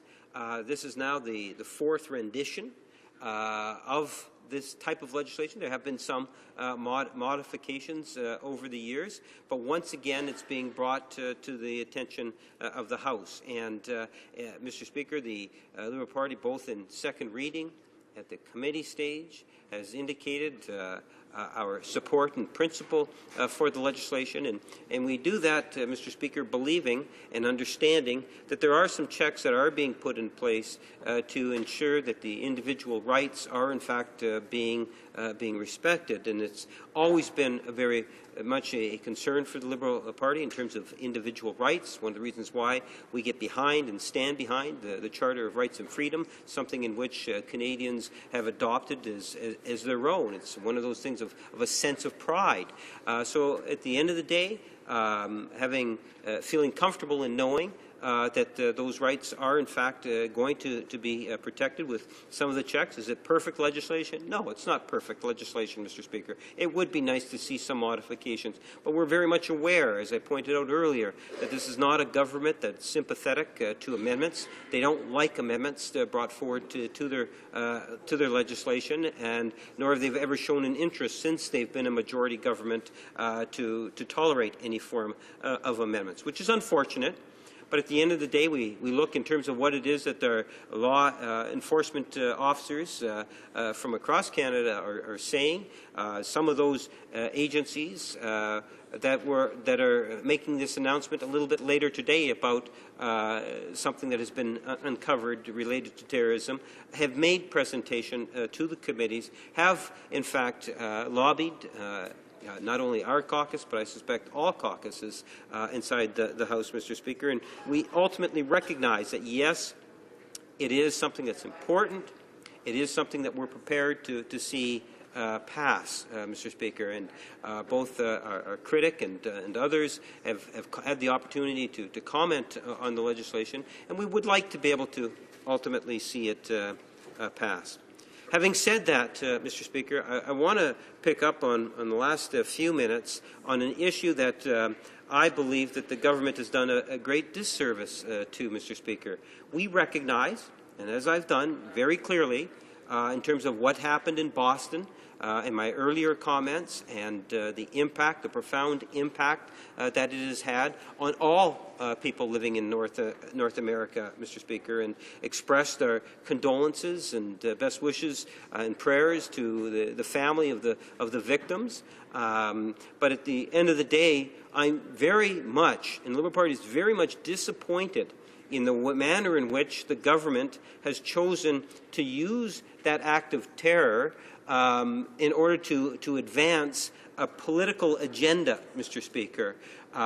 This legislation could have been brought forward long ago, months ago, Mr. Speaker, but the government has been sitting on it. And then on Friday, we hear the minister, the government House leader, stands up in his typical fashion and says, well, you know, because of the concern in regards to the Boston Marathon and the terrorist attack, we are now going to have S7 introduced on Monday, thereby bumping the Liberal opposition motion that was being proposed related to democratic reform, Mr. Speaker.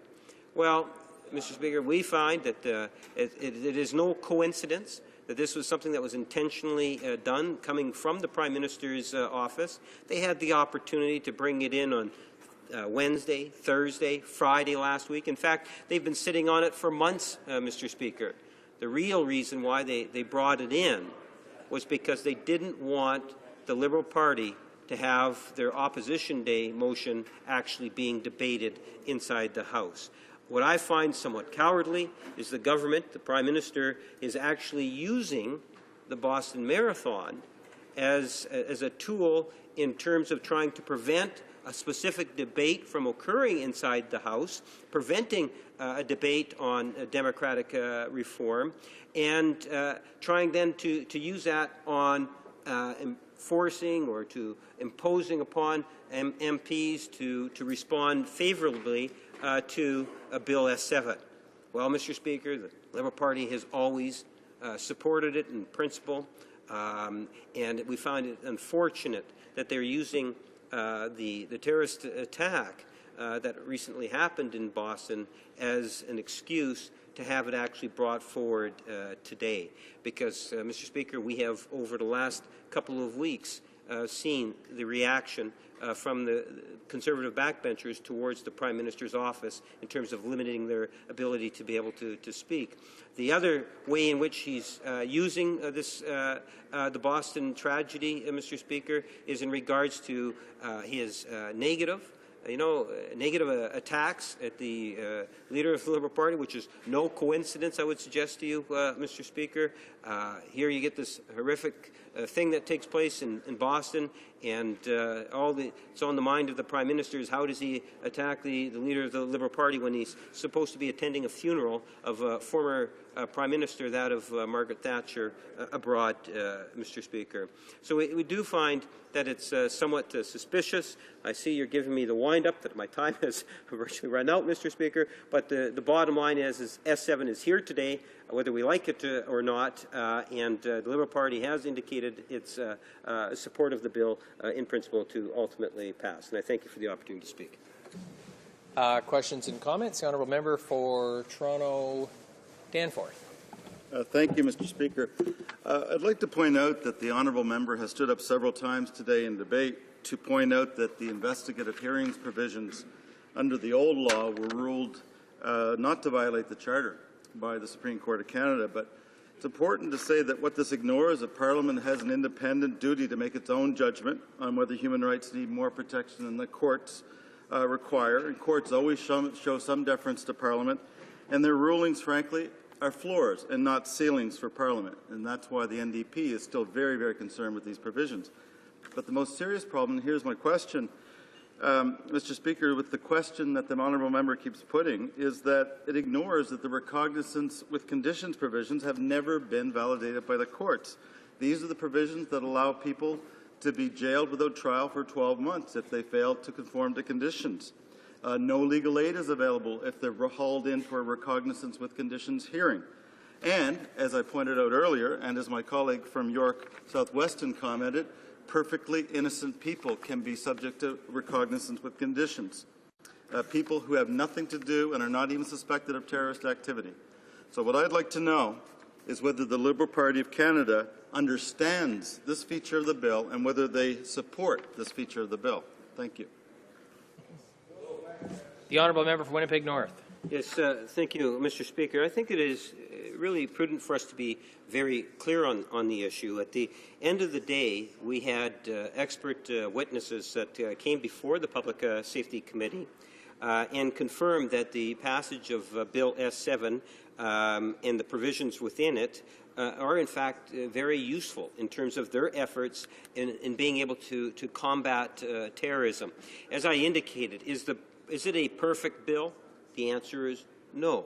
But let there be no doubt that by the passage of this bill, it will put into place a system, it will provide a tool for law enforcement agencies of different forms in order to be able to be more effective at combating terrorism. And that's really what we should be talking about, Mr. Speaker, is the principle of what it is that this bill will in fact do, and it is something that is ultimately being argued for as being as a positive. At the end of the day, yes, there could have been more accountability in certain aspects of it, but it's critically important, and that's one of the reasons why I cited the example of what's coming out, breaking in the news right now. I don't know the details of it because it's just coming out. All we know, Mr. Speaker, is that there was some sort of a plot that was being planned, and in the next few hours we'll get more details on that particular plot. We need to provide tools where we can, and this is just going to be one of those tools, and hopefully in time we'll even see stronger legislation coming forward. Questions and comments? The Honourable Member for London Fanshawe. Thank you very much, Mr. Speaker. And I find it interesting that the member has cited the news report outlining the fact that authorities have managed to find and control a planned terrorist plot. With that very clearly stated by the member, does it not seem that our position that the criminal code contains sufficient means in order to find and detain terrorists already, that these extra measures are not needed? Clearly, it worked in just the last few hours, and I don't understand why this need or this obsession with increasing the powers of this government. Member for Winnipeg North. Yes, Mr. Speaker, it's a case in which the NDP need to get their collective head out of the sand and recognize the reality, and that's the reason why I brought it up in the example of saying that, look, you have something that's there, it's very real. I used an example of today in terms of what's actually happening today. We have many different public potential targets that are out there. You could talk about marathons, you could talk about malls, you could talk about fast transit. There's all sorts. Manitoba Hydro in the province, in my own province, there's all sorts of potential threats that are out there. By using these examples, what we're trying to do is to give a wake-up call, in this case to the Democratic Party, to recognize that there is a real threat. To pretend that there's no threat would be a tragic mistake. And what we need to do is to provide the tools that are necessary in order to be able to minimize the potential threat that's there. So by providing S7, even in its non-perfect format, all we're doing is we're providing yet another tool for those law enforcement agencies so that they can be in a better position to be able to protect all of our constituents, the people in which we represent, that understand and appreciate the fact that there is a terrorist threat that is out there, and it's not to scare people, Mr. Speaker. It's just the reality of the day, and that's why at the end of the day, I think it behooves us to be able to be responsible and provide good, as much as possible, a proactive approach at trying to combat terrorism wherever we can. Questions and comments? The Honourable Member for Rivière-du-Loup. Thank you, Mr. Speaker. I'd like to just clarify what appears to me to be quite a serious contradiction with my colleague from Winnipeg. A lot of what he said was talking about having a government that is leaning on such recent events, such unfortunate events as what happened at the marathon. But on the other hand, for the last few minutes, he is talking about news that's so recent that we don't even know what it means. So, can you say 2 minutes ago that it makes no sense for the government to do that, and then do even worse yourself and 2 moments later? And also, there is the whole issue of preventive arrest. Is the Liberal Party comfortable with that, knowing that there can be preventive arrests, despite the fact that that aspect of the law was amended, even if there's no evidence that someone did something, just saying that maybe in the future that person might commit a terrorist offense? How can we support that? And contradict the government's arguments, but make an even worse one yourself. I don't understand what the Liberals are saying here.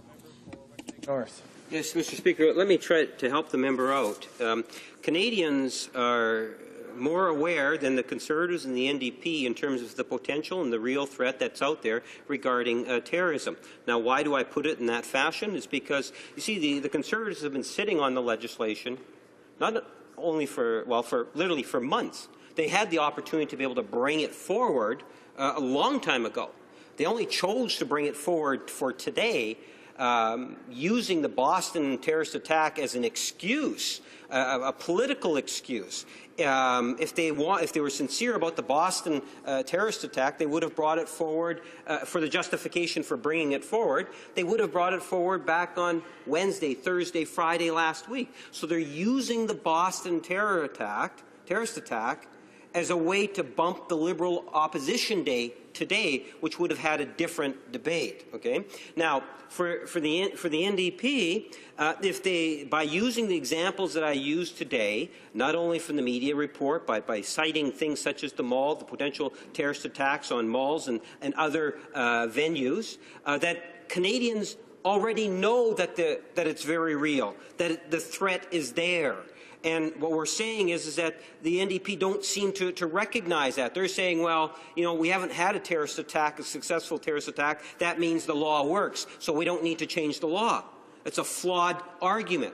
Here's a law that could change, that will assist. and you don't have to take my word for it. We have law agency officers from across this country that are saying that actually S7 does have some merit and it will help them in terms of combating the potential terrorist threats. So you don't have to believe my word. You can take the word of these law enforcement agencies and officers from across the country. So hopefully that helps out in terms of the member better understanding why it is I said what I said. Reprise de débat. Resuming debate. The honourable member for Compton-Stansted. Thank you, Mr. Speaker.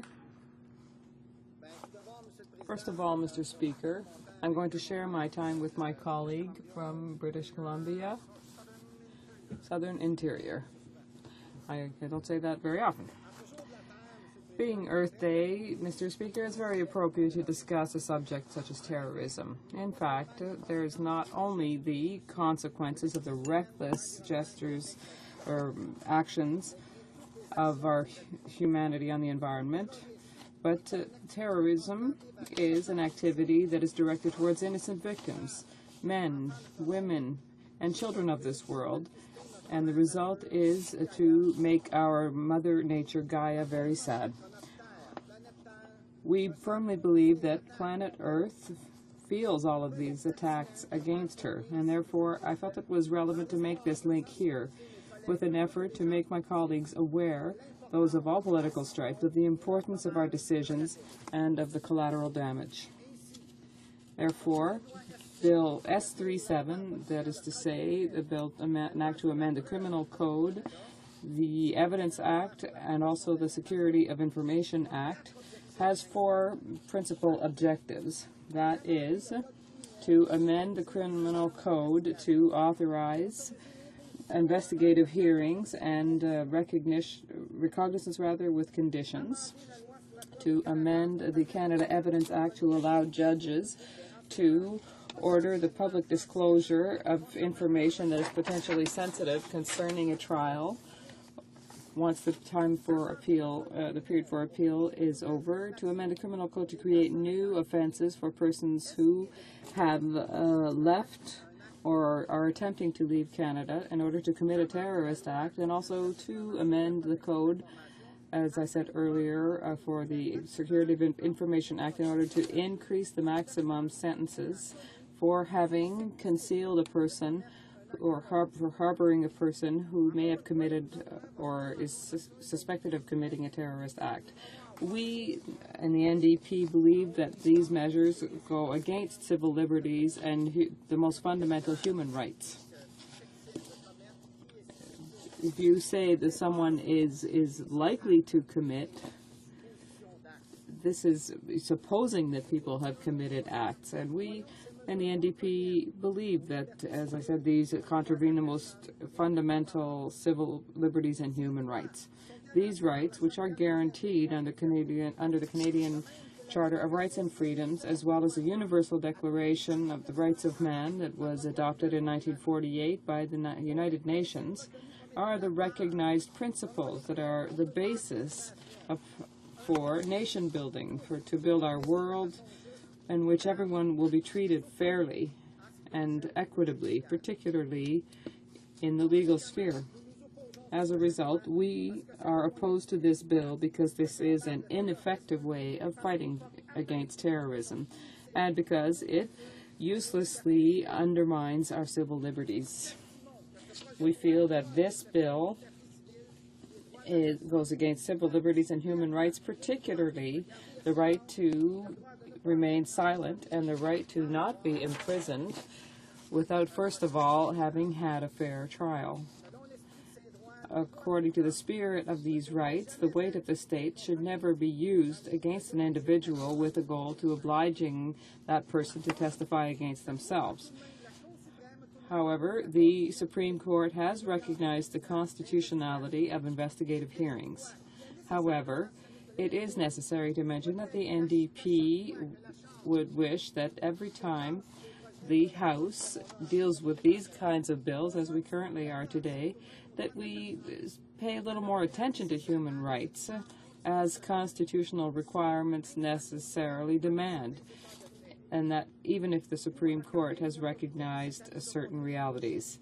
We are here to show both sides of the coin. We feel here that the criminal code has the necessary provisions to carry out investigations on people who are carrying out criminal activities and to hold anyone who presents a threat, an immediate threat to Canadians.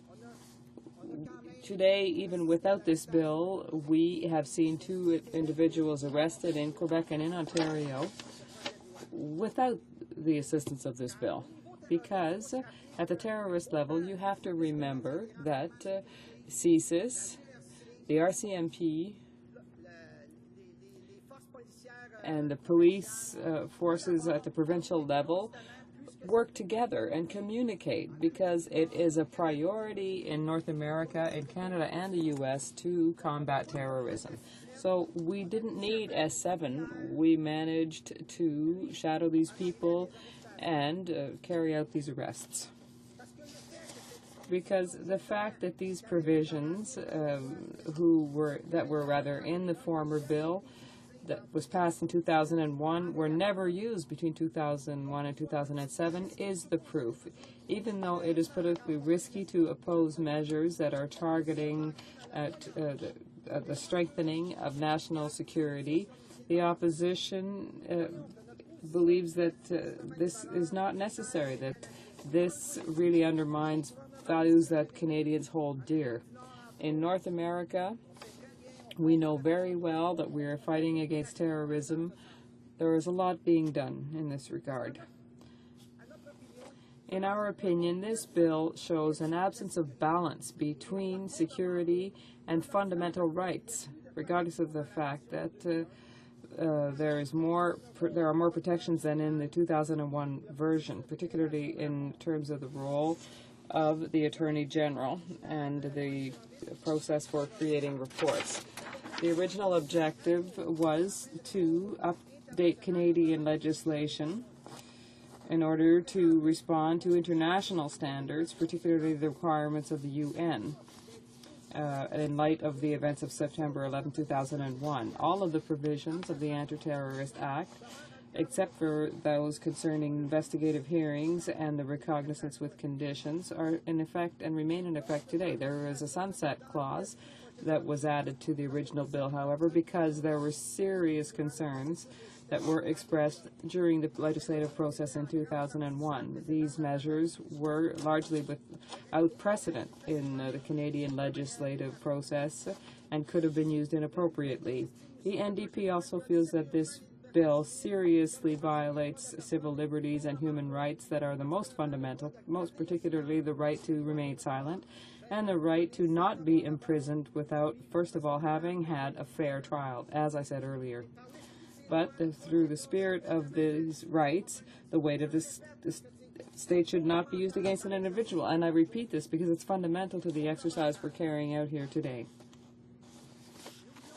Let's not forget that the bill would make a person subject to 12 months in jail, 12 months, and this would be for people who weren't even accused or charged with a criminal offense, just suspected of having committed one.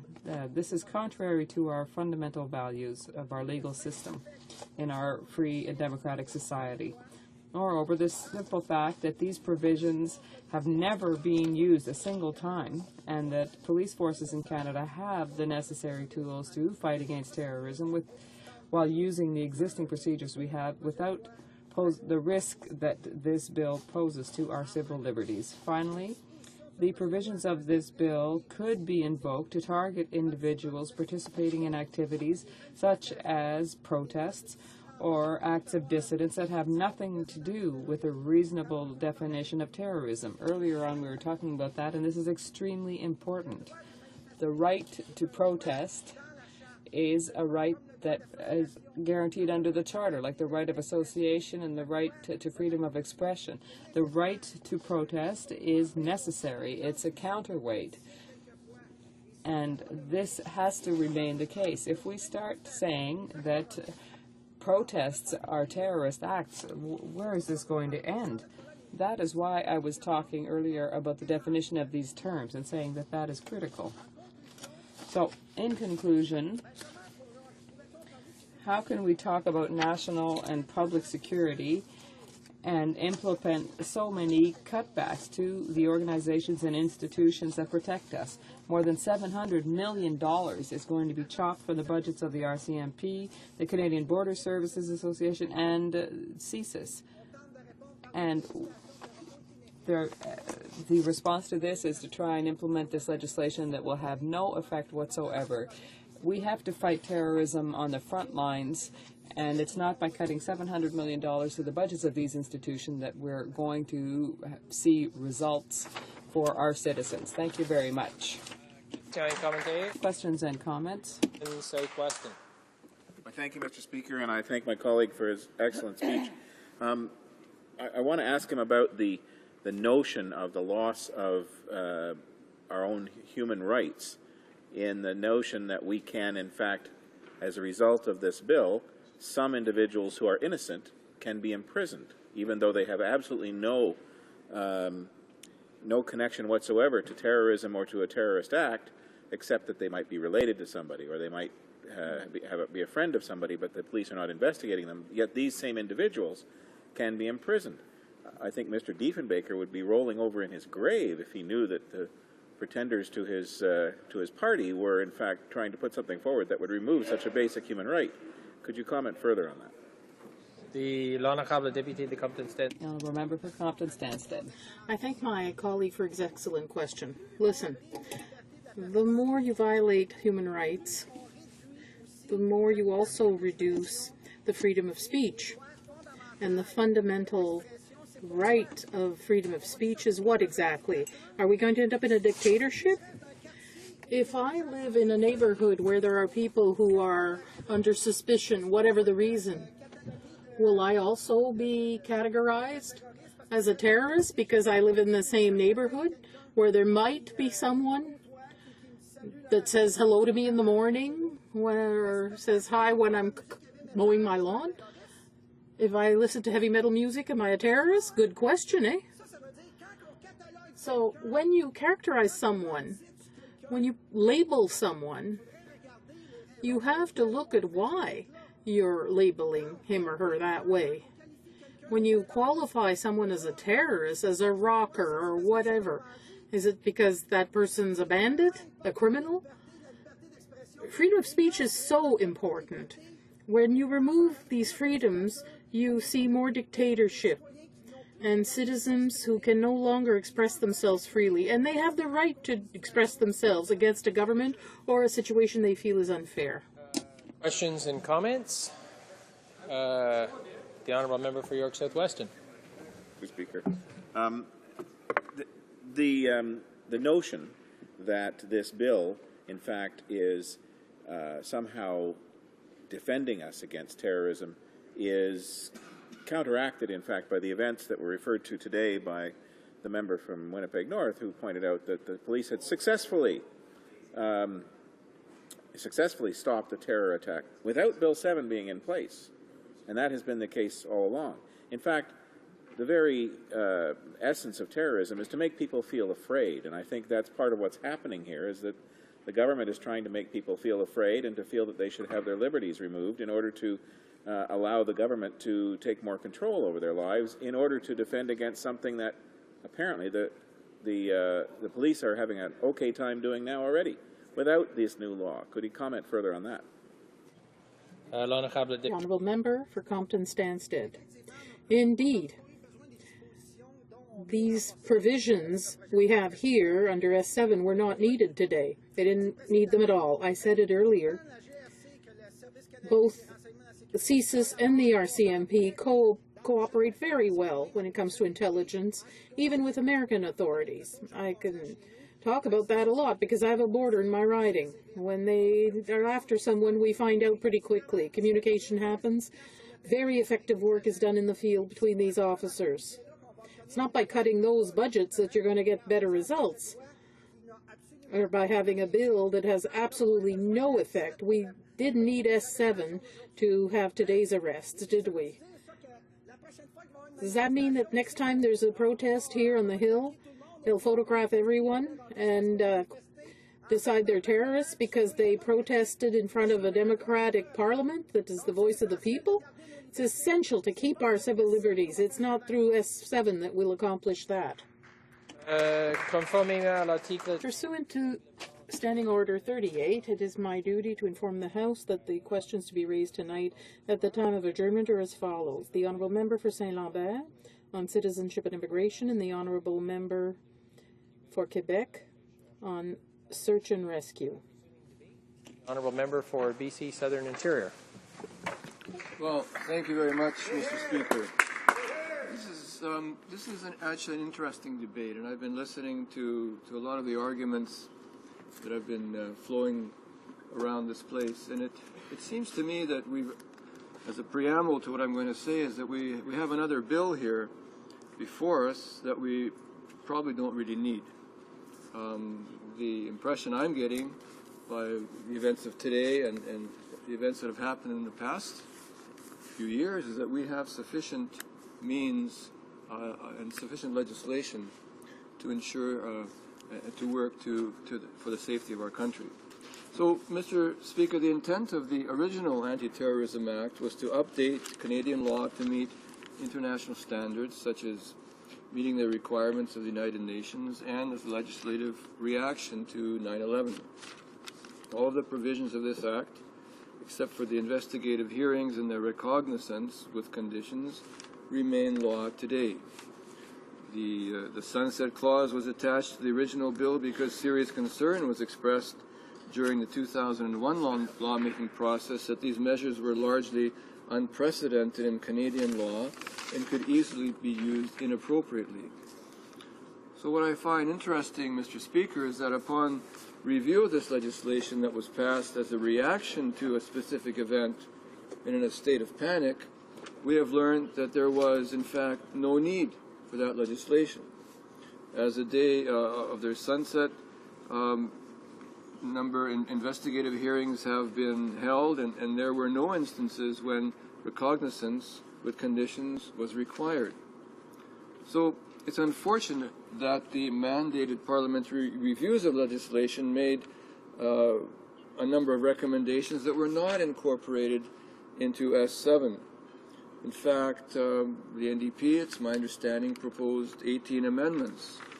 And it's not unlike what happened to us in the food safety bill, where we said we'd work with the government to really work hard to improve the bill that was before a necessary bill at that time. That rejected all of our amendments. Donc, comme vous savez probablement, as you probably know, we introduced amendments to improve transparency and the requirements on the production of reports in order to reduce the negative impact on civil liberties of this bill. And that's important to point out. Reduce the negative impact on civil liberties contained in this bill. These amendments were based on the testimony we heard. So it's not something that we got out of thin air. As I understand correctly, the committee heard testimony and we presented amendments that reflect the values that we believe to be dear to Canadians.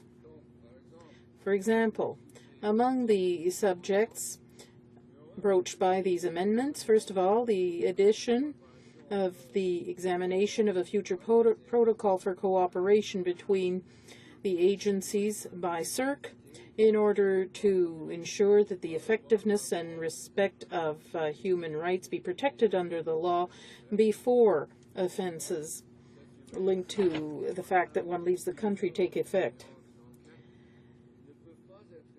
Make sure that testimony gathered during investigations not be used against an individual during extradition or deportation procedures, and not only during criminal procedures. Establish the right to financial legal aid by the federal government if the person is to appear before an investigation hearing. Fourth, make sure that the annual reports contain detailed information on all amendments to the legislation, policies, or practices regarding exit intelligence or controls. Fifth, make sure that exhaustive examinations include the application of 4 new offenses regarding exiting the country, and that this issue be dealt with by elected members of Parliament, not just the Senate.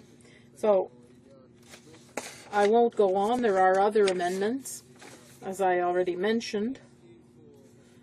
What we should bear in mind here is that all these amendments were defeated by the Conservatives. And as was mentioned here before, this bill has been in existence for months. It came from the Senate. We've had it for months, and all of a sudden a decision was made to examine this bill today. I know why we have it today. I won't go on at length about that. I note is that the honourable member for Windsor-Tecumseh, who sits right here beside me, and actually was sitting in your chair not too long ago, in the House in 2010, spoke against C-17. And I quote, this is what he said: "When facing a crisis, we as political leaders feel that we have to do something even when all the evidence shows that the structures we have, the strength of our society, the strength of our laws are enough to deal with it. We passed legislation," he goes on to quote, "in early 2002 to deal with terrorism when we panicked.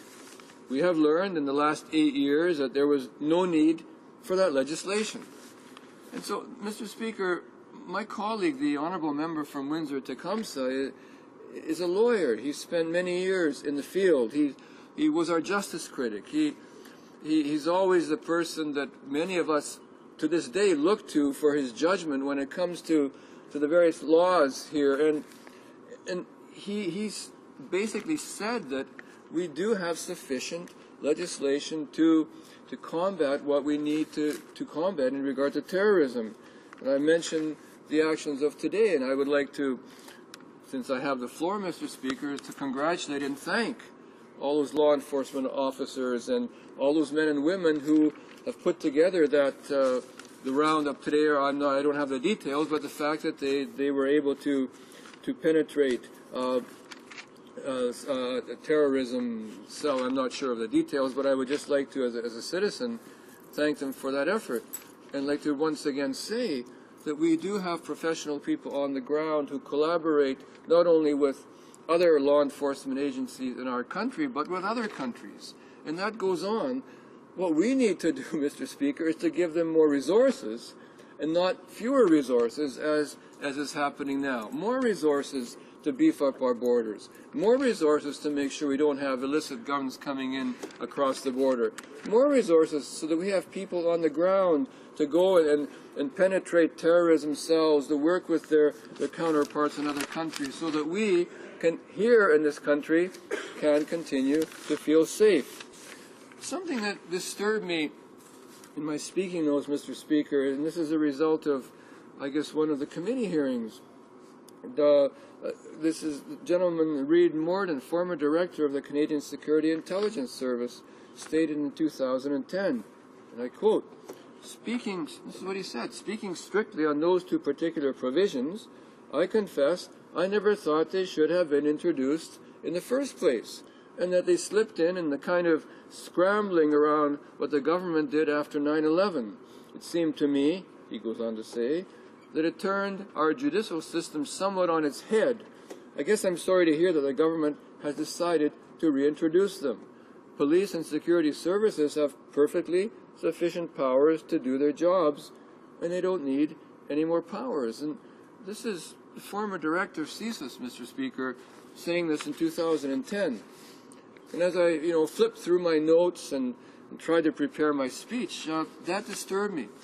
So I guess I'll sum up in the minute I have to say that I believe that we have the legislation, as does my party, in place. We need to, if we're going to improve, we need to improve the resources on the ground so we can equip those men and women to combat the potential threats to terrorism to our country, which I feel very confident and know that they are very capable of doing. Donc, ceci va terminer. So that concludes my speech. Thank you very much, Mr. Speaker. Questions and comments? L'honorable député. Member for Compton-Stansted. Thank you very much, Mr. Speaker. I congratulate my colleague for his excellent speech. I would like my colleague to elaborate on the fact that today actions were taken by police forces in order to shed light on people who were preparing to commit terrorist acts. We don't have much information to date, but they didn't need S7. We didn't need that bill to enforce the law or have counterterrorism measures in Canada. So I'd like my colleague to elaborate on the fact that we have RCMP officers, police officers all across the country who work every day to make our lives safer. Southern Interior. I thank my colleague for his question. That's what I tried to point out in my speech, Mr. Speaker. As you know, I quoted Reid Morden, the former head of CSIS. In my speech, I also mentioned that my colleague, the member for Windsor-Tecumseh, who's very familiar with the Justice file, said and continues to say that there's no reason to have another bill.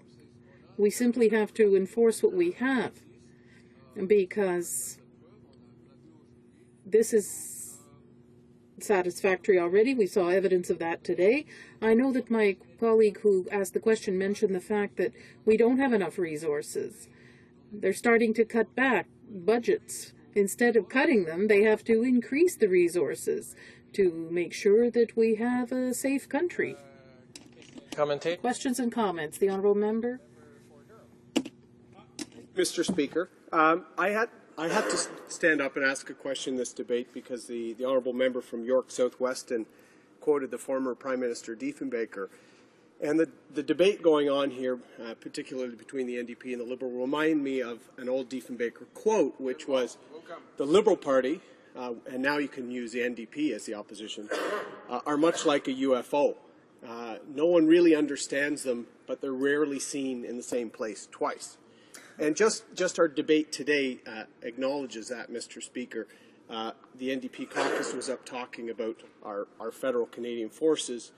Firefighters are service people. In fact, the member from BC Southern Interior started out his remarks, or in his remarks, wanted to thank law enforcement for foiling the Via Rail plot today. Yet his central concern with Bill S7 is that it would be used inappropriately, and that's his quote. So are they saying that they fear our federal law enforcement officials and that folks that we have investigating these same plots they're thanking them for unfoiling today, they don't think they would use appropriately? And I'd like him to answer that, please, Mr. Speaker. The honourable member for BC Southern Interior. That's quite a long question. I'll do my very best. Before I answer, I'd like to thank the honourable member for his service to our country. I know he's served our country well, and I'm glad to see him in the House, so it's a pleasure to have him here. There's no incongruency. The fact that here we have a bill that's on paper here that the government is planning on putting into legislation. We have existing laws that are working on the ground, and we've seen that today, that we're able to protect us. The main point I'm trying to say, and others are saying, is that let's beef up the resources for those people who are working on our behalf under existing legislation. It is there, and it's working. Reprise du débat. L'honorable député de Pierre. Resuming debate. The honourable member for Pierre-Fond-Dollard. Mr. Speaker, thank you. I will be sharing my time. Yes, here we are today in the House to debate Bill S7, and before I begin, I'd like to take this opportunity to wish everyone a good Earth Day. I was in Montreal yesterday for Earth Day. There were over 15,000 or 20,000 Montrealers marching for the environmental cause, so it was great to participate in that. The second announcement I'd like to make is that today there were arrests, crimes were prevented, and I'd like to take a few seconds to congratulate the RCMP and the police for their work. They did an important work in this regard. So let's get back to Bill S7, which of course has a connection to today's events, and the Conservatives like to say has a link to the tragic events we saw in Boston last week. Mr. Speaker, we have before us in third reading a bill which unfortunately may well threaten the basic civil liberties of Canadians. We have reason to think that. For the NDP, that is extremely important. We have to look at this very seriously. Mr. Speaker, S7 is a controversial bill, and the Conservatives did not present any analysis, evidence, or study that demonstrates, it proves that the measures contained in S7 are necessary, are useful, are relevant. There are many things already in place that allow us to intervene in terrorism or other criminal acts of that nature. These measures were used on many occasions. So, is the content of S7 necessary and relevant? Do we really need new tools to fight terrorism? Well, we have serious doubts about that. If the debate was only about that, perhaps the debate would be very different. What's worrisome here is that not only are we not sure that this bill will have an impact or be useful, but we also have serious reason to believe that it violates the rights of Canadians. And that's the problem. Are we really going to agree to imperil certain fundamental rights for a bill that may not even be useful? We have reason to doubt it. For the NDP, those concerns must be answered very seriously before we go forward with any kind of bill, regardless of the intent behind it or the good cause. As soon as it threatens fundamental rights and freedoms, we have to put a stop to things and make sure that the bill is not a threat to the rights of Canadians. And that is why we want to intervene, and that is why, unfortunately, the NDP cannot support Bill S7 as it is before us today, with all its flaws and all the doubts that around the terms that I talked about earlier. Mr. Speaker, if the NDP had doubts with regard to this bill, well, it didn't stop there. They didn't say, no, we have doubts. Perhaps my speech doesn't interest everyone, but I would like be able to. I'd like to be able to speak until the end. I would like to thank the Minister for Culture to leave the House, please, so that I can continue. So, as I said a little bit earlier, Mr. Speaker, it is not that the NDP just stopped at the fact that we had doubts. No, we did some serious work on the Public Safety Committee, and there were 18 amendments that were introduced in committee during the debate in order to improve this bill and to ensure that there is no threat to the rights and liberties of Canadians. I bet you can guess what happened, Mr. Speaker. Yes, indeed, all 18 amendments were defeated, were rejected for all different reasons, even though we were trying to improve the bill. And I will put forward two examples of amendments that were made that support what I said earlier. First, one of the amendments proposed the addition of an exhaustive examination of the implementation of the recommendations of the ARAR topic concerning accountability and monitoring mechanisms by paying special attention to monitoring and activities among agencies. With S7, Mr. Speaker, we're talking about putting in place discretionary powers, and that could mean that someone could be imprisoned for a few days or even a few months with no grounds, with no reason, and that is worrisome. And thanks to the amendment that I just read, the NDP wanted to ensure that people's rights and fundamental freedoms were respected. The amendment was turned down. Another amendment, Mr. Speaker, to include the notice of the Human Rights Commission on questions regarding racial discrimination and profiling around Bill S7. And in that regard, I would like to talk about the Church of God, a church in my riding with whom I met recently. I met with seniors, parents, and young people. All of them were very dynamic, who told me about a number of issues, but they particularly talked about profiling, their concerns and things that had happened to them regarding profiling that affects the Black community of the West Island. And I want to tell them that I heard them, and that if in this bill we have doubts as to where discretionary power might lead, if it might lead to racial profiling and discrimination, well, the NDP is here to stand up and to put a stop to this kind of thing and to ensure that all bills that are introduced in this House address the concerns of the Black community and the community of the Church of God. I would like to continue, Mr. Speaker, by echoing what something that one of my Conservative colleagues said today about Bill S7. She said that she found that the NDP's position was deplorable, and that one day we would realize that all the work done on this bill, and that all the witnesses that were heard from and who supported this bill, that we would realize our error. Now, I paraphrase, Mr. Speaker, but what I want to respond is that I'm sorry to contradict her, that we're numerous witnesses who are also concerned and who did not agree with Bill S7 in its current form as it is being debated today. And I will quote from two witnesses who appeared before the committee, Mr. Speaker. First, I would like to quote Ms. Avocat. She says, "We are begging you not to increase the powers of national security organizations, provided as long as there is no accountability and examination mechanism that is effective." So we're not talking about a simple opposition here. We're talking about someone who is bringing forward suggestions by saying, if you choose to go in that direction, we are begging you to also put in place some mechanisms that ensure the safety and the preservation of Canadians' rights and freedoms.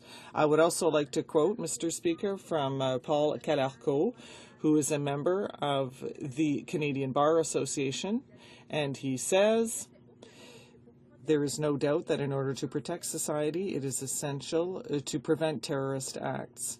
To do so, we need effective legislation that respect our legal tradition. Unfortunately, this bill attains neither of these objectives." So just to say, Mr. Speaker, that the NDP is not all alone when it is saying that there are concerns with this bill. There are also experts who share our opinion that this bill in its current form may represent a threat or may not contain effective measures. I will close, Mr. Speaker, by saying that, yes, I repeat that the NDP and myself, we are convinced that we must pay special attention to fighting terrorism. And everyone in this House agrees. But how are we going to wage this fight? And in our opinion, Bill S7 is not the answer because it threatens the fundamental rights and freedoms of Canadians that are dear to Canadians, that we can be proud of, and that must not be flouted. And that means, Mr. Speaker, that by voting against this bill that we support terrorists? Of course not, Mr. Speaker. That is completely absurd. We must start from the premise that everyone in this House must put forward and implement tools that will help fight terrorism, and Bill S7 is not one of these tools. Questions and comments? The Honourable Member for Calgary Centre. Thank you very much, Mr. Speaker. I just wanted to explore a little bit more the comments from the NDP that we don't need this bill, that S7 somehow is already covered, all of the measures are covered here. And I'd just like to ask them, we do have clauses in this bill covering new offenses for leaving Canada or attempting to leave Canada for the purpose of committing a terrorism offense or an offense that would be created under proposed amendments. These new offenses are aimed at deterring persons who could be planning to receive terrorist training or engage in other terrorist activities abroad.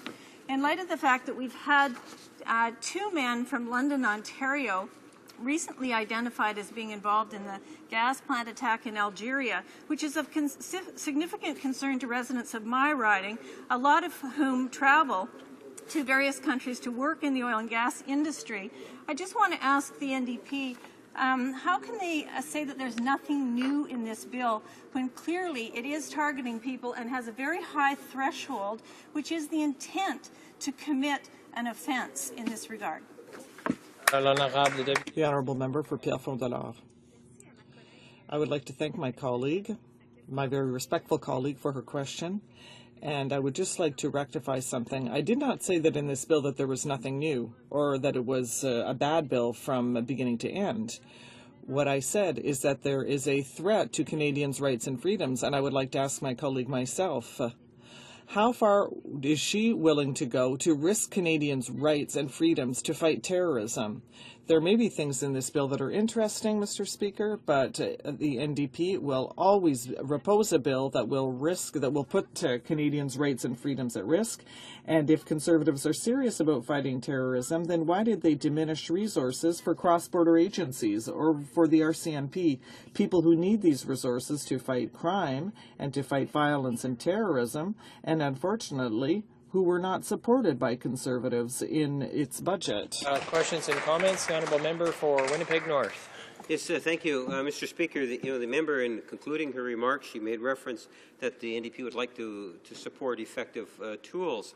At the hearing stage of S7, it was made very clear by a number of law enforcement officers and experts indicating that the bill itself, in principle, does provide yet another tool, and this is coming from experts and law enforcement agencies, something in which they believe would in fact assist them in the future in combating terrorism. Now, just because, our officials to date, and Canada's been very fortunate where we have not had acts of terrorism to the same degree at all of other nations, doesn't necessarily mean that we shouldn't be progressively looking at how we can enhancing our law enforcement abilities in the future in terms of combating it. My question to the member is that given that we have expert and law enforcement agencies themselves, officers saying that this is a tool that they would like to be able to have, why would the NDP want to deny them that right, given that there are checks in place to protect individual rights and freedoms? The Honourable Member for Pierrefonds-Dollard. Thank you, Mr. Speaker. I hear in this House my colleague from the Liberal Party who is going to support Bill S7, but I would have liked to hear him talk about the risk that this bill poses to Canadians' fundamental rights and freedoms. Because if the Liberal Party wants to boast about defending this type of principle, then we certainly can't see it in their support for S7. Are we going to go forward with any kind of bill that could be useful if it threatens the rights and freedoms of Canadians?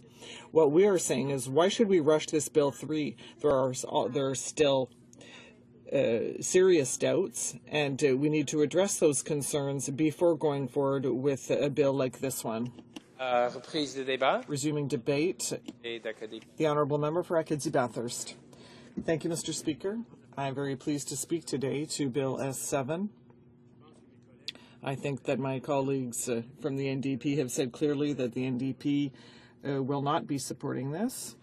And also, I would also like to say how saddened we are about what happened in Boston. Everyone saw it on TV. There were people from New Brunswick who were down there, and so we can just imagine the people who were running for a good cause, families who are completely innocent, and all of a sudden they find themselves in a situation like that. It's certainly a terrible thing. But let's get back to Bill S7. What I find regrettable, Mr. Speaker, and somewhat hypocritical as well, is to see the Liberals today who are more concerned about having lost their opposition day today. If they're so serious about Bill S7, then I think, Mr. Speaker, if I had been in their shoes, I would have thanked the Prime Minister for having taken away their opposition day, because they believe so strongly in Bill S7, and they just wanted to find out about their motion to protect the democracy. And so I find it rather hypocritical on the part of the Liberals. The Honourable Member for Bourassa, point of order. I would just like to remind my colleague that today we're talking about Bill S7. He doesn't have to talk about any other files. This file is complex enough as it is. This is, I encourage all honourable members to speak to the matter before the House, and trust the honourable member for Acadie Bathurst is doing so today. Mr. Speaker, all day I've heard the Liberals crying about the fact that their amendment that they brought to the, not their amendment rather, but their opposition day, and they never rose on a point of order with regard to us. All day it's been on the opposition day that the poor Liberals had lost, and it was to protect the democracy of the Conservatives. So I think that I was very much in order to have mentioned it. And when we look at Bill S7, Mr. Speaker, at the same time, we see that all of a sudden, what happened in London, Ontario, that was a month ago. So in our own country, there was something that happened a month ago, and they waited today to bring forward Bill S7. I was listening to the parliamentary secretary when she stood up to give her speech to say, if there's a problem with S7, let's talk about it. If you have amendments, if you have things to change, let's talk about it. But I think that she lives in another world, Mr. Speaker, because there were 17 amendments that were brought forward in parliamentary committee. 17 amendments, and they were all defeated, all of them, by the government side, who has a majority on that committee. And so, you know, Mr. Speaker, we see Conservative members who rise and they say, well, they use the example of someone else who's going to go to another country and commit a terrorist act. And this bill doesn't just talk about one thing, though. That is why it is important to discuss it and study it in parliamentary committee in order to put forward amendments. But, Mr. Speaker, earlier, that was non-negotiable. It was as if only the Conservatives are right. And I listened to the Liberals who are saying, well, we heard from professionals who came before the committee, and even if it's not a perfect bill, and even if it's this and that, well, they want to go ahead with the bill. Well, no, but that's not what you do. You refuse the bill. We're not going to vote on something that's no good, just because there might be one good thing in it, and say, I have no choice. Come on. That's not how bills are crafted. Mr. Speaker, I think the Liberals, they're good. They've gotten to be scaredy cats. They go to the left, they go to the right, they go to the center. They try to please everyone. They vote on everything. Come on, Mr. Speaker. Come on. One of the problems that we have here, Mr. Speaker, for example, when we look at the cuts if the government is so serious, if it is so serious about cracking down on terrorists and all the criminals, then how can they how can they cut $143 million from the budget of the Canada Border Services Agency that affects 325 jobs? They can pass all the laws they want, but if there's no one to look after those laws and enforce them, if they lose people who are supposed to look after protecting people, well, at the same time, they want to pass a bill that is supposed to police everyone and crack down on terrorists, but at the same time, they cut 325 border officer positions across the country. The police officers have told us how much help they need in municipalities and in communities. Even the RCMP has said it. Their budgets have been cut. The municipalities have had their budgets cut. That's where it happens. It happens on the ground, Mr. Speaker. That's where they have to crack down on people committing crimes. It's all very well to have a fine law, and then all of a sudden, Mr. Speaker, that looks good politically, right? Let's build prisons and throw people in them, and every once in a while we'll, talk about it on the news and say, yep, we did our job. But at the same time, across the country, they're cutting border agents, they're cutting police officers. You know what, Mr. Speaker, even better than that? There have been rumors. And there's no smoke without fire, we know that. Apparently, they cut a level 3 security in airports. A level 3. Level 3, well, that means that an airport like Bathurst, for example, there would be no more security officers at all. You walk in, you get on the plane, no problem. And at the same time, they're trying to combat terrorists. They're trying to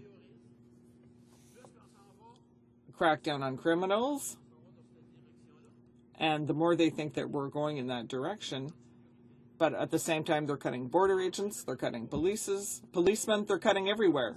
But they put forward this bill, the conservative government, they like to fearmonger. They like to scare people. Let's pass laws. Let's build big buildings and big prisons and throw everyone in them. And let's put 3-4 people per cell. Oh, isn't it great in Canada? What a great country. Yeah, very nice country indeed.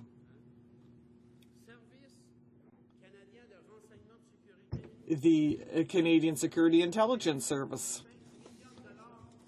They had $24.5 million cut from their budget. And that'll happen between now and 2015. Whereas the CSIS Inspector General positions were cut in 2012, and that is important for accountability. $24.5 million were cut, Mr. Speaker. The RCMP has suffered cuts of $195 million. And what do they want to try and do for... they're going to change all of that just because of what happened in Boston.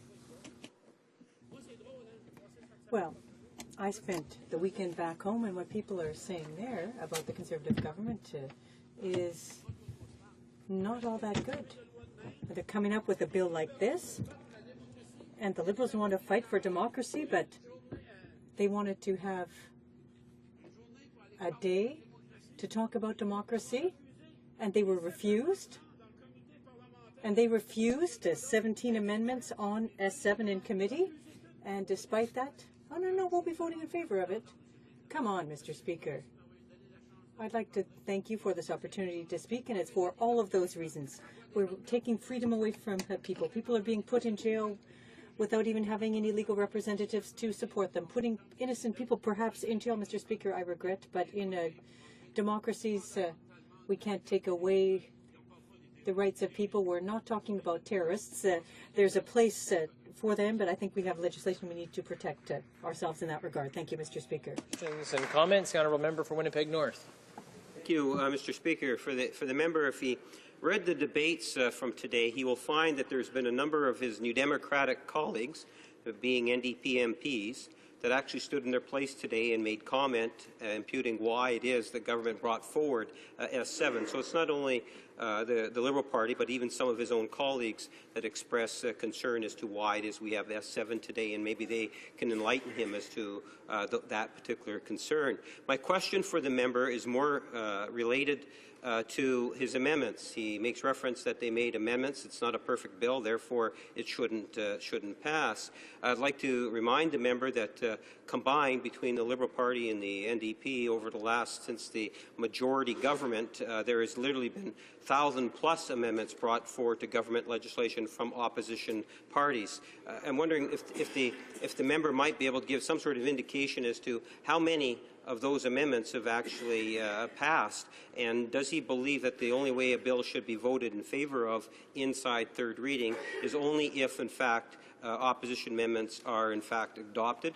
Because if they're not adopted, then it's not perfect. That means the NDP will, in fact, in the future be voting against that legislation. Honourable Deputy Deputy Bathurst. Well, if the amendments are not adopted, then it will take the liberty of people and could put innocent people in prison for 12 months without be able to be protected. Yeah, we will vote against it. But the Liberal, yeah, we did put 17 amendments to the bill. But even if the Liberal, as my colleague said that it was not perfect, the Liberal have not put one amendment in it. Is that done? They don't believe that the committee should work? Don't they believe that we should still push the government, put pressure on the government, and leave Canadians decide if that's the government that should run this country or not? But they just sat there, no amendment at all. They swallow everything. And even if it's not perfect, we're voting for it, even if we're going to take, liberty of people away. And I have a problem with that. Questions and comments? The Honourable Member for Timmins, James Bay. Thank you, Mr. Speaker. I listened with great interest to my honourable colleague in the previous question where the Liberals put 0 amendments forward and then accused the government of not listening to them. Well, no wonder the government's listening to them, because they're not speaking. The question here is that it was the Liberal government under Jean Chrétien who brought in the provisions that suspended habeas corpus under the so-called terrorist provisions. And they were such onerous provisions that the government agreed to put in a sunset clause so that they'd be removed after a time, because they were a fundamental threat to the legal landscape of this country. Now, in 2007, Parliament voted to ensure that those provisions were not going to be brought back, being able to take someone without a warrant, being able to force them before these investigative juries or judge without any warrant, even though this is something the Liberals are proposing. So now the Liberals in 2013 are standing up and supporting the same provisions that they promised to sunset in 2001. I'd like to ask my honourable colleague, why does he think it is that the Liberal government or the Liberal members have offered 0 amendments that have been rubber stamping this from the get-go? The Honourable Member for Acadie-Bathurst. I think that it's because right from the beginning they believe in that type of law that we have in our country and taking liberty of our people. I think it's right from the beginning, and we see it now by them not putting any amendment. The sad part of it, they get up in the House of Commons, they say the bill is not perfect. When the bill is not perfect, that's why we have committee to be able to put amendment to it. And today, they cannot even show us one amendment saying the bill is not perfect, and not one amendment. That means they didn't do their job on S7. Didn't do their job at all. They didn't do nothing. And then they come here today and say, it's not perfect, we're voting for it, but the NDP are voting against it, where they should vote for it even if it's not perfect and it's doing something wrong. I mean, they're the same party that is having a day of opposition to save the Conservatives that cannot speak, the bencher that's being shut up from their Prime Minister. I mean, the same party. Reprise de débat. Resuming debate. Joliette. The Honourable Member for Joliette. Thank you, Mr. Speaker. I'll be sharing my time with the member for Montmagny, Lillet, Kamouraska, Rivière-du-Loup. I'm pleased to have this opportunity to rise to speak to the issues raised by Bill S7. But first and foremost, I want to offer my sympathy to the families of the victims of the Boston Marathon and express my support for this community, which is showing unprecedented resilience. Terrorism is indeed horrible. We need to have a responsible approach to fight it without losing what defines us as a society. When Osama bin Laden hit the World Trade Center in 2001, He stated that he wanted to see the North American lifestyle disappear forevermore. Since those attacks, all Western countries became a little less naive, and we had to face our own limits.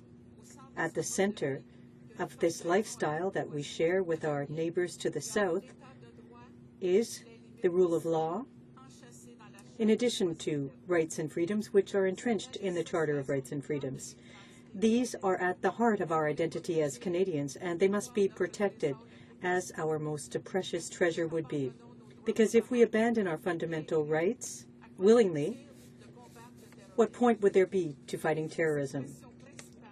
This is the main issue that is the reason why I oppose Bill S7.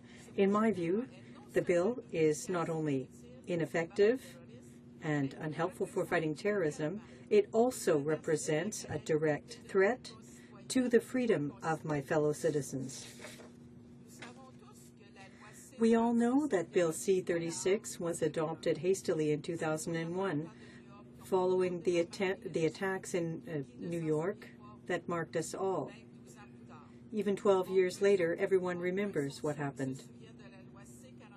Few people remember Bill C-42, which made it possible to temporarily declare a military area and a perimeter, enabling us to suspend fundamental freedoms. Now, why talk about this by way of an aside to talk about S7? Well, simply to show you what the risks are when legislation is enacted based on emotion. We were all very much affected by what happened in Boston, but if S7 was so urgent, why did the Conservatives wait until now to move ahead with it?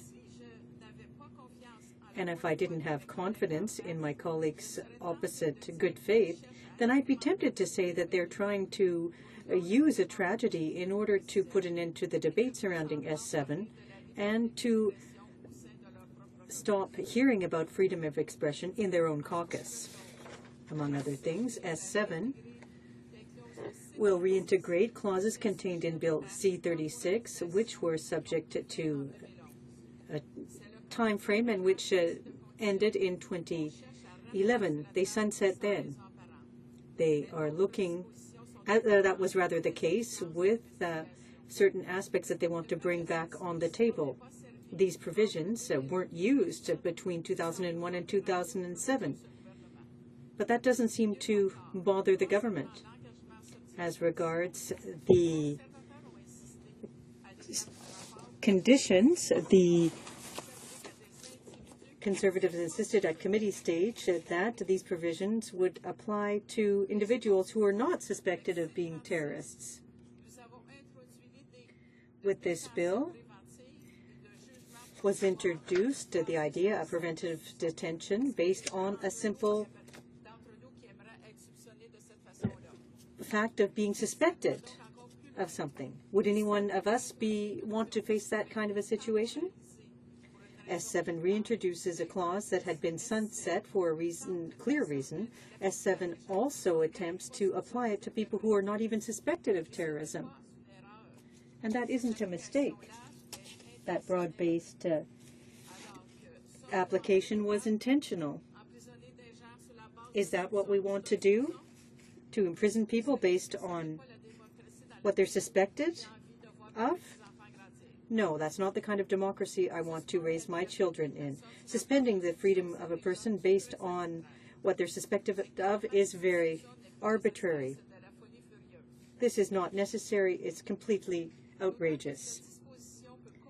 These provisions, such as recognizance with conditions, can lead to 12 months in jail. 12 months in prison without being charged? What is happening here, Mr. Speaker?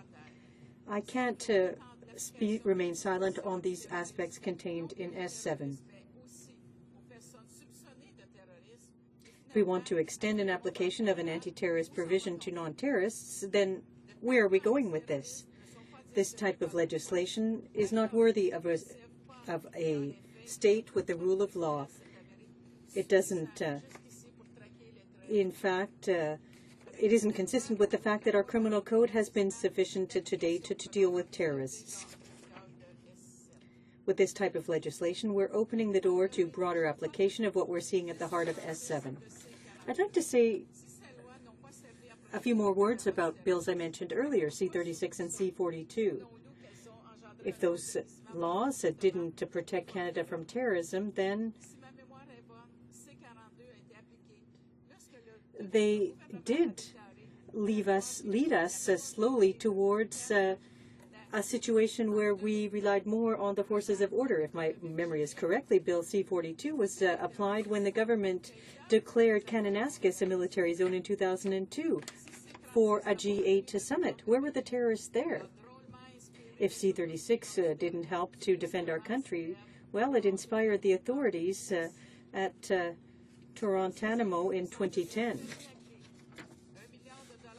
Think about it. The entire downtown area shut down. Billions of dollars, $1 billion, in fact, invested in security for a simple G20 meeting. Thousands of citizens imprisoned throughout the city. Their rights were suspended within the security perimeter. If this was a mere economic demonstration, what would the situation be in other circumstances? How would the authorities be allowed to act? I believe very strongly, Mr. Speaker, that anti-terrorist legislation sends a bad signal to our forces of law and order. Toronto was very highly criticized by the government, but the damage had already been done.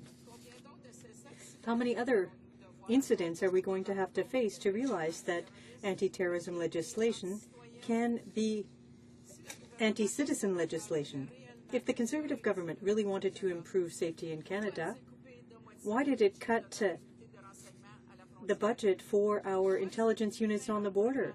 Why end a program which was designed to recruit more police officers into our communities? And why did it abolish the Auditor General position at CSIS? The NDP put forth several amendments which could have enabled S7 to be not pleasant but tolerable, but each time the Conservatives rejected our amendments.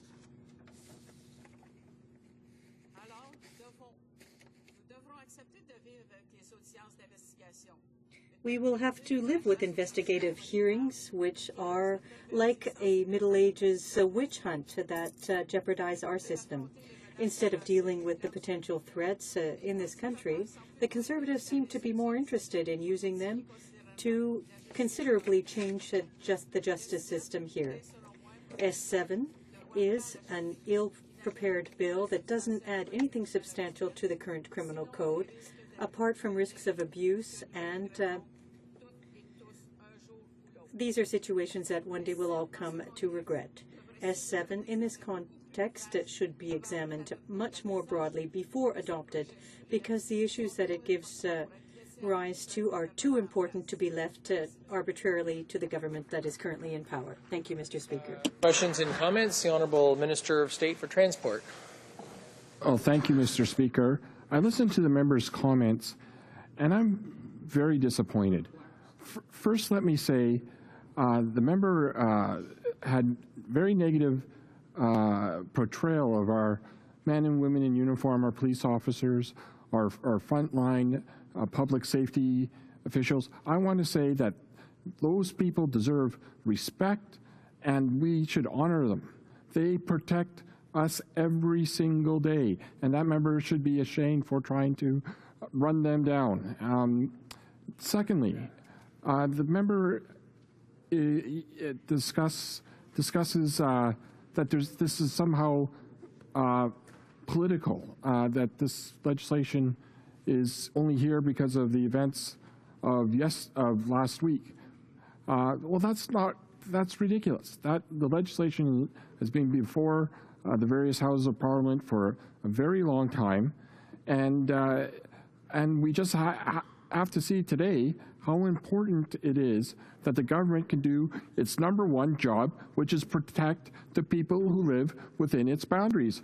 Why is the NDP always soft on crime and soft on terrorists? L'honorable député. The Honourable Member for Joliette. Thank you, Mr. Speaker.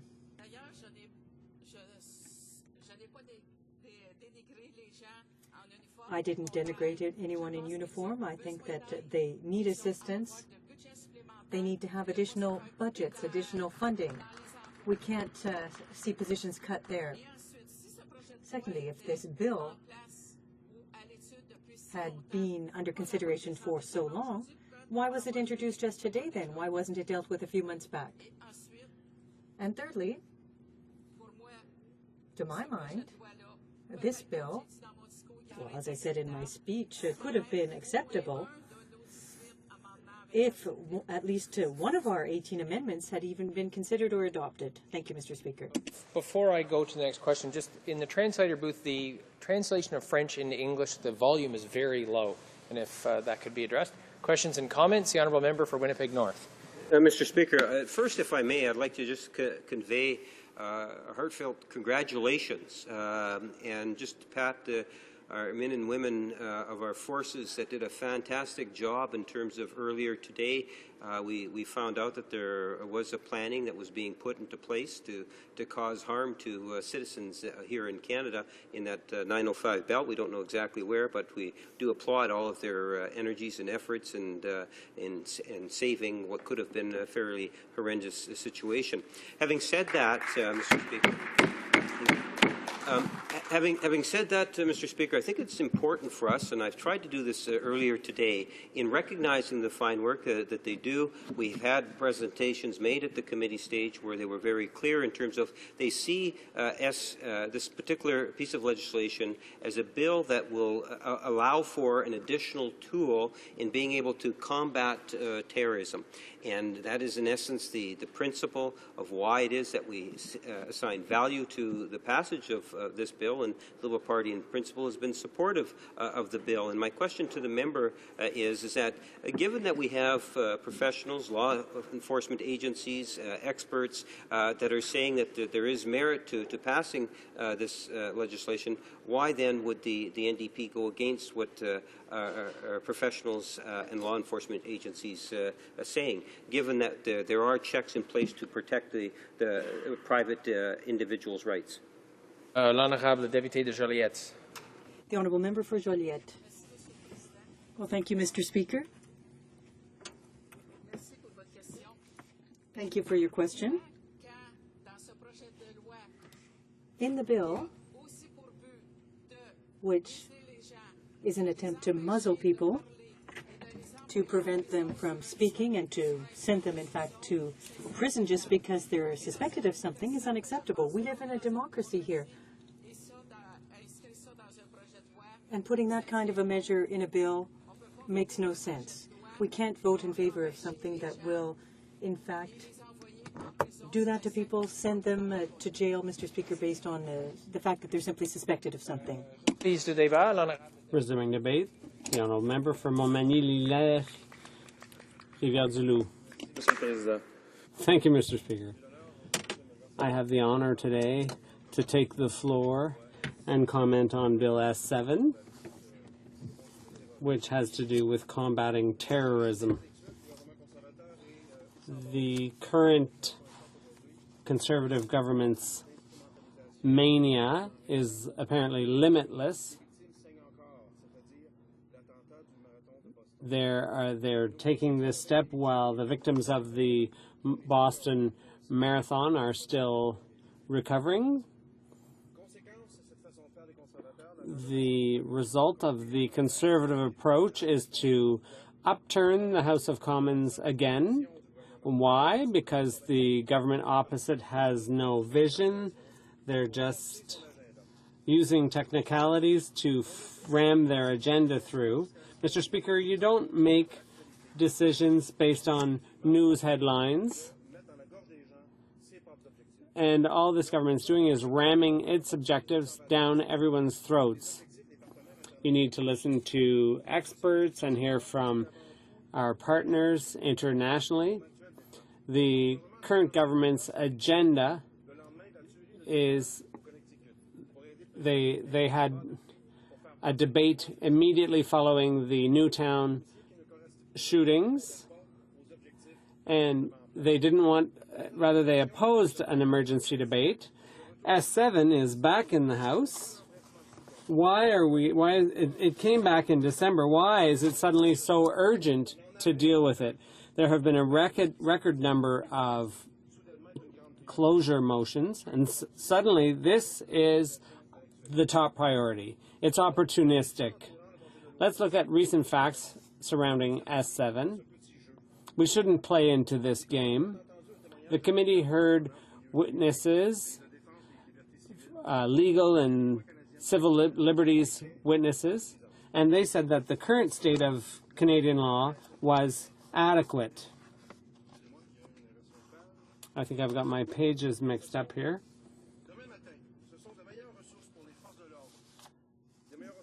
So then there was the issue of better resources for police forces and to avoid other tragedies. The case of the 18 terror suspects in Toronto, their prosecution was handled without any need for special legislation. So the government is cutting back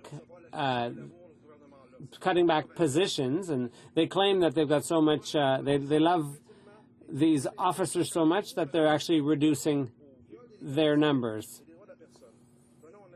Let's take an aspect of this bill, which is perhaps the most worrisome. That is the bond. The government wants to be able to arrest people preventatively, and the NDP with a peace bond or a recognizance with conditions. The NDP wanted to amend that, but committee members found out through the parliamentary secretary that the NDP's amendment would not be accepted because the government deliberately wanted the provision to apply very broadly. So there's ample room for abuse here, and the government is basically the champion of that abuse. The government's haste is purely tactical in this case. Mr. Paul Copeland, a lawyer for the Law Union of Ontario, testified with respect to the Air India case that this was the only time the Anti-Terrorism Act had been invoked. The circumstances surrounding the case were bizarre. It was called a fiasco, and according to the witness, he said that the provisions at issue would change the legal landscape in Canada in a way that's not helpful.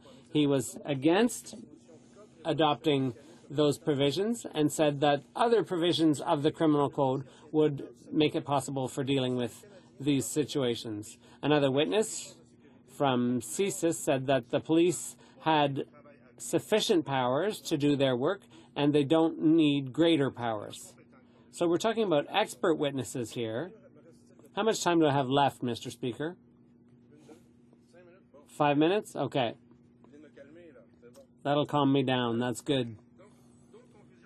So other similar findings more recently as this very morning in the Globe and Mail, I saw that in the French media they didn't say as much, so I'll quote the English. Marathon bombings, when few facts are known regarding the bombers' motives or inspiration.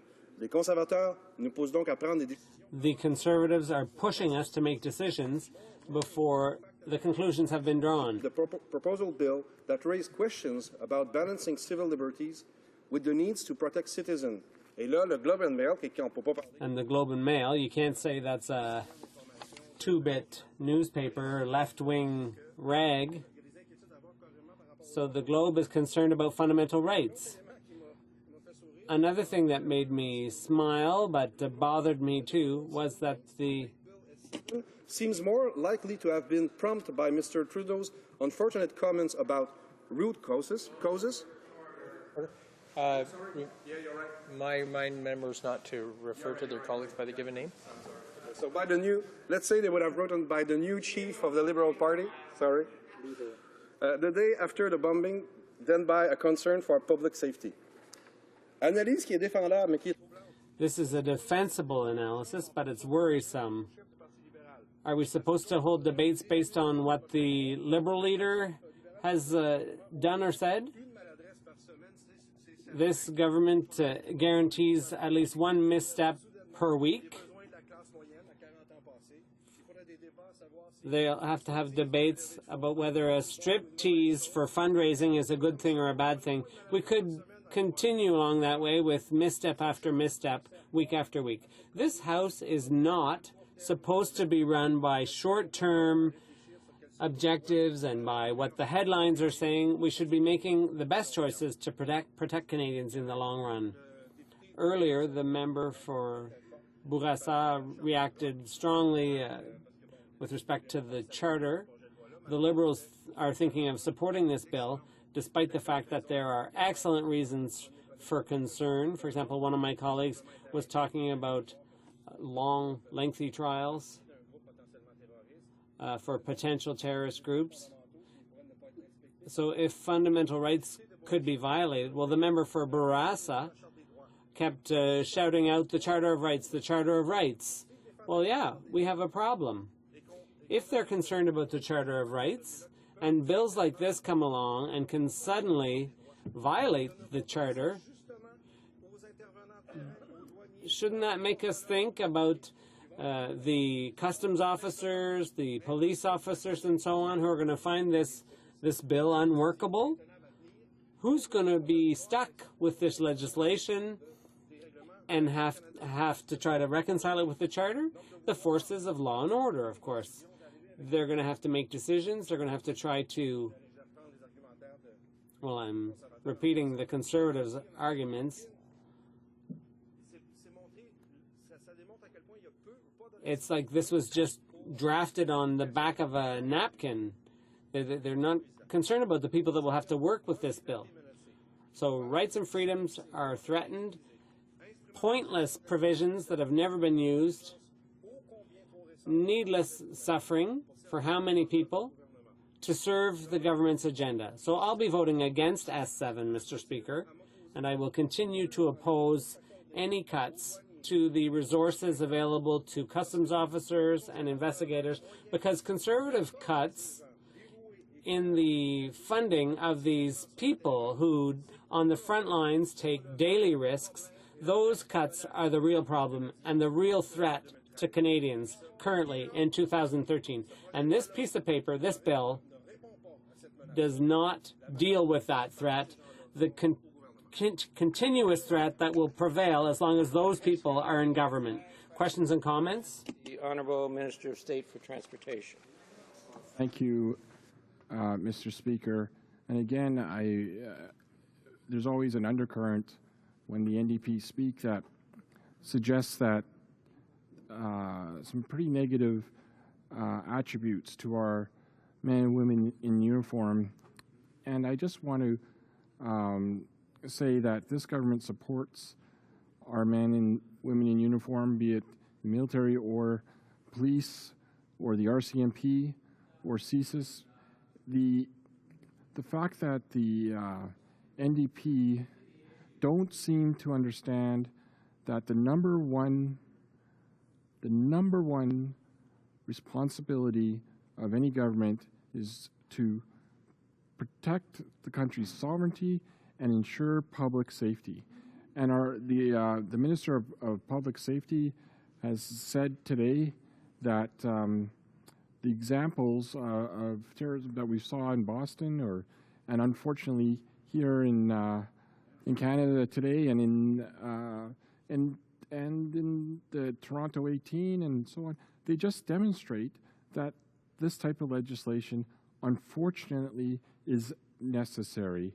And why the NDP seem to be so soft on terrorism, along with the hug a thug mentality, I just wish you guys would support us and do the right thing.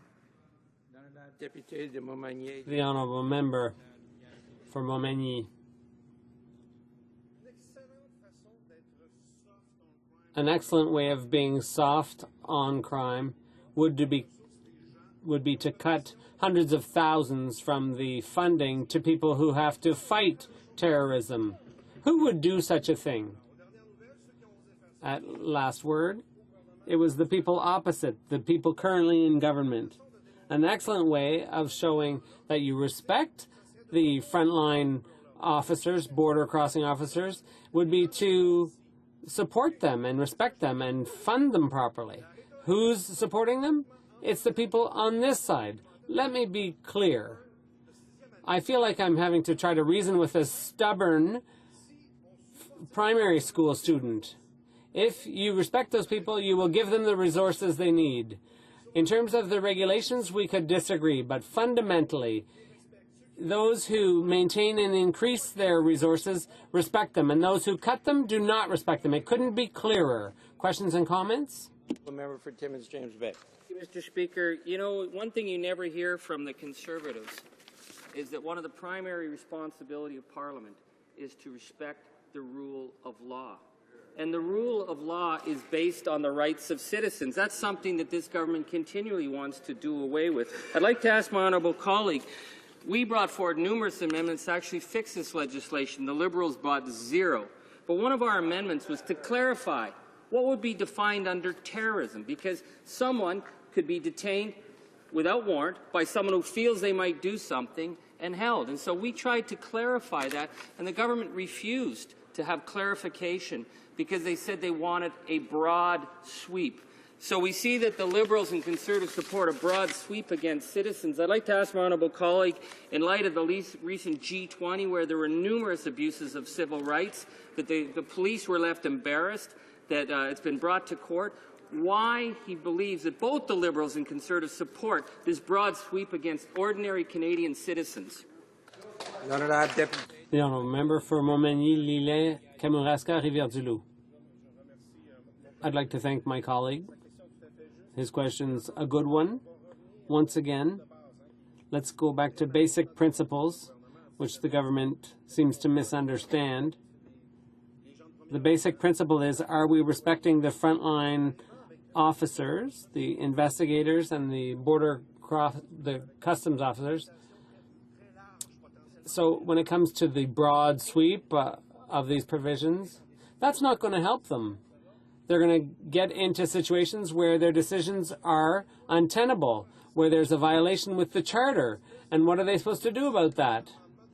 So given an amendment that could maybe in certain circumstances be okay without defining those circumstances, but try to find a way without violating the Charter, and so on, that's what they're telling those people to do.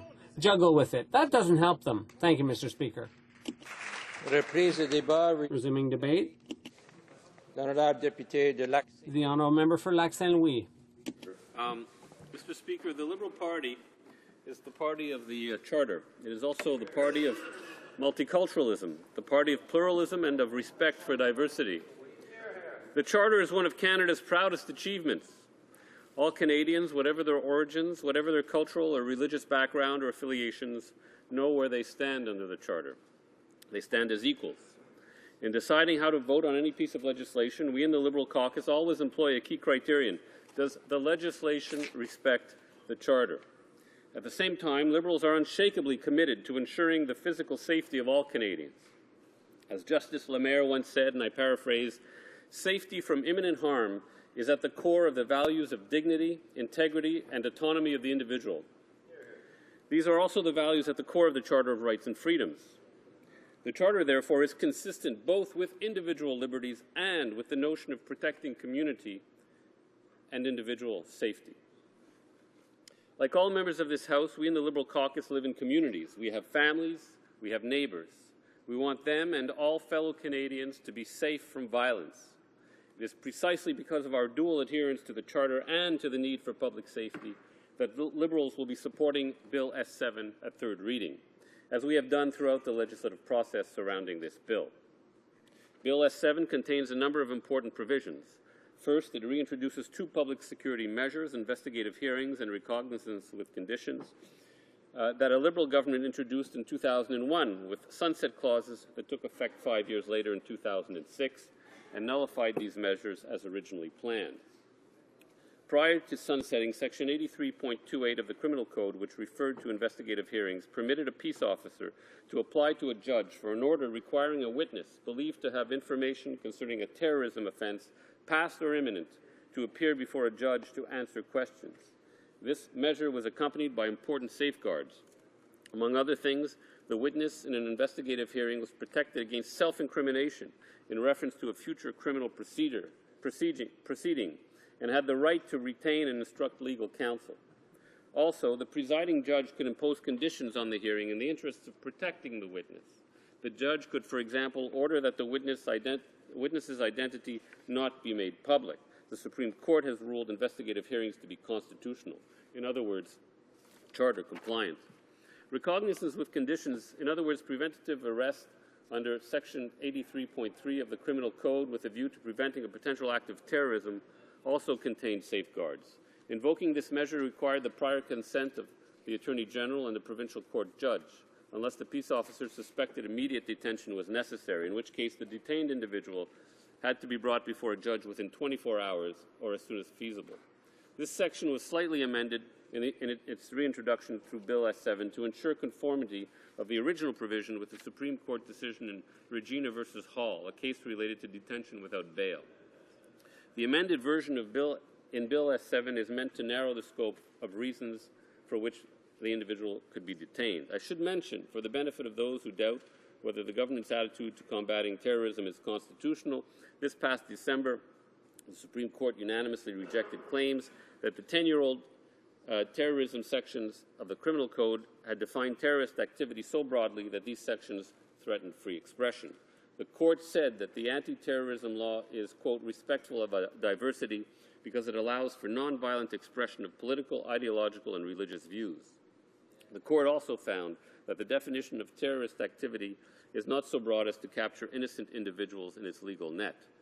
The court specified that, quote, for example, the conduct of a restaurant owner who cooks a single meal for a known terrorist is not of a nature to materially enhance the abilities of a terrorist group to facilitate or carry out a terrorist activity, end quote, and therefore would not constitute a terrorism offense. A second feature of Bill S7 is that it introduces a new offense that security experts have told the Public Safety Committee they need to be effective in fighting terrorism in the present-day context. That is, the offense of leaving or attempting to leave Canada for the purpose of engaging in terrorist activity, whether to attend a terrorist training camp or to take part in any kind of terrorist-related action. As we know, Canadians have been implicated in terrorist incidents overseas, namely in Algeria and Bulgaria. Richard Fadden, the director of the Canadian Security Intelligence Service, recently testified that while this new offense was perhaps not needed a few years ago, he is now more concerned about the radicalization of individuals in Canada who become inspired, often through the internet, by the extremist narrative.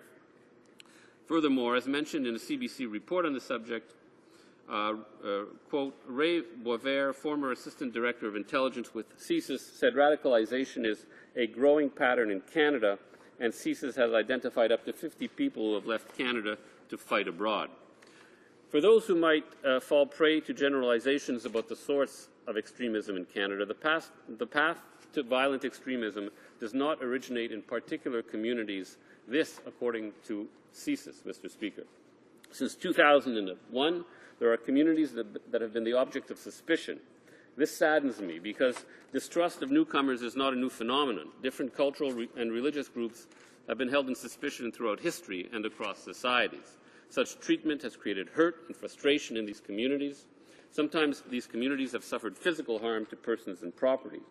Even when this has not been the case, community members, especially the young, otherwise excited about opportunities for growth and success, often understandably passionate about contributing to the greater societal good, believe their opportunities to be limited because of their identification with their cultural group of origin.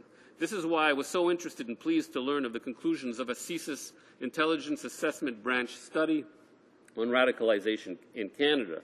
The study affirms that the path to violent zealotry is ultimately, quote, an idiosyncratic individual process. Allow me to refer to some of the study's conclusions as reported in a Globe and Mail column by Doug Sanders, a column entitled "Canada's Looking for Terrorists in All the Wrong Places." I will quote and paraphrase. Quote, "Canadian extremists are almost always native-born Canadians, rarely immigrants and never refugees. Not only are they not immigrants, but they don't tend to be found within parallel society immigrant enclaves. They aren't radicalized by attending a mosque. Britain's MI5 analyzed several hundred violent extremists and found similar non-immigrant backgrounds. And that, as in Canada, these extremists don't come from religious backgrounds. Most are, quote, religious novices," the security service concluded. And in fact, quote, "there is evidence that a well-established religious identity actually protects against violent radicalization." U.S. experts have come to the same conclusions. Mark Fallon, formerly with U.S. Counterterrorism, has confirmed that migration experiences, religious traditions, and theology almost never cause radicalism. To quote Doug Saunders in conclusion, quote, "The path from strict religious faith to violence simply does not exist. In fact, the most religious are among the least likely to become extremists. Terrorism is a criminal tendency, neither imported nor theological, not rooted in communities of faith or faiths. This new offense of leaving or attempting to leave Canada for the purposes of engaging in a terrorist-related activity, similar to many of the current terrorism offenses in the Criminal Code, is designed to allow for arrests and charges at the early planning stage of terrorist attacks outside Canada before a person even leaves Canada to commit terrorist acts. As usual, the offense comes with safeguards. To quote Donald Piragoff, Senior ADM Policy Secretary, Justice Canada, the leaving or attempting to leave Canada offences require, quote, require the consent of the Attorney General before charges are laid. It's not simply a police officer who makes the determination. You have to get the consent of the Attorney General to say that the prosecution or an arrest would be appropriate.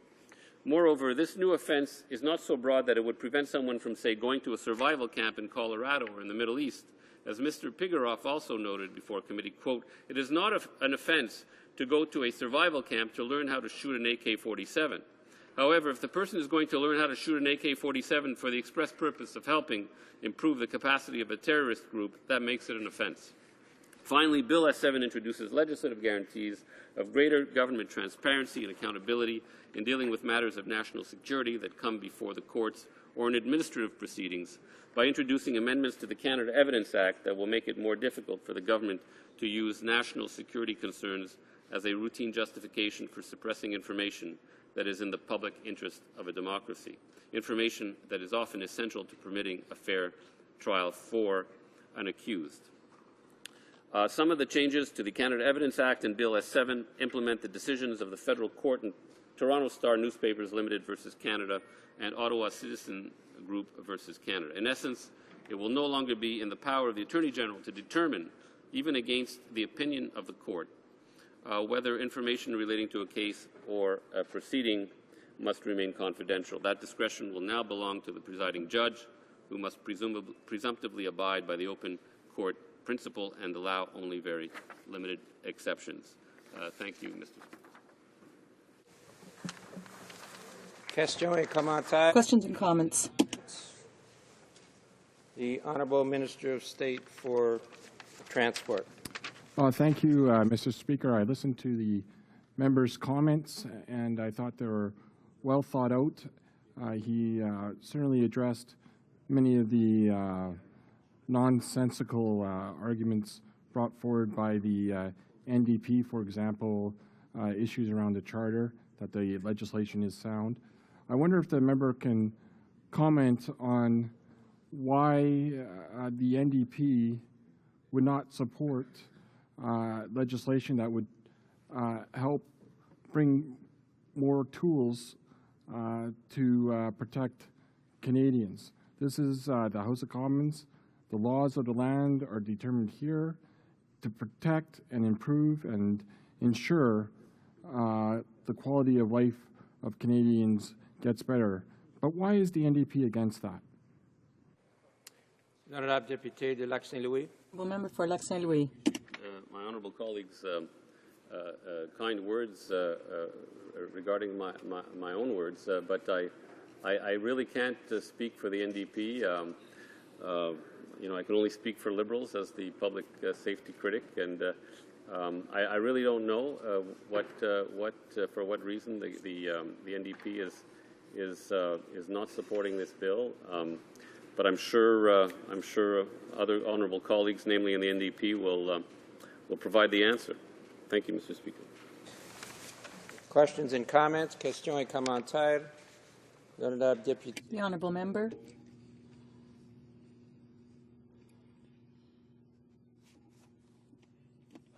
Pierre Fond-Dallard, excusez. Pierre Fond-Dallard. I raised earlier to stress the concerns of the NDP about Bill S7 and its threat to the fundamental rights. And I have in front of me here a press release sent by Kerr-Can, who said that they share the same concern. Actually, it is written, and I quote, Kerr-Can joined several other prominent Canadian civil liberties organizations, including the Canadian Civil Liberties Association and the International Civil Liberties Monitoring Group, in opposing the controversial bill. So I would like to know what the Liberals will have to answer to Kerr-Can and many other organizations who are scared about the threat that F7 might be to fundamental rights. Good question. The honourable member for Lac Saint Louis. Well, Mr. Speaker, as we know, whatever the issue, whatever the bill we're debating, there are opposing points of view that are expressed by expert witnesses at committee stage and that are expressed in this House, and I think that's very healthy. I think it's always important, as I said in my speech, that we question every piece of legislation that comes before us against the standards that are contained in the Charter of Rights and Freedoms. This is a part of our Constitution. It's a fundamental.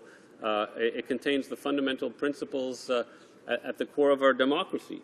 But I sat in committee and I listened to the arguments of, I think it was the BC Civil Liberties Association, which appeared, and they were good arguments. But at the end of the day, other arguments prevailed over over myself, speaking as a member of the Liberal Party. And I go back to the very beginning of my speech, where I mentioned that to be free, ensuring physical safety, to be free of intimidation, to be safe is also at the core of the values that of individual dignity, one of the core values in the Charter of Rights and Freedoms. So I don't think we can ignore that, Mr. Speaker. Questions and comments? Questions et commentaires? The honourable member for Saanich Gulf Highlands. Thank you, Mr. Speaker, and I thank my friend from Lac Saint Louis. Perhaps I can at least offer the reasons that I'm opposed to this legislation, and perhaps they are shared by the official opposition. The eminent jurist panel on terrorism, counterterrorism, and human rights made the point that, quote, human rights are not and can never be a luxury to be cast aside at times of difficulty, unquote. I believe there are adequate mechanisms within the current criminal code, and this legislation goes too far. I asked my friend from Lac Saint Louis how wouldn't he prefer, if this bill had been amended, to change the term likely to carry out a terrorist activity. Twice in the legislation, people face sanctions up to 10 years imprisonment if they have in any way harbored or assisted someone who is, quote unquote, likely to engage. How is that defined? And shouldn't we have taken the advice of the Canadian Bar Association and changed that language to intends to undertake terrorist activity? The honourable member for Lac Saint Louis. I believe the honourable member is discussing the part of the bill that refers to purpose, the purpose of the for example, in the case where someone would be say serving a meal to someone who has committed a terrorist act or is likely to commit a terrorist act. Is that what? Or harboring? Yes. Well, in fact, from what I recall from the legislative summary of the bill, it was deemed not necessary in this case that the idea that we had to discuss purpose was not deemed necessary by other legal experts. But I will look into this a little bit more. But I do remember it coming up. Thank you. Questions and comments? Question commentaire. The honourable member for Toronto Danforth. Thank you, Mr. Speaker, and I would also like to add to the compliments that have been expressed. The honourable member almost always gives a extremely well thought out, carefully constructed speech, and I have to appreciate that. But I do have one concern. I think there is, at minimum, from the perspective of the Liberal Party being ostensibly concerned with charter rights, a little bit of a contradiction, because the recognizance with conditions provisions was admitted by the government in committee to be something that can be applied to somebody who themselves are in no way suspected of terrorist activity or potential terrorist activity. We tried to amend that, and they said, no, we want it to be that broad. This has never been tested in the courts, so we can't say, as we can with investigative hearings, that it might pass scrutiny. So I really would like to know where the Liberal Party and my honourable colleague feel so certain that rights are not at issue with respect to the operation of that clause. The honourable member for Lac Saint Louis. Well, I thank the honourable member for his excellent question. I mean, he brings a great deal of legal knowledge and deep thinking to all the debates that he takes part in the House. In terms of preventative hearings, there are other cases. There are other cases where preventative arrest. There are other cases where preventative arrest can take place. For example, under section, I think it's 810 of the Criminal Code, if somebody is, threatening domestic violence or sexual aggression, and there was a court case recently. I think it was. I mentioned it in my speech. Regina versus Hall, where the issue of preventative arrest was brought up in the context of a bail hearing, and my understanding is that Bill S7 responds somewhat to some of the points made in that judgment, but that the judgment essentially upheld some of the upheld the notion of preventative arrest in certain cases. Questions and comments? Question et commentaire. The honourable member for Winnipeg North. We only have about a minute and 20 seconds, so short question, short answer. Short question, Mr. Speaker. I appreciate the comments, especially the introduction regarding the Charter of Rights. In 2004, the Supreme Court of Canada actually made a ruling based on the investigative hearings, stating in essence that they are indeed constitutional. And having said that, the question I have for the member is that does he see this as it has been explained, as yet one tool in which law enforcement agencies and professionals would have at their hands, if in case the nature it's required at some point in time in the future? Just to provide brief comment on that. The honourable member for Lac Saint Louis, you have 30 seconds. What's really encouraging is that, and we saw this today in the events that unfolded earlier today, our public security safety agencies are working very well at investigating threats and working well together and working well with agencies in the United States. As you will recall, Mr. Speaker, this was not always the case that agencies worked well together. In fact, in 2001, one of the problems at the time was that the FBI wasn't talking to the CIA and so on and so forth, and the Department of Transport in the United States. So it's something that a great progress has been made, and hopefully we will not need to use the measures in this bill because our security agencies are doing such a good job. But it's a good insurance policy to have in case for some reason the existing toolbox does not serve in every occasion. Resuming debate, reprise de débat, the honourable member for Timmins, James Bay. Thank you, Mr. Speaker. It is an honour, as always, to rise in this House and represent the great people of Timmins, James Bay, who put their trust in me to represent the issues in this House. You know, today, Mr. Speaker, on the Hill outside Parliament reminded me why I love this country so much. I think of Parliament Hill, that great public space where people come to demonstrate, where people come to play drums, where people come to have frisbees, and yes, on 420, where they come and smoke pot to try and draw attention. This is a public space. And in that great public space today, hundreds, perhaps thousands of people gathered in support of the people of Boston. It shows that at our most fundamental that we are a world community and we care for each other in those moments. And I watched the crowd go off to the sounds of Sweet Caroline, one of the great songs. I used to sing it at weddings, but that's another story, Mr. Speaker. And I thought of Fenway Park in Boston where Neil Diamond showed up and sang Sweet Caroline, showing the great spirit in Boston that senseless violence will not deter us from being a civil society. And whether it is the horrific killings in Boston or whether it's the crazy gun nuts in Newton or in Colorado, that a fundamental principle of our society is we're not going to let them win by growing in fear and undermining the basic principles on which our society has been based. And that principle is based on the right of citizens to be protected. Protected certainly from terrorists, but also protected from arbitrary arrest and arbitrary detainment. That is the principle of what this House of Commons stands for. Mr. Speaker, it's unfortunate that as we saw that great outpouring of goodwill on the Hill within this House, we see this debate being brought back forward again. I want to refer to the Globe and Mail editorial that says that this two-day debate in Parliament on the government's proposed anti-terror legislation smacks of political opportunism, and it is regretful that it will take place. The debate politicizes the Boston Marathon bombings. It goes on to say that more worrying is the fact that there are aspects of the proposed bill that raise questions about balancing civil liberties with the need to protect citizens. A wise course of action would be to postpone the bill's final reading so that any emotional fallout from the Boston bombing doesn't color this important debate about public safety in Canada.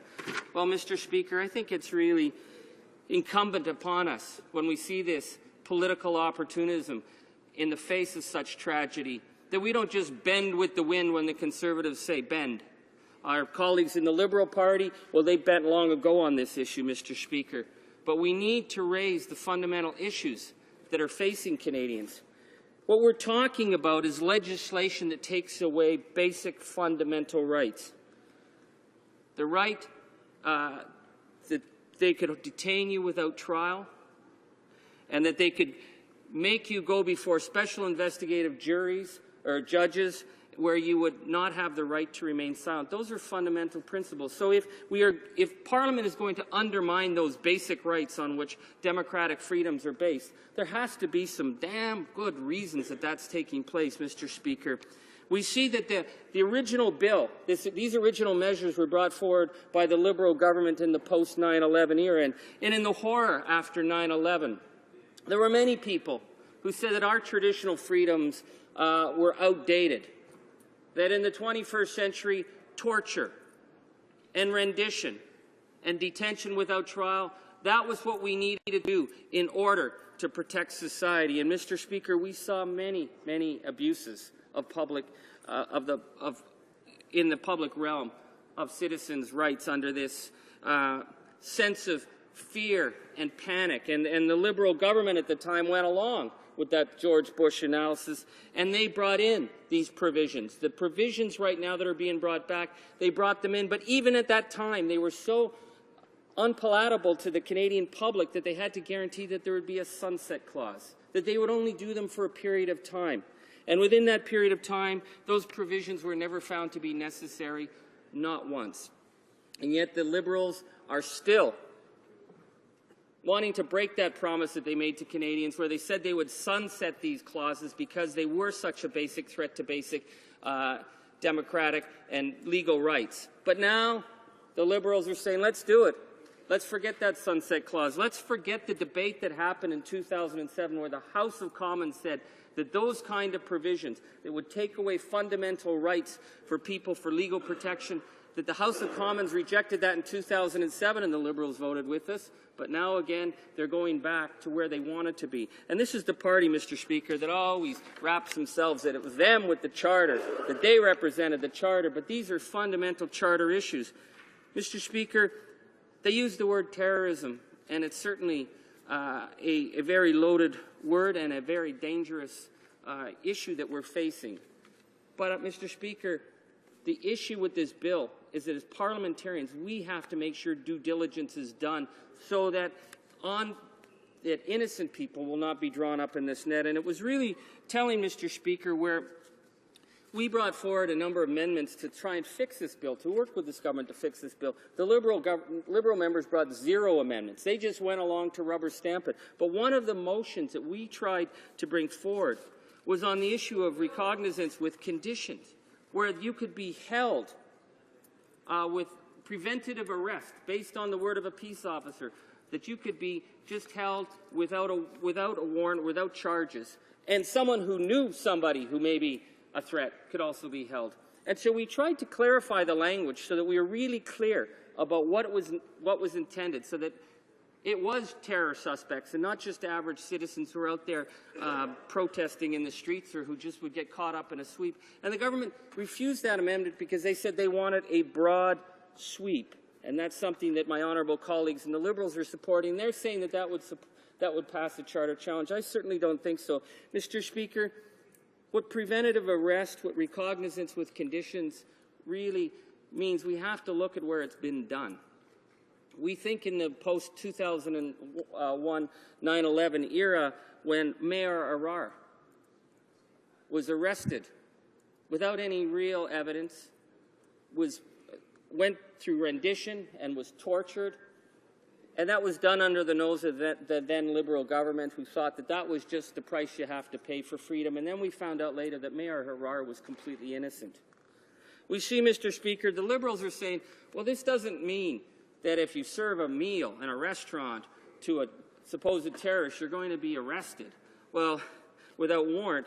Well, that's a ridiculous example, Mr. Speaker. A more telling example would be to look in England during the 1970s and the horrific bombing campaigns that hit London and Birmingham. And Parliament at that time felt, oh, we have to get rid of the basic principles, habeas corpus, get rid of the principles of trial and detention, or detention without trial. And they arrested numerous innocent people, including, and I've mentioned this before today, the story of Annie Maguire, who was just a housewife.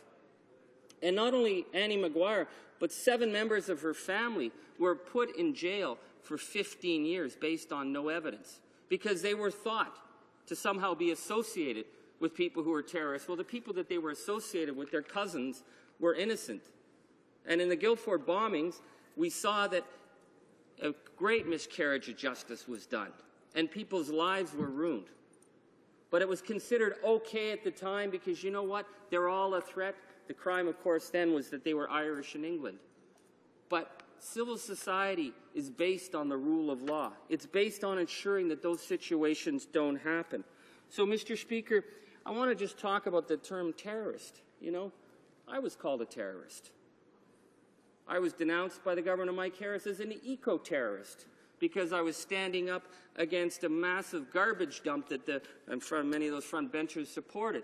And as a citizen, when I was speaking up and protesting, we were being called eco-terrorists. We see the government uses that word all the time. If you don't like a pipeline, you're an eco-terrorist. What about all the young Aboriginal activists who are on the streets? What about the people at the G20 who came from all over and got off the buses to participate in their demonstrations at the G20, which is their fundamental right? Well, under this law, a peace officer could believe they might be possibly thinking of terrorist activity, and they could be held for detention 24 hours, no charges. And then they could decide whether to let them go. Well, we saw what happened in the G20, and that's exactly what they were doing. They were detaining people. They were kettling people. And, of course, they missed all the bad guys who were running up and down Queen Street with black masks on. I don't know how they missed them. They managed to run all the way from Queen and Spadina all the way up Yonge Street. But they managed to detain a lot of innocent people. So you have to be careful. You have to define exactly what you mean. Because if you allow just a police officer, just someone in authority to decide, I don't like that person, I think they pose a threat, that they can be detained without trial. In this bill, people can be held for 12 months without without a conviction. Now, the government says they need this, but, you know, Mr. Speaker, in the years that these provisions were brought in, it was never used once. And under Article 495 in the Code, already they can bring an order to have someone appear before a judge. And a judge already has the ability to detain them without releasing them without bail if they feel that they are a threat. Those powers already exist. But, Mr. Speaker, we're talking about new powers that are much more arbitrary, that are much more subjective, that allows for people to be picked up and be held without charges. That's a fundamental threat, Mr. Speaker. I think I'd like to quote on this is Paul Copeland, a lawyer with the Law Union of Ontario. He says, "In my opinion, the provisions that you are examining here in committee will unnecessarily change our legal landscape in Canada. We must not adopt them. In my opinion, they are not necessary. Other provisions of the Code provide various mechanisms for dealing with such individuals." Now, Mr. Speaker, it's unfortunate that within the opposition, the Liberals didn't think to even challenge, not even clarify. There's some other amendments that are very, very needed that this government refused. For example, Bill S7, it's a law of general application. So it cuts right across. The Young Offenders Act doesn't supersede Bill S7. So that's very concerning, because what happens to people who are under 18? Can they be detained? Can they be held? That happened in the case of Annie Maguire in Ireland. To say it wouldn't happen is absurd. It has happened. And Canada has legal obligations under the International Human Rights Convention to ensure in the rights of the child, to protect children. Now, there was questions. The Canadian Coalition for the Rights of Children proposed amendments to the bill to ensure that implementation for children under 18 would consider the Convention on the Rights of Children, including detention as a last resort. And the government didn't accept those amendments, and neither did the Liberal Party. Mr. Speaker, that's serious. You know what we're told here, and I've been here for a number of years, and I'm always told, well, you know, if you guys you're soft on this, you're soft on this. What I find the government is soft on is the basic principle of the rule of law. That whenever it's convenient, if someone says, hey, let's get rid of the rule of law, it'll be more effective. Well, certainly it'll be more effective. Totalitarian states are always very effective at a certain thing because they don't have the rule of law. We are different because we have the rule of law. And I'll point to Bill C-30 in this last Parliament, where the government came in with massive provisions to allow government, undefined legal authorities to demand personal information on Internet users and cell phone users without warrant. They thought that that was perfectly okay. They needed this. And if we didn't support that, what did they say? They said that we were soft on child pornography. What an ugly, ugly statement, considering the fact that the one who came forward who was very soft on child pornography was the architect of the whole conservative revolution, Tom Flanagan. Now, Tom Flanagan was soft on child pornography, but average Canadians who wanted to protect their privacy rights were attacked by this government. The other provisions within Bill C-30 at that time, that they were forcing telecoms to put in spyware so that they could track people whenever they wanted. And my colleagues in the Liberal Party said nothing about it because those were actually provisions that were brought forward under the Liberals. Now, we saw at that time a huge backlash publicly. It was very impressive. Canadians care about their privacy rights.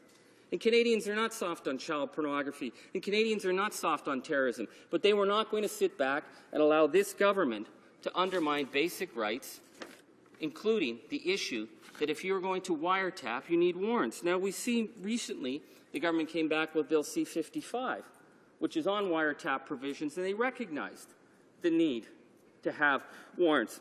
And none of this, Mr. Speaker, precludes the issue that already within the court system of this country, if an officer believes a life's in danger, they can act. They can act without a warrant.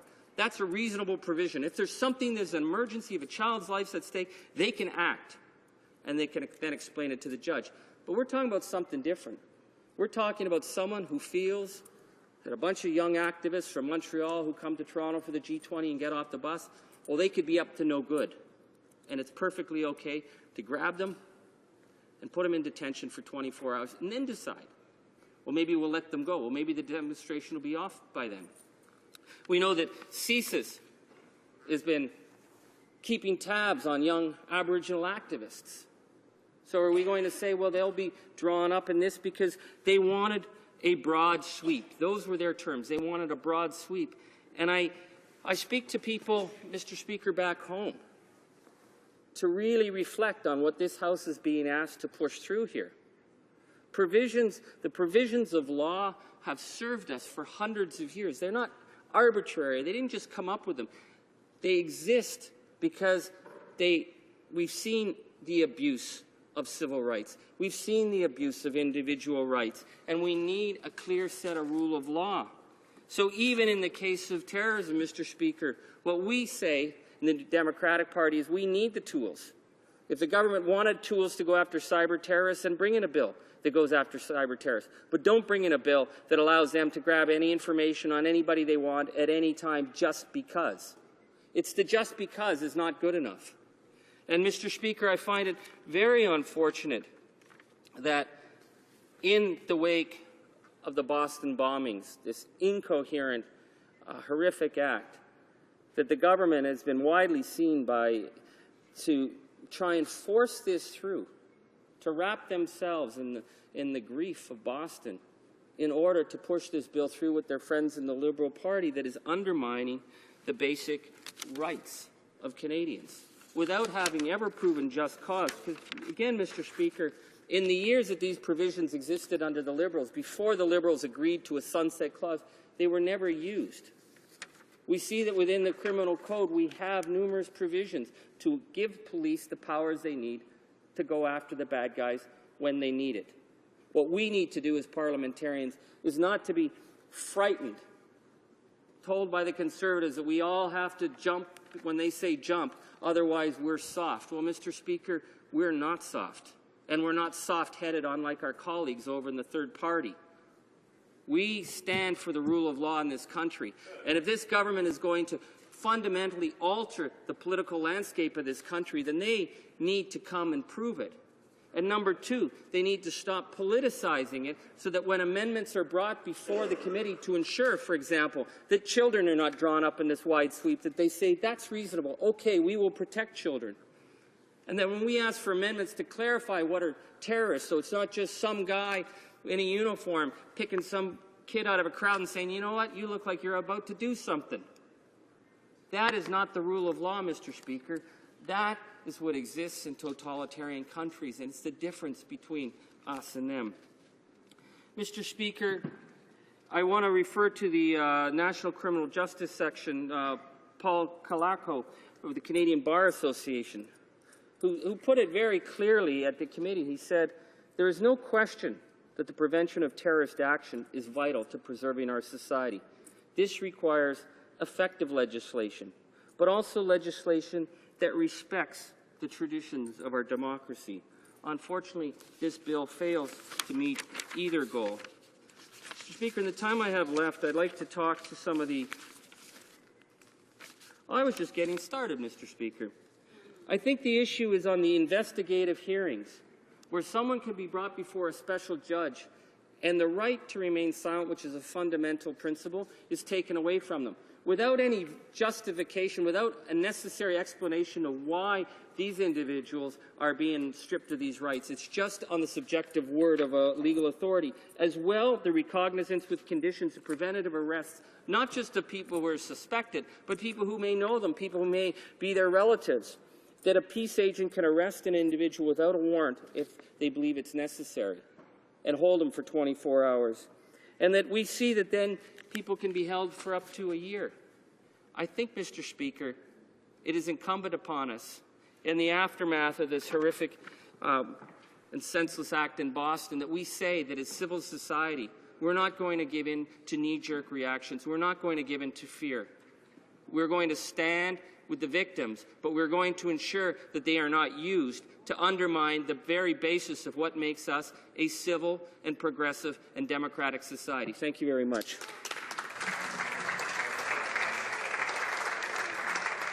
Questions and comments? Questions et commentaires?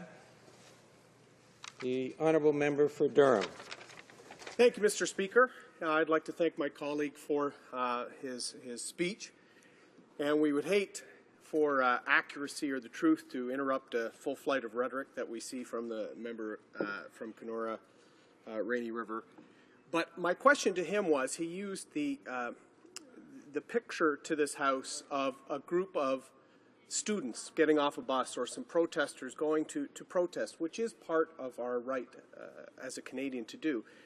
But considering parts of this act were previously law in Canada, I'd ask the member, can he point to an example where that occurred? Because other members of his caucus and people in the House today have mentioned that most of the powers in this act were not called upon when they were enforced. So what is he basing his analogy on? The honourable member for Timmins James Bay. Well, thank you, Mr. Speaker. I thank my honourable colleague. I'd like to let him know that Northern Ontario is bigger than Kenora Rainy River. I'm actually from Timmins James Bay, but no matter. What I said was very clear. But the G20. Perhaps he doesn't remember the G20 and the massive abuses of civil rights that happened in the G20, all in the name of going after, I don't know, was it the Black Mask anarchists? They missed all them, but they arbitrarily held people and then let them go. Said, oh, sorry, that was a mistake. That happened. Now, if these provisions are so badly needed, why was it that under the 4 years after 9/11, when the supposed terror threat was at its highest, they were never even used because police didn't need them? Now they're being brought back. They were such onerous provisions that the government agreed to put a sunset clause to get rid of them because they do represent a fundamental threat. So I'd like to remind my honourable colleague, also, he wasn't here then, but Mayor Harar. Mayor Harar was dragged out, a Canadian citizen who was sent off to Syria and tortured. And everyone in this House on the Liberal and Conservative side at the time thought that that was what was needed to defend democracy. Meanwhile, this was a completely innocent man whose only crime was the color of his skin. So yeah, it has happened. And if this bill is brought forward, it'll happen again. Questions and comments? Question commentaire. The honourable member for Winnipeg North. Yes, Mr. Speaker, you know, it's interesting in listening to the member speak, and if you were to read what it is he said, one would think that it was the Liberal Party that was in government. And that might come in a couple of years, but I think, Mr. Speaker, if you reflect in terms of what it is that he said, it's, you know, Liberal Party this, Liberal Party that, and, you know, we want to put some facts on the record. Yeah, the Liberal Party will take full credit for the Charter of Rights. The Liberal Party traditionally has demonstrated very strong support in legislative form, in constitutional form, and standing up for individual rights. But the Liberal Party also recognizes that terrorism is something that is very real, and it's there today. If you provide a tool in the toolbox for a law enforcement agency and they never use the tool, doesn't mean that the tool is useless.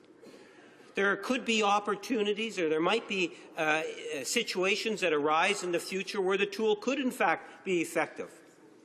Can the member indicate to the House, to people that might be even viewing or listening to what it is that he's saying, why it is he believes that when you have law enforcement officers and other experts that are coming forward saying that there is advantages and there is a need for S7, that there is a need for it, why it is that he and the NDP believe that there is no need for it because it walks on an individual's rights, when even we had the Supreme Court of Canada indicate that investigative hearings are in fact constitutional. The honourable member for Timmins James Bay. Well, Mr. Speaker, there's all kinds of tools you can put in a toolbox. You can get a screwdriver, you can put a big jackhammer. The question is, how do you use them? Now, obviously, I don't ever expect to see the Liberals in government again because they flip-flop and they misrepresent themselves to Canadians. They promised Canadians in 2001 when they brought these provisions in that they would sunset them because they recognized they were a fundamental threat. Now what we see, as soon as we got a Conservative majority, the Liberals get to hide behind them, run up the road with them and say, we want to suspend these fundamental civil liberties. They can howl all they want, Mr. Speaker, but that is the historical record. So they come out every few months and wrap themselves in the so-called charter. But they were the ones who brought in the provisions that had Mayor Harar tortured. They did nothing to help him when he was over in Syria being tortured. They left him there because they thought these provisions were okay. So we have continued to stand up for the basic defense of civil liberties, and we will continue to stand up. If they want to vote with the Conservatives, it makes no difference to us. There's a reason they're the third party. There's a reason that that third party will stay the third party, Mr. Speaker. And Questions and comments? Question et commentaires. The honourable member for York South Weston.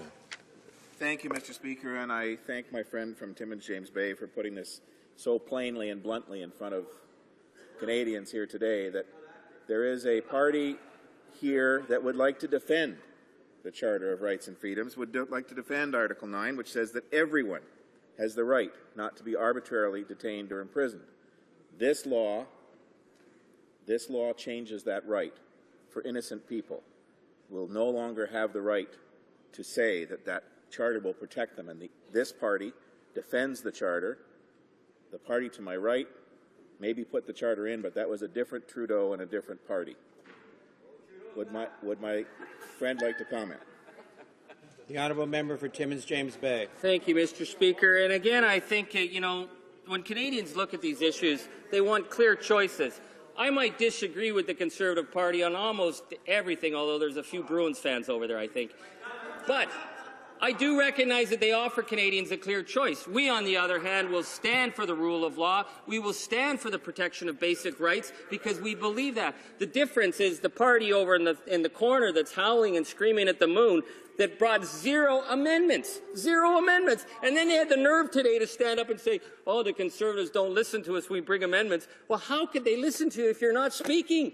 I mean, what an absolute waste. They get paid to read legislation that has profound effects for undermining the basic rights of the rule of law, and they go along with it, and then they stand up today, and all day they said, oh, you know what, those Conservatives have been mean to us, because what we really wanted to talk about was a motion to allow Conservative backbenchers to change their motions in the statements. Now, really, Mr. Speaker, with all the issues that are facing people in the world, in Canada today, you would think that the new leader from Papineau would have thought in his first opposition motion, the issues of democracy or the issues of accountability or pensions, he could have done that, but no.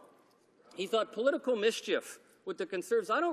Doesn't matter to me how the Conservatives decide to do their statements. That's their business.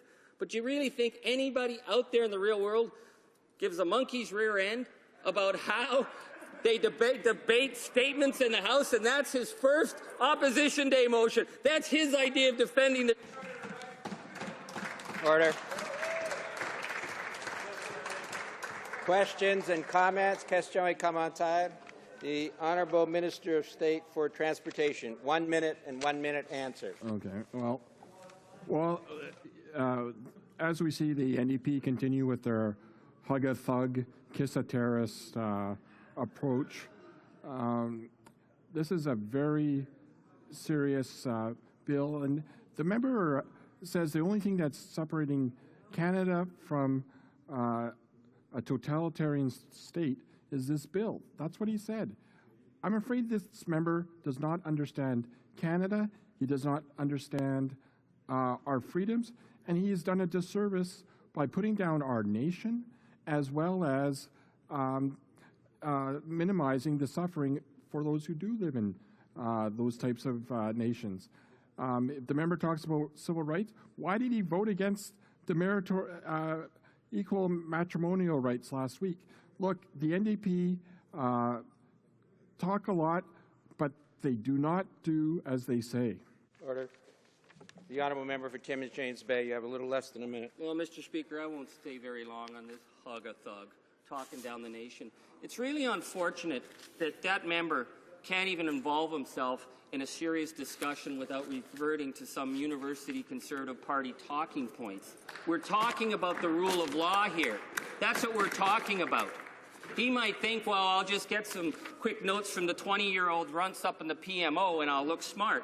But we're talking about a bill that the Globe and Mail said today was legislation that smacks of political opportunism and is unfortunately politicizing the Boston Marathon bombing. He needs to stop wrapping himself in the flag because I think it's affecting his thinking. We need to talk about what this issue is, which is the right of citizens to be free from arbitrary arrest in this country.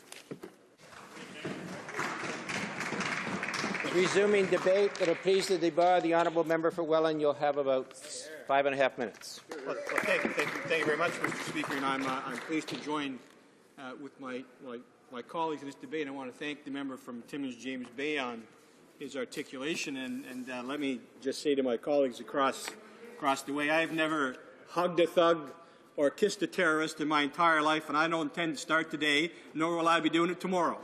And so let me just tell you across the way that that's not in our vernacular, nor is it in our propensity to suggest that we start doing that.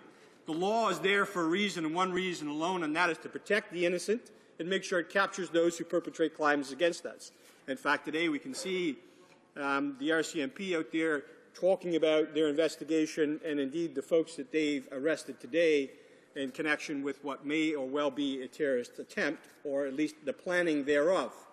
And so let me just say well done to those police agencies who took it upon themselves and did the hard work that they did, but yet didn't have the provisions that this government seems to want to bring back in. And it seems that they did their job adequately well because they actually thwarted what could have been a potential catastrophe and may have been carnage, or could have been death, or could have been injury and maiming of innocent civilians across this country. So we want to congratulate the police forces for doing the work that they've done in the past. What we're seeing is we understand terrorism is indeed within our midst. We've seen it before. We've arrested people in this country before, and we've seen the unnecessary acts of violence against civilians throughout the world. But when we're talking about this country, we're talking about how do we safeguard those citizens. At the same time, how do we also allow citizens to be free? It's a balancing act for sure, Mr. Speaker. There's no question. It's about, on the one hand, how do you ensure safety? How do you thwart terrorists from acting? But how do you allow Canadians to enjoy the civil liberties that they expect and have understood? In fact, my colleagues down the far end down there, I remember sitting down there at one point in time, but I do remember my colleagues down there just the other day complaining about where's the celebration on the Charter? And yet here they are today suggesting that they should indeed break the Charter that they wanted to celebrate last week. And perhaps that's why the other side decided, Mr. Speaker, there was no celebration, since their Liberal colleagues who were going to join with them and will join with them when they vote on this, we're actually going to abrogate the Charter anyways under Section 9. So why celebrate something you're going to rip up and throw away anyhow? And so it shows the duplicity of the thought when it comes to what they intend to do with that. But clearly, Mr. Speaker, this is about, we do have the rule of law. There are numerous lawyers in this place who understand it much better than I, since I'm not a lawyer. But what I do as a citizen expect is even-handed treatment under the law. Regardless of what happens to me in the charges, if I was to ever be charged, I expect that understanding, and I expect that type of treatment. And Canadians expect us to find the balance in protecting them, as well as ensuring that indeed their civil liberties are protected under the Charter and aren't abrogated. And if we can't find a way to do that, then what are we doing? We're saying to Canadians that we don't know how to balance that for them. That is a shortcoming and a failure on this House's part, not on Canadians out there who are looking to us to find a way to do this. And so I would say to my colleagues across the way, why not to rethink how one does this so that we can find that balance for Canadians. And I believe, Mr. Speaker, you're about to tell me my time is up, and I see you nodding at me, and I would then respectfully ask how much time I would have left when you rise, Mr. Speaker. The honourable member from Welland will have 15 minutes and 50 seconds when this debate resumes. Order. Comme il est 18h30. It being 6:30, the House will now proceed to the deferred recorded division on the motion of Mr. Davis, Vancouver Kingsway, on the business of supply. Call in the members.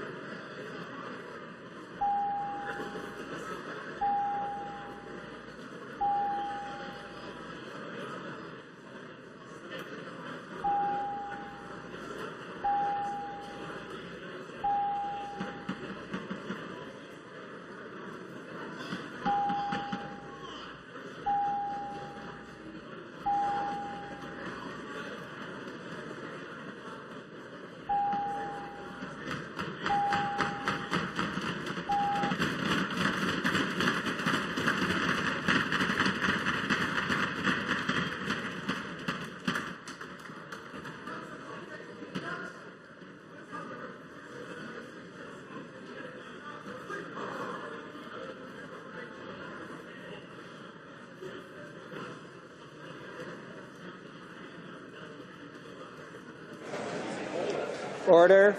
The question is the following one. Mr. Davies, Mr. Davies, Vancouver Kingsway, seconded by Ms. Liu, moved. the government should inform the government of the People's Republic of China that it will not ratify the Canada-China Foreign Investment Promotion and Protection Agreement. All those in favor of the motion will please rise. Monsieur Mulcair. Ms. Ashton. Madame Day. Mr. Alan Wellen. Mr. Godin. Ms. Chow. Mr. Dewar. Mr. Harrison Johns East. Madame Boivin. Ms. Leslie. Mr. Cullen. Mr. Christopherson. Ms. Nash. Mr. Julian. Ms. Crowder. Mr. Davies, Vancouver Kingsway. Ms. Matheson. Ms. Duncan Edmonton Strathcona. Madame Perrault. Madame Ayala. Mr. Massey. Mr. Donnelly. Ms. Sims, Newton North Delta. Madame Leblanc-LaSalle-Mar. Mr. Kelway. Madame Brosseau. Madame Grosguet. Madame Turmel. Ms. Charlton. Mr. Chisholm. Monsieur Boulris. Mr. Angus. Mr. Marston. Madame Hughes. Monsieur Dubé. Mr. Scott. Madame Papillon. Monsieur Dussault. Mr. Cash. Mr. Stewart. Mr. Garrison. Monsieur Ravigna. Madame Blanchette-Lamotte. Monsieur Aubin. Mr. Harris Scarborough Southwest. Monsieur Toon. Madame Boutin-Sweet. Monsieur Saganache. Monsieur Caron. Mr. Rafferty. Monsieur Maille. Mr. Thibault. Monsieur Larose. Monsieur Giguère. Monsieur Genet-Jourdain. Monsieur Lapointe. Monsieur Choquette. Monsieur Rousseau. Madame Lou. Mr. Sandou. Madame Sella. Madame Quash. Mr. Rankin. Mr. Tsabaïsan. Madame Freeman. Mr. Benskin. Mr. Sullivan. Monsieur Blanchette. Madame Michaud. Mr. Tamanenko. Monsieur Jacob. Monsieur Nunez-Melo. Monsieur Tremblay. Monsieur Chiquan. Monsieur Dion Labelle. Mr. Cleary. Monsieur Morin-Chicoutimi-Lefiard. Madame Borg. Madame Morin-Notre-Dame de Grace-la-Chine. Madame Assigna. Monsieur Pilon. Madame Reynaud. Monsieur Genet. Monsieur Nichols. Monsieur Morin-Laurentide-Labelle. Monsieur Plamondon. Mr. Heyer. Ms. May.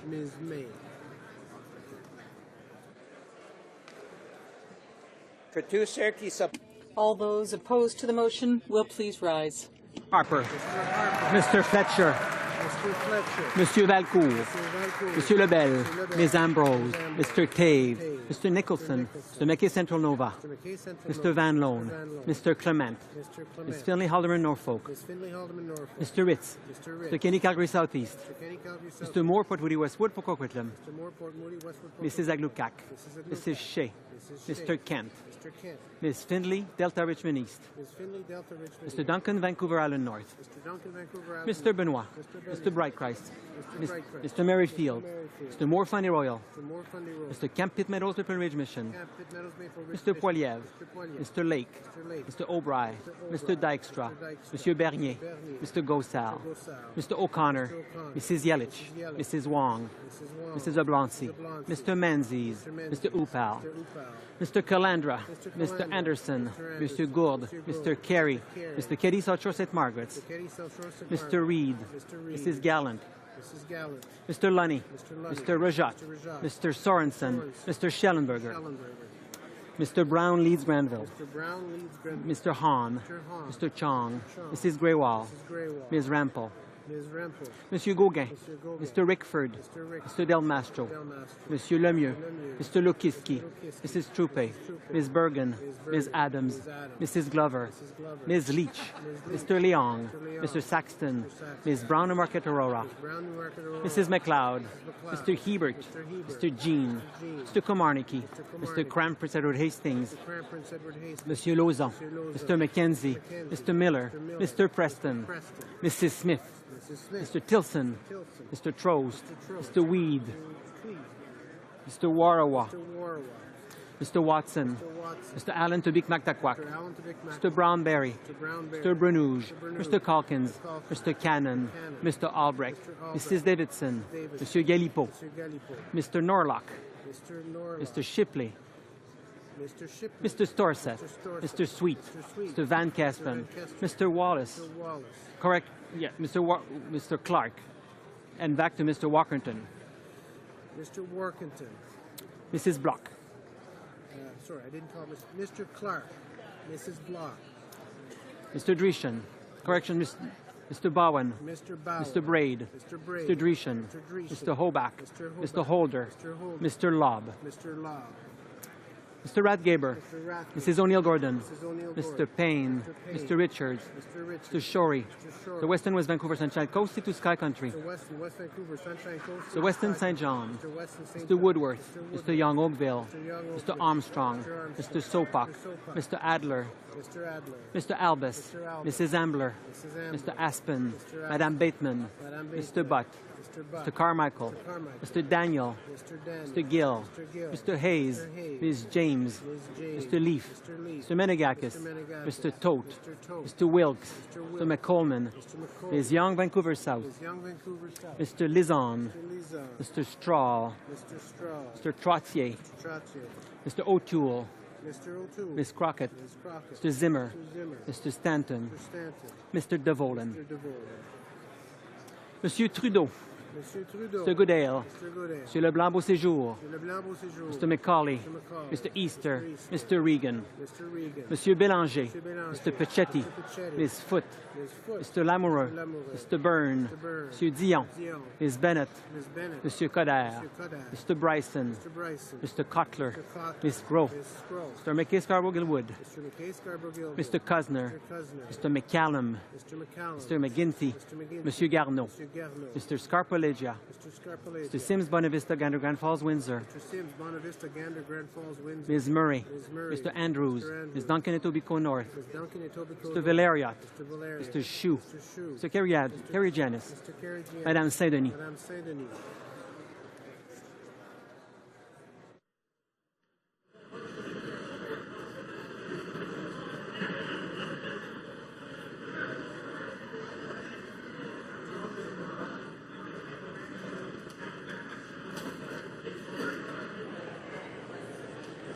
Yeas pour 88, 88. Nays contre 170, 170. I declare the motion defeated.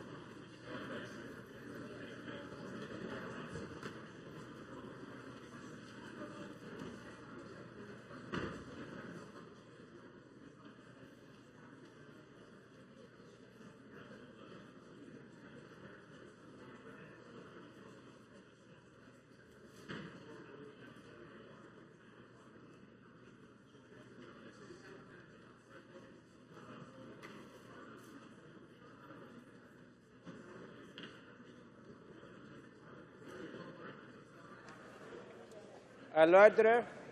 Order.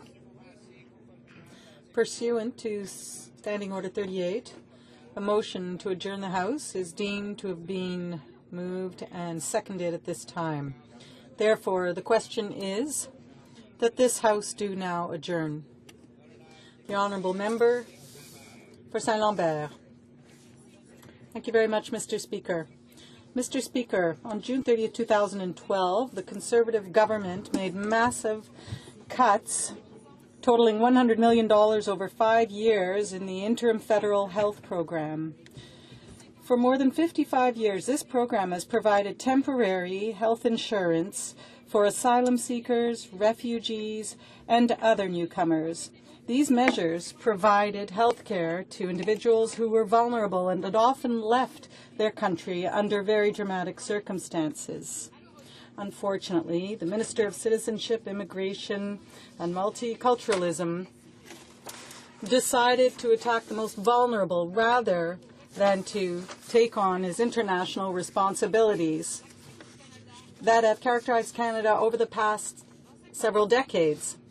The government stopped providing health care funds for those individuals coming from designated countries unless it affected public safety.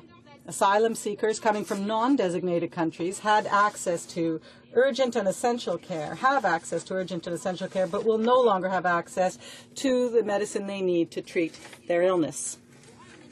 This decision will have a considerable impact on the health of individuals who used to benefit from this program.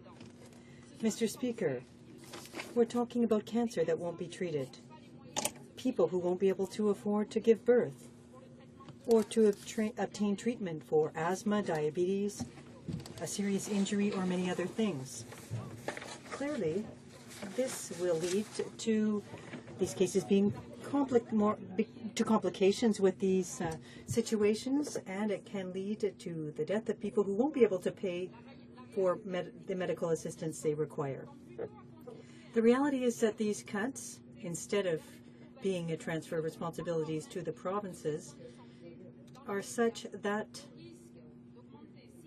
the costs will have to be borne, and that will undoubtedly, in the end, increase the costs of our province. Like Quebec, for example, that will represent $6 million annually. Mr. Speaker, all stakeholders in the field unanimously denounced this decision by the government. Doctors, organizations that help refugees, legal experts, all have stated that this policy is not effective and it is detrimental to public health. The expenses incurred and the international reputation of our country. All have said that the government erred without taking into account the human tragedies behind these cuts. Mr. Speaker, this restrictive policy does not resemble the Canada that where thousands of immigrants recognize themselves. Will the minister reverse his decision before any lives are lost? Secretary to the Minister of Citizenship and Immigration. Well, thank you, Mr. Speaker, and I'm sure you as I are getting quite familiar staying a little extra time here in the House to hear the opposition question the government on the issue of interim federal health. And I'm going to give a very similar answer that I did late last week because it in fact explains perfectly why the decision was made by this government to move forward in the direction that it did. The interim federal health fund was put in place in the late 1950s, Mr. Speaker, and its purpose was to assist in transitional health care for those new immigrants and those who were just here in this country to begin a new life. In the early 1970s and the late 60s, when the United Nations began the process of listening to those that were fleeing their country because they sought refuge, they were fleeing for their lives, and asylum was sought in a number of countries where democracy exists. Canada, at that time, made a determination for all of the right reasons to take action and to participate in the asylum process and allow refugees to come to Canada to begin a new life free from the fear of persecution. In so doing, Mr. Speaker, we extended interim federal health to those who came here and could not, through the transition and approval and process of seeking refugee status here in the country, needed something to assist them in the interim to get health care in this country. Once they had met all of the requirements and the provinces extended to them a provincial health card or the territories, they were in a position where interim federal health could be removed.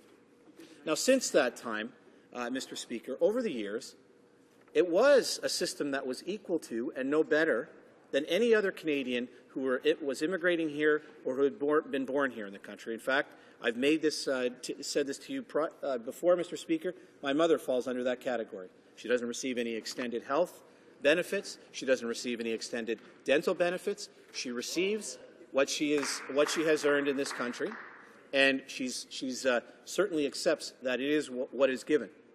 But what she has told me, Rick, it's unfair. It's unfair that people come to this country, they aren't even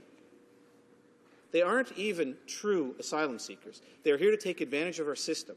And those individuals, for up to 1,000 days on average, Mr. Speaker, were receiving extended interim federal health care benefits that included dental, that included health, that included prescription drugs. Mr. Speaker, it was unfair. It was wrong. We stopped it. And now, if you are a true refugee, you are obviously going to get the benefits that are extended to other Canadians. But if you are not, as we have seen, huge percentages, including those from the European Union, Mr. Speaker, who took advantage of our system, didn't see why they couldn't stay here. In fact, from one country in the European Union, 95% of the claims, over 5,000 of those claims, 95% of them were withdrawn, abandoned, or rejected. But for up to 1,000 days, they received health care benefits that exceeded any that Canadian citizens of this country have earned. Mr. Speaker, we didn't allow that to happen then. Canadians are behind us now, and in my rebuttal, I'm going to show you and prove to you that Canadians are behind this government in terms of the decision it has made. The Honourable Member for Saint-Lambert. Thank you, Mr. Speaker. The government is not honouring its commitments with respect to the protection of refugees. And what is fundamentally unfair in our view, Mr. Speaker, is that the people who are at risk might lose their lives as a result. Mr. Speaker, how can the Conservatives continue to deny reality? How can they tell a refugee who has breast cancer and who can't afford treatment that she's taking advantage of the system? How can they claim that this measure will be effective when the provinces will have to bear the bulk of the costs, the cuts to the interim federal health program? How can they try to score political points at the expense of the most needy? Mr. Speaker, the outcome of this measure is that many cases will worsen because of this government's irresponsibility. The networks, health networks have said so, as have organizations. When will the Conservatives realize what common sense is and reestablish funding for this program? Chair. Well, Mr. Speaker, it's one thing to come into the House from an opposition perspective and present a case that suggests that the government should change a policy. It's quite another when members of the opposition stand in the House and fearmonger, because that is exactly what is happening here. The last two times that I've responded to this question regarding interim federal health, it is these examples that are given that are actually untrue. Those individuals, in fact, are covered under interim federal health.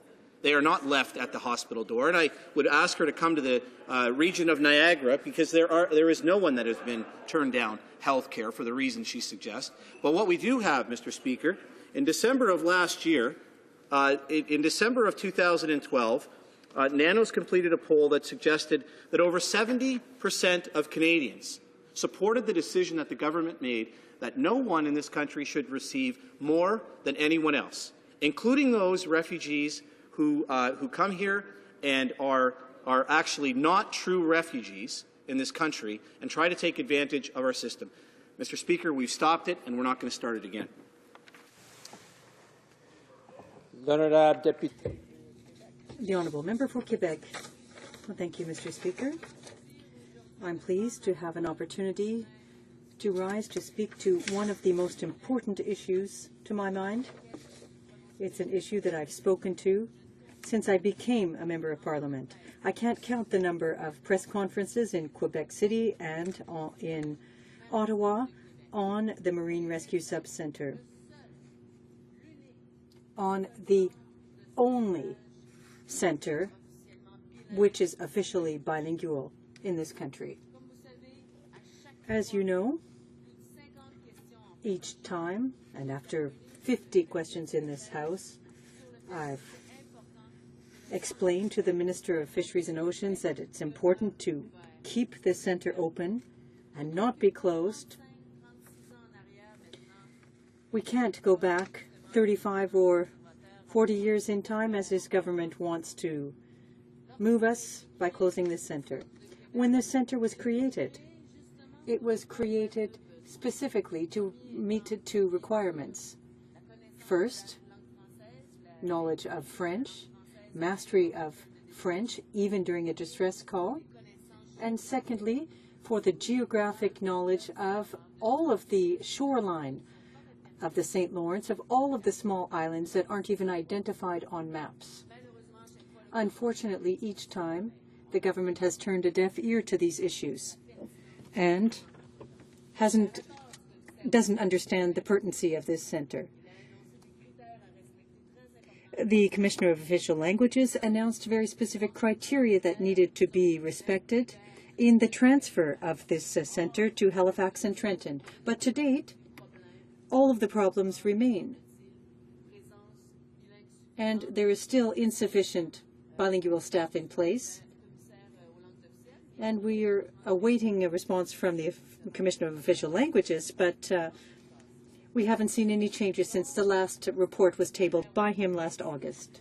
In the NDP, we therefore decided, because they didn't want to listen to this debate and hear it at the Fisheries Committee, at Official Languages, they kept passing the buck.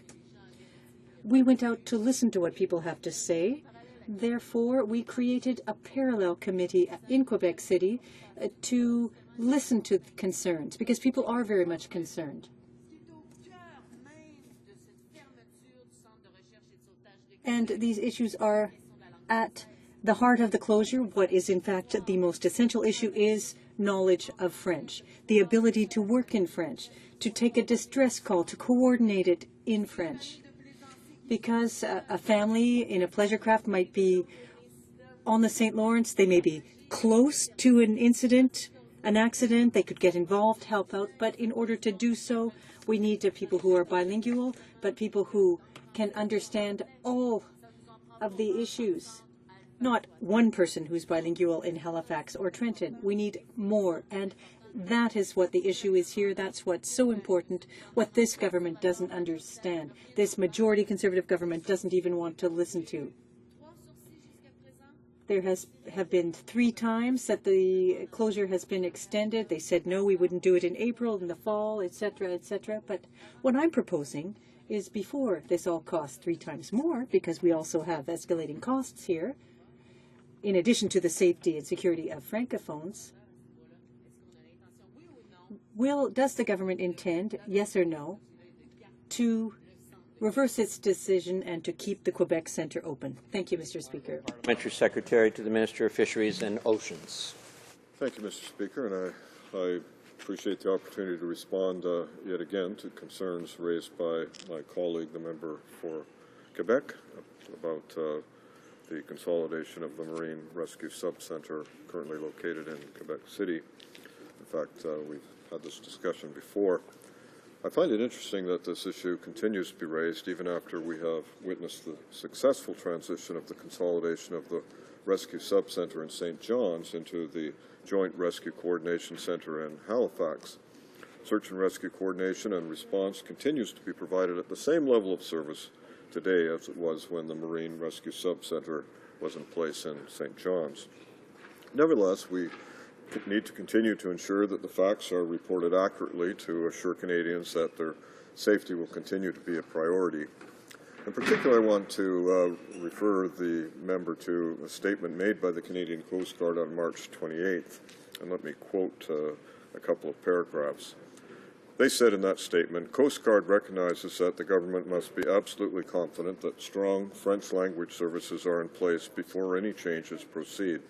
Therefore, Coast Guard officials will engage with the Official Languages Commissioner to ensure French language services out of JRCC Halifax meet or exceed current levels. They went on to say, Coast Guard will delay consolidation until such time that the Official Language Commissioner shares the Coast Guard's level of confidence in the bilingual capacity at the JRCC Halifax. In fact, if she hasn't already, I would encourage her to review the statement in its entirety. But let me emphasize again that we are fully aware that the provision of bilingual services is critical, particularly when it comes to a safety service such as maritime search and rescue. Recognizing this, the Canadian Coast Guard has taken steps to address this important issue. In fact, we have increased the required level of language proficiency for the maritime search and rescue coordinators at the rescue coordination centers. Language training and maintenance plans have also been developed so that we can ensure that we are meeting our official language obligations in the most effective way. This change to how we organize search and rescue coordination services would not be made if there was any evidence that it would impact the safety of Canadians, wherever they may reside and whatever their official language of choice, and we will of course be receptive to the current review of the Official Languages Commissioner. As we have stated many times before, this change does not affect the availability of search and rescue resources. Coast Guard ships and the Coast Guard Auxiliary will continue to respond to emergencies as they have previously, with the Joint Rescue Coordination Centres maintaining the current levels of service provided by the Canadian Coast Guard. The plain fact is services will always be available 24 hours a day, 7 days a week in both official languages. Canada is an international leader in marine safety, and the Canadian Coast Guard Search and Rescue Program is among the best in the world, and it will remain so. We will continue to ensure that timely and appropriate maritime search and rescue coordination and response services are available to all mariners. So let me conclude with the assurance that any changes to the Quebec Marine Rescue Subcentre will occur only when we have full confidence that the same level of services can be provided and public safety assured. The safety of Canadians remains this government's top priority, and the excellent standard of maritime search and rescue that Canadians have come to expect and indeed depend upon will continue to be met. Thank you, Mr. Speaker. The Honourable Member for Quebec. Well, I'm happy to see that on the other side they understand that things aren't working perfectly. So that's why each time I come back with the question, because there are problems. Last Sunday, well, in fact, yesterday, we were talking about the issue of a distress call put out or received by Quebec, because we're very concerned. A few weeks ago, there was a pilot on the St. Lawrence who said, my goodness, we can't communicate in French. It's like they're not hearing us in French. And it was based on those calls that I decided to come back and ask for some accountability here. What's important is to talk about the simulation that took place in February. It was a complete flop, a flop. The staff, well, in fact, there was more staff than normal for a simulation. It was apparently a trivial one, but at any rate, more bilingual ones were put on than usual because they said, well, maybe it'll work this time and it'll satisfy us. But it was a failure. That is lamentable. You need to take note of what happened about the failure of the simulation of all of the failures on this file and reverse the decision, because this decision makes absolutely no sense. Well, Mr. Speaker, I'm not sure if she's read the report on that exercise that took place, and yes, they made some suggestions about how improvements, and that's why we are proceeding slowly and carefully with this change to make sure that that we have in place all of the right resources and language capabilities. But it wasn't the dire failure that she indicates. But we have listened to the concerns of honourable colleagues on this issue, and I will continue to stress to my colleague and fellow Canadians that public safety remains a priority for Fisheries and Oceans Canada. The changes to the Marine Rescue Subcentres will have no impact on service delivery or public safety. But in this case, because of the language concerns and waiting for the review of the official languages, Commissioner, we are proceeding carefully and slowly. Thank you, Mr. Speaker. La motion portant que la Chambre s'adjourne est maintenant. The motion to adjourn the House is now deemed to have been adopted. Accordingly, this House stands adjourned until tomorrow morning at 10 a.m. pursuant to Standing Order 24-1.